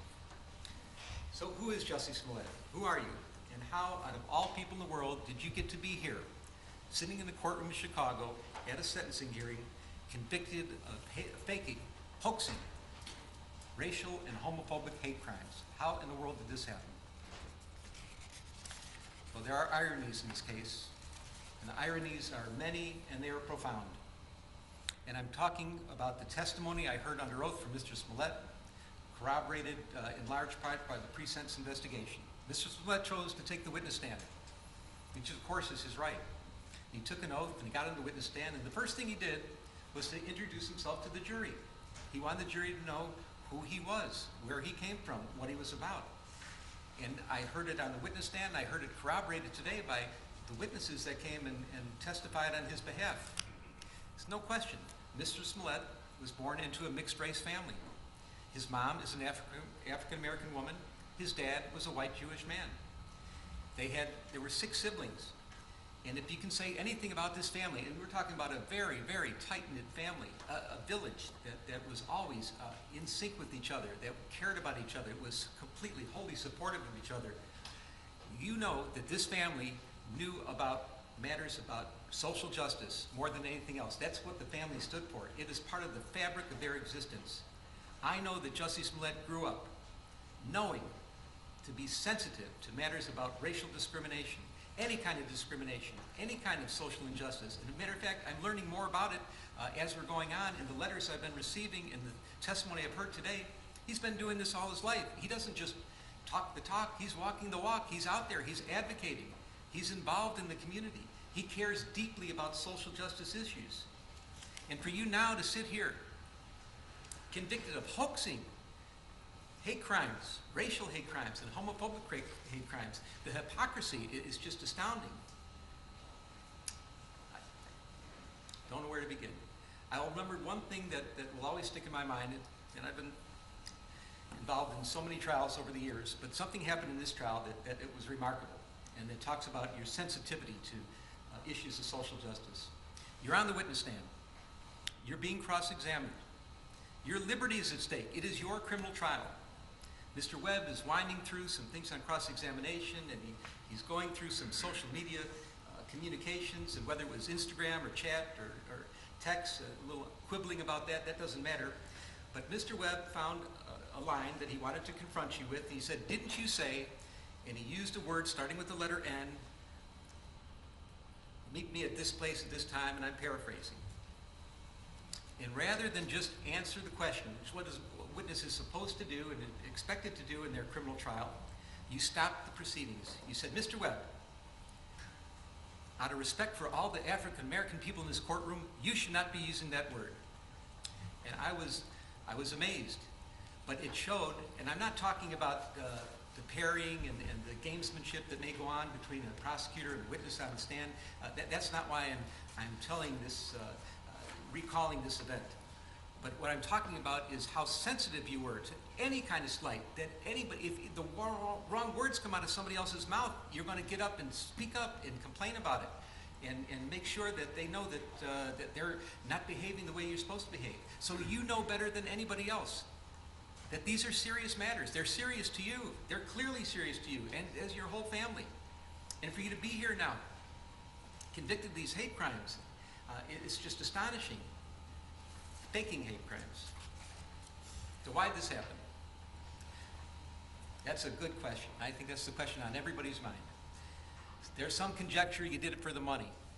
Frankly, I do not believe that you did it for the money. You were making, the evidence showed, close to $2 million a year when this happened. I don't think money motivated you at all.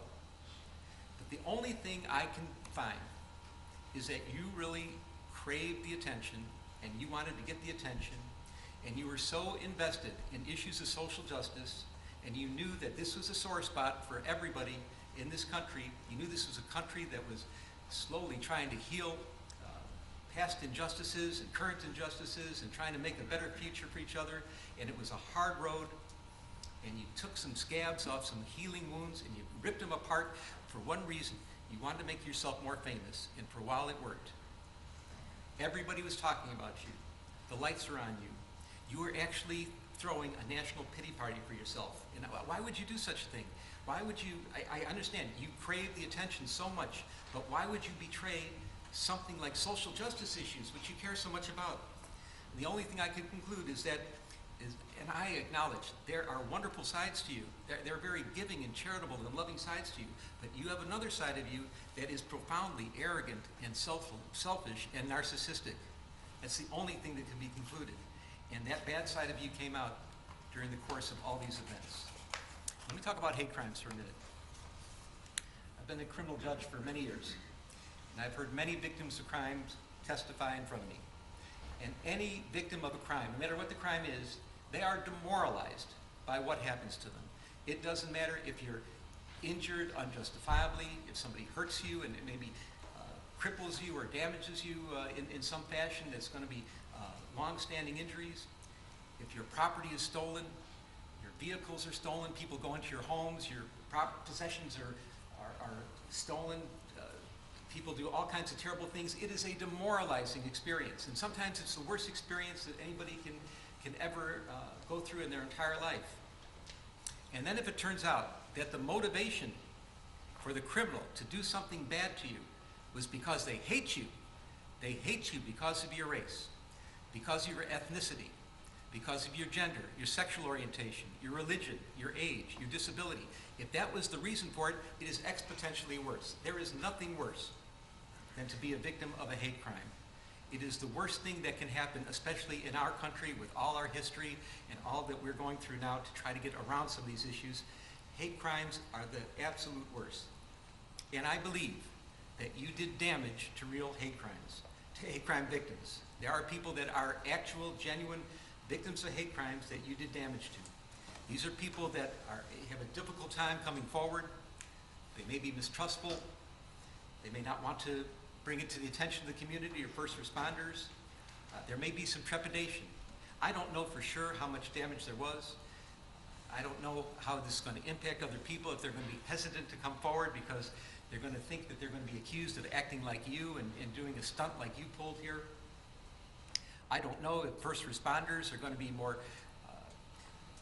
doubtful and skeptical of people that come forward, real victims of hate crime, because of what you did here. I'm hoping it's not that way. Now I'll show one of the ironies in this case, and I find this pretty profound.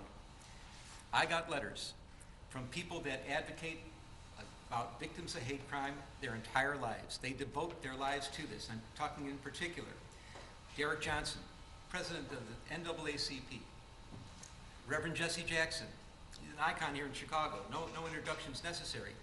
They devote their whole lives to addressing issues about social injustice and hate crimes. And they are here today asking me to show you mercy. And I take that seriously. I find it profound. I take it seriously. And I know that they're in a better position than myself to educate the public about that topic, about the damage you've done to real victims of hate crime. And I am confident that because of all the attention that you've garnered here on this case, that they are going to seize the opportunity and they will educate the public and they'll be talking about this and they'll try to mitigate some of the damage that you've caused to real victims of hate crimes, and they're better positioned to do it than I am, and I will defer. But I will acknowledge that you have done some real damage.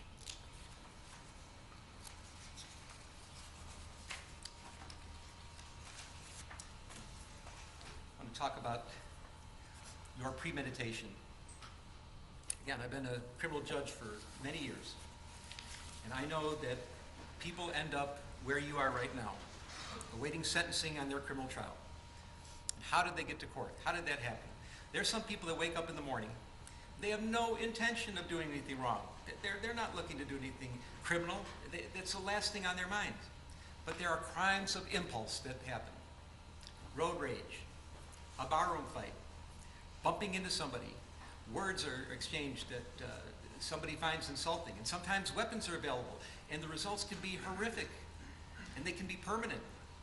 And people are sitting here and they're wondering themselves, how did I get here? I wasn't looking for trouble, but trouble just seemed to find them, and crimes and impulse. And when I'm saying that I have to put the person and the crime together and try to mix them and understand who it is that committed this crime within the sentencing range, and that's part of my job to do, I consider how the person got here. So, but this is not a crime of impulse. There are also crimes of opportunity. Walking down the street and somebody they left the keys in the car with the motor running, and they take the car. Or they're in the department store and they see someone put the credit card on this side and they go to adjust their baggage on the other side and grab the credit card. Those are crimes of opportunity. They didn't wake up thinking they're going to commit a crime, but something just looked too tempting to them. They use very bad judgment, and then they get in trouble, they get caught, and here they are. But then there are crimes of premeditation. Mr. Smollett, that's what you are all about here, crime of premeditation. You did wake up in the morning thinking you were going to do something bad and something wrong. And I know more today about this than I ever did before, that there are some wonderful things about you. And I know how people, they cherish you, and they cherish your relationships, and they cherish the good works that you've done. And they love you sincerely and deeply, and they're not faking, they're not lying when they talk to me about their feelings about you and the good things that you've done. But you had that dark side, and this is what happened here. You premeditated this case to an extreme that's amazing. You wrote a script. The script involved words. You're going to encounter me on the street, yell out empire, N-word, F-word. You're going to hit me. You're going to beat me up. You're going to put bleach on me. You're going to put a noose around my neck. That's a script that you wrote. Now, it's not a good script, especially for Streeterville in Chicago. It's questionable, but it's a script that you wrote. You picked out the actors. You chose the Oceandero brothers. And why did you do that? Because you knew them. You trusted them. They idolized you. You're an established actor in a serious television production of Empire. They were kind of hangers-on there. They're trying to get jobs as extras, maybe a little speaking part here and there, but you were mentoring them. You were helping them. They wanted your advice. They would do anything for you. They thought you were one of the greatest people in the world to know and that you could help them in their careers. They're in great shape. They gave you a little advice about diet and exercise, but they idolized you and they would have done anything for you, and you chose them because you knew that you could trust them, that they were loyal to you. You paid them in advance by check. Not necessarily a good idea, but it was your idea. It was part of the plan that you would pay them in advance, and the check was out there. The check was shown into evidence. That was part of your premeditation. You chose a date. You chose a time. You chose a location. You had props procured. You gave them a $100 bill and had them get the supplies. What are the supplies in this case? Get masks. Nobody should see you. We're going to say that you're white, but obviously the Oceandero brothers are not white. We're going to cover your faces in masks. We're going to have a red hat because that's going to indicate MAGA country. We're going to get a rope that we're going to use as a noose. We're going to procure some bleach. You're going to have the supplies. And then you had all that together, and then you did rehearsals. You picked them up and you did drive-bys. You drove around and around the block. You picked them up in Lakeview in their neighborhood, and some distance away you went to Streeterville where you were living, and you showed them. You're going here, you're going there, and you're going over the lines. You're going over the script with them so they would memorize the script. You're indicating which brother. You're the one that's going to hit me. You're the one that's going to put the noose around my neck and pour the bleach on me. This was planned. This was premeditated to the extreme. And I find that your extreme premeditation in this case is an aggravating factor today. Let's talk about the incident itself. It's all set up. The Oceandero brothers are on board. Your plane is running late. Now you had a chance right then and there to think, okay, I'm really late, I'm 4 hours late, this can't go down, it's freezing in Chicago, we're on the verge of a polar vortex. You might have just thought about it and said, you know, maybe it's not in the cards, maybe the karma's wrong, I shouldn't be doing this. But no. You double down. You start communicating with the brothers through social media. Now whether it was by texts or chats or Instagram, public or private, one way or another, you kept in touch with them. And there was some quibbling about the specifics about how you kept in touch with them, but they knew what time you were coming in, and now the time is pushed back to 2 o'clock in the morning in the freezing cold weather. It's double digits below zero at 2 o'clock in the morning. You have to have a reason to be out on the street. And the reason you chose is you come up with the story that you needed to get some eggs at Walgreens at 2 o'clock in the morning. If not that, you're going to go to Subway and get a sandwich and a salad and get something to eat at 2 o'clock in the morning in the freezing cold. You did one more thing. You got the Oceandero brothers. Now they're on board with you. You're using them as your patsies. You have your friend, you get your friend Brandon on the phone, and here's a man, professional man that's trying to help you in your career. You're not sure what town he's in, if he's in Australia or not, but you get him on the phone, and he's going to be your patsy also, because he's going to listen and be around on the phone to hear that you're being attacked by somebody. Now, he doesn't know what's going on, it's really not an attack, but he's going to be able to corroborate your story. So you're getting that together. You got Brandon on the phone, you're out on the street, ostensibly to get some Subway, you get some Subway, and you're walking to where this is supposed to take place. Now, the Oceandero brothers, they're getting ready too. And they're doing this because you wanted them to do it on the sneak. No cell phones involved, make sure nobody sees you get there. And what they think is some kind of clever way of getting there, they have an Uber pick them up from their home in Lakeview. They take the Uber to Old Town. It's a different neighborhood. They get out of the Uber and they get into a cab. Now the cab is supposed to go to Streeterville, but not to the scene where this is supposed to happen, a few blocks away. So nobody actually sees them get out of the cab, and this works out the way you want it to work out. So they get there a little early, they're walking around, they're sitting on a bench for a minute, but at 2 o'clock, the time that you said this is supposed to happen, at the place you said it was supposed to happen, at the moment you said it was supposed to happen, they appear. So you're talking to Brandon on the phone, you have your subway in hand, and they follow the script. Hey, Empire, word with the letter N, word with the letter F. There's a scuffle. They pour bleach on you. Brandon's listening to this. They attempt to put a noose around your neck during the scuffling. You're getting a little abrasion and scrape on your face. A car goes by, and the brothers take off. They leave. They never did get the noose around your neck. So what do? You gather your belongings. You get the cell phone. You're talking to Brandon. Hey, did you get jumped? Yeah, I got jumped. I got mugged. Did you hear what happened? You're trying to make sure that he heard the words that were spoken. You grab your food, and you took the noose that they never did get around your neck, and you put it around your own neck. I repeat, you put the noose around your own neck.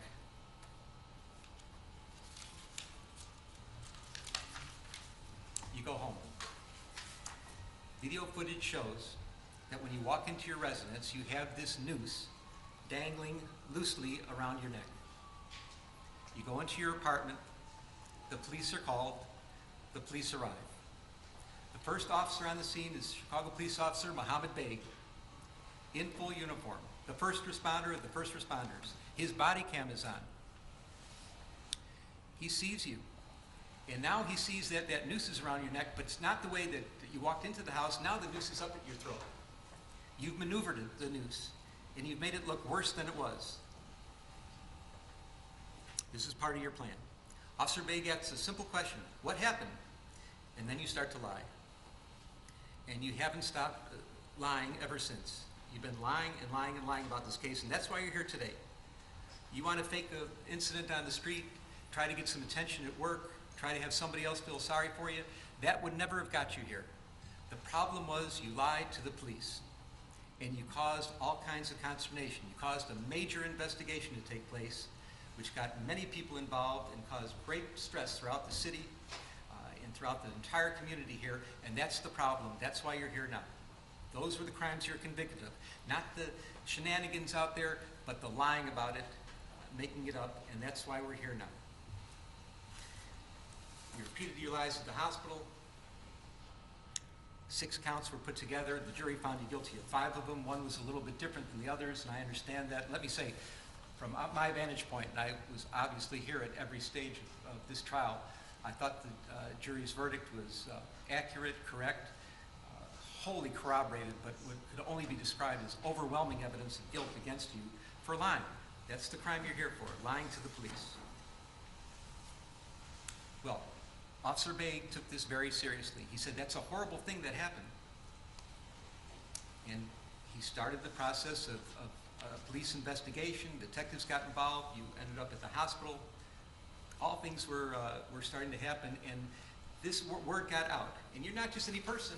You have a little bit of celebrity about you. You were known in some circles as a very competent actor, a really good actor in a very serious television production called Empire, and people knew about this. And because you're a celebrity, and because you've been so active in all these social justice causes, and this is what is so unbelievable about this case, that you of all people are here convicted of hoaxing hate crimes. You who know better, who were out there in the world trying to be something for the good in social justice causes, that you ended up here right now like this. It's crazy, but you know people in high places, elected public officials. They reacted. You knew mainstream journalists. They reacted. You became the first page, your front page news. You're talked about in the halls of Congress. People are talking about making laws to prevent what happened to you to happen to anybody else. People on mainstream media are decrying what happened. What kind of country is this? How could they do this to Jussie? We know Jussie. He's such a gentle guy. He's the guy that was described to me by all the family and friends that I heard from today. And I believe that Jussie exists. But you use them as your patsies too. They were giving you the national pity party you wanted. They're putting you on the front page. All the attention is on you. People talk about social injustice. Your name was coming up first, which is exactly what you wanted. But you used them. If anything, people in those positions, elected public officials, mainstream journalists, their credibility is everything to them. And you didn't care that you might be damaging it. You did damage to them because, again, there's a side of you that has this arrogance and selfishness and narcissism that's just disgraceful. You planned work, of course, until it didn't. We're in Chicago. You lived here for 5 years, working on the Empire show. And you have to know, as well as anybody that lives in Chicago, that Chicagoans, they love their city. They're fiercely loyal to the city, and believe me, Chicagoans know we don't all agree with each other on a lot. There are all kinds of disagreements on what our city should be, what the vision should be for the future. There's even disagreements about what our past was like. But despite all the disagreements and all the things that are not right with Chicago, it's sweet home to Chicago to the Chicagoans. Chicagoans are fiercely loyal to their city. But Chicagoans have one thing in common that they agree on, that there's no misunderstandings, everybody's on the same page. And that page is crime is a problem. It is a major problem. Nobody disagrees. And we know that police resources, they are valuable. They're limited. Detective resources are precious, and they cannot be squandered. And what you did, because you were selfishly, arrogantly, and narcissistically bringing attention to yourself, it's the only reason you could have been doing such a crazy thing that you did, was you took away a lot of resources from other places, from other real victims of real crimes. You used up the police resources for your own benefit. And that's a big problem here. What you did is you created what we call around here a heater. What's a heater? A heater is a case that when it's reported to the public conscience is shocked to such an extreme that the public is demanding that the police solve this crime here, right now, right here, right now. Everything else has to take second place. The heater has to be addressed. And you created a heater. And boy, did they put on an investigation. And I know that I've been listening to Chicago police officers and listening about police investigations for many years. It's certainly not a perfect police department. It's perhaps unfairly maligned in some respects as well. I'll match the homicide detectives here against any in the country for their competence and thoroughness. Not a question about that. But what they did in this case is extraordinary. I have never seen, even in some murder cases, the amount of police work that went into this investigation. You did exactly what you didn't want to happen.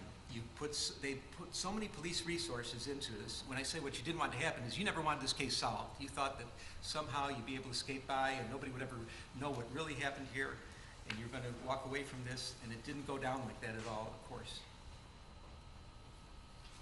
So they solved the case. And what happened? Turns out that you're not a victim of a hate crime. You're not a victim of a racial hate crime. You're not a victim of a homophobic hate crime. You're just a charlatan pretending to be a victim of a hate crime.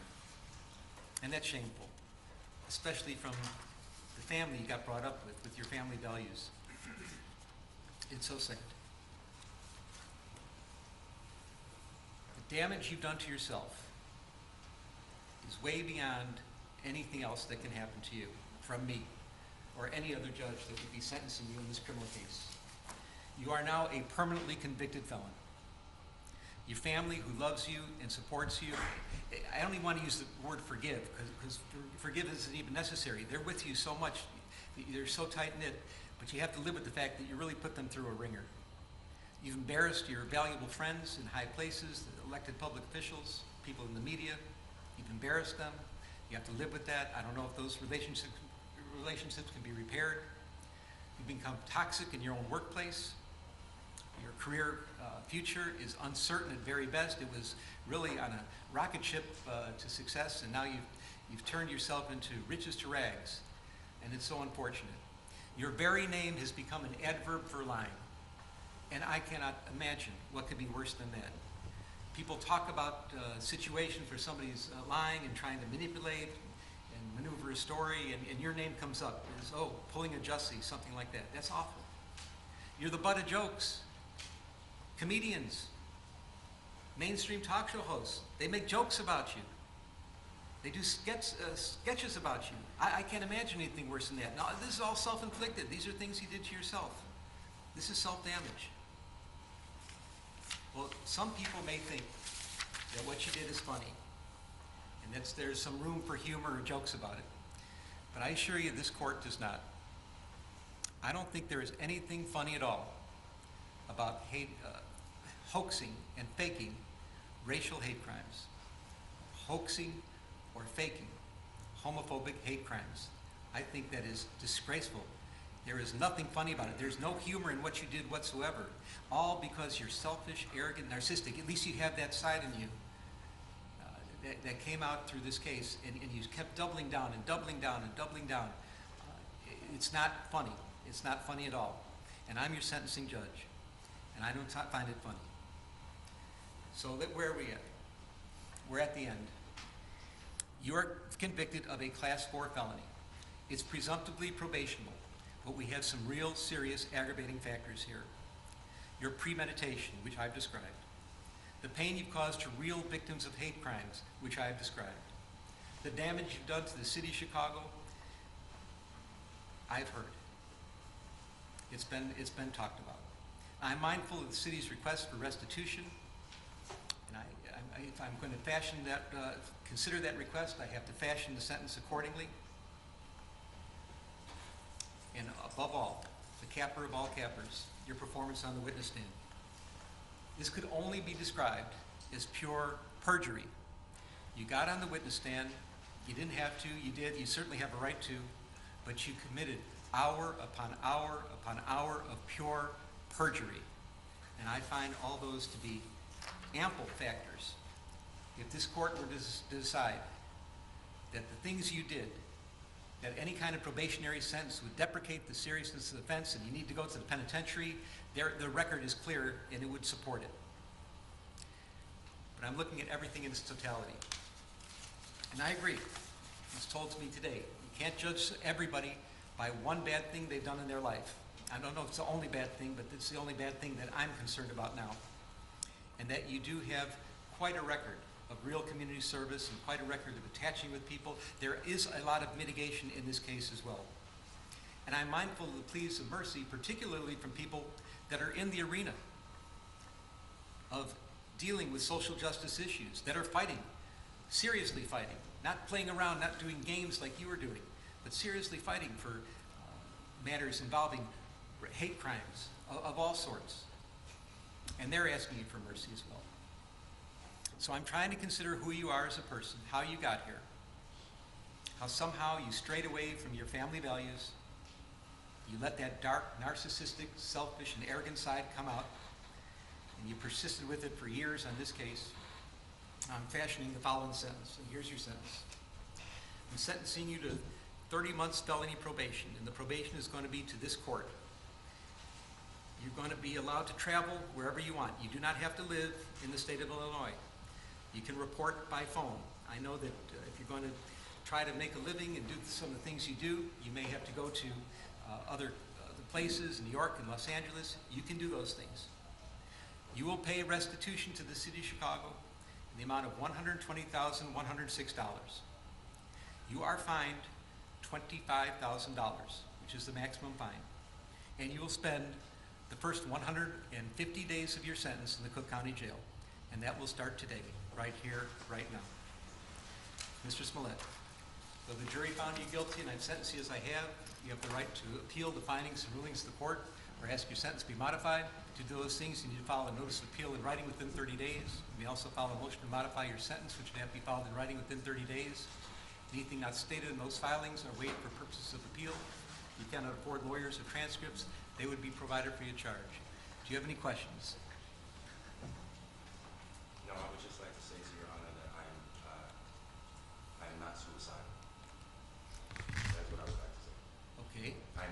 suicidal. Okay? I am not suicidal. I am innocent, and I am not suicidal.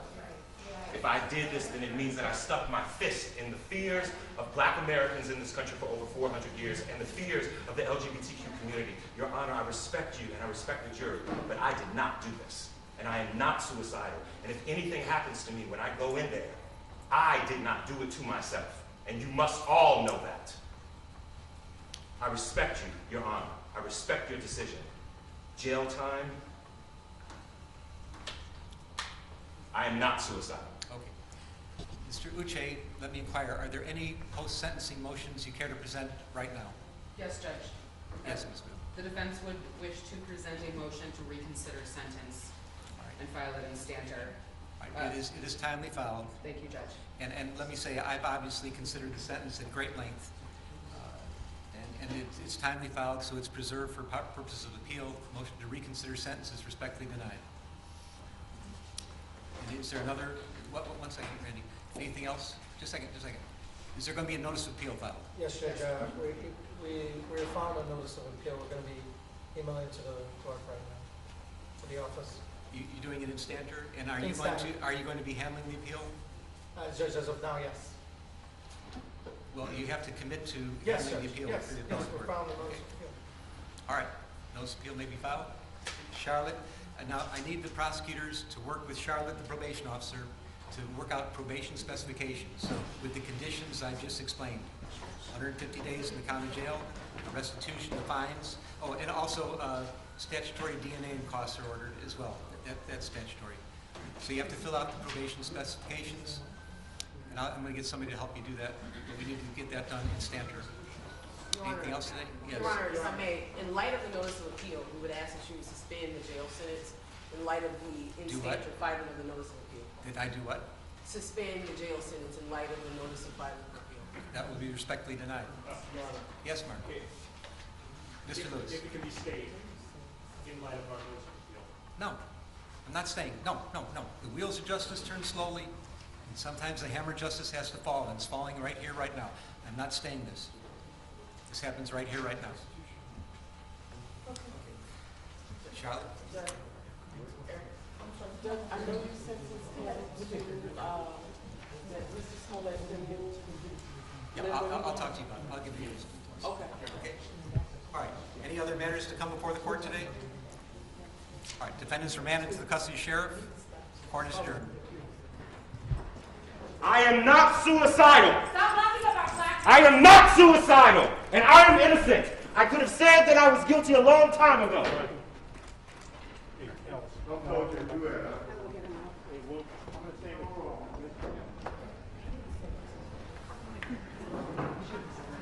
blocking up our black men. We know about it. Stop blocking up our black men.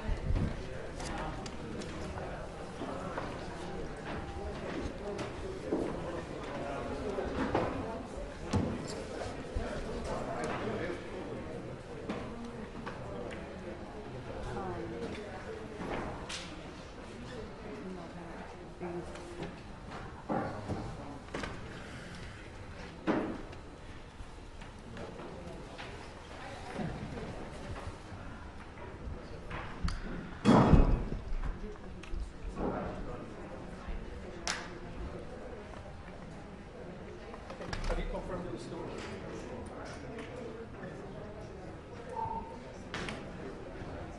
Someone emailed this.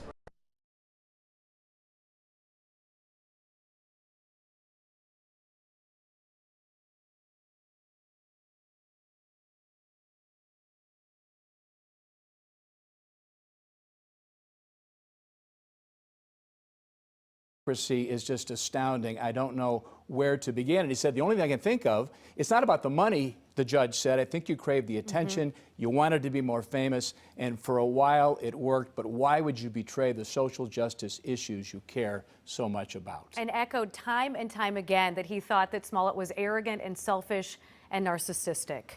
He did, again and again and again. And he went back to the specific incident that night some 3 years ago and talked about that noose, the famous noose, and he said, you put that noose around your own neck, and he repeated that twice, sort of underlined it.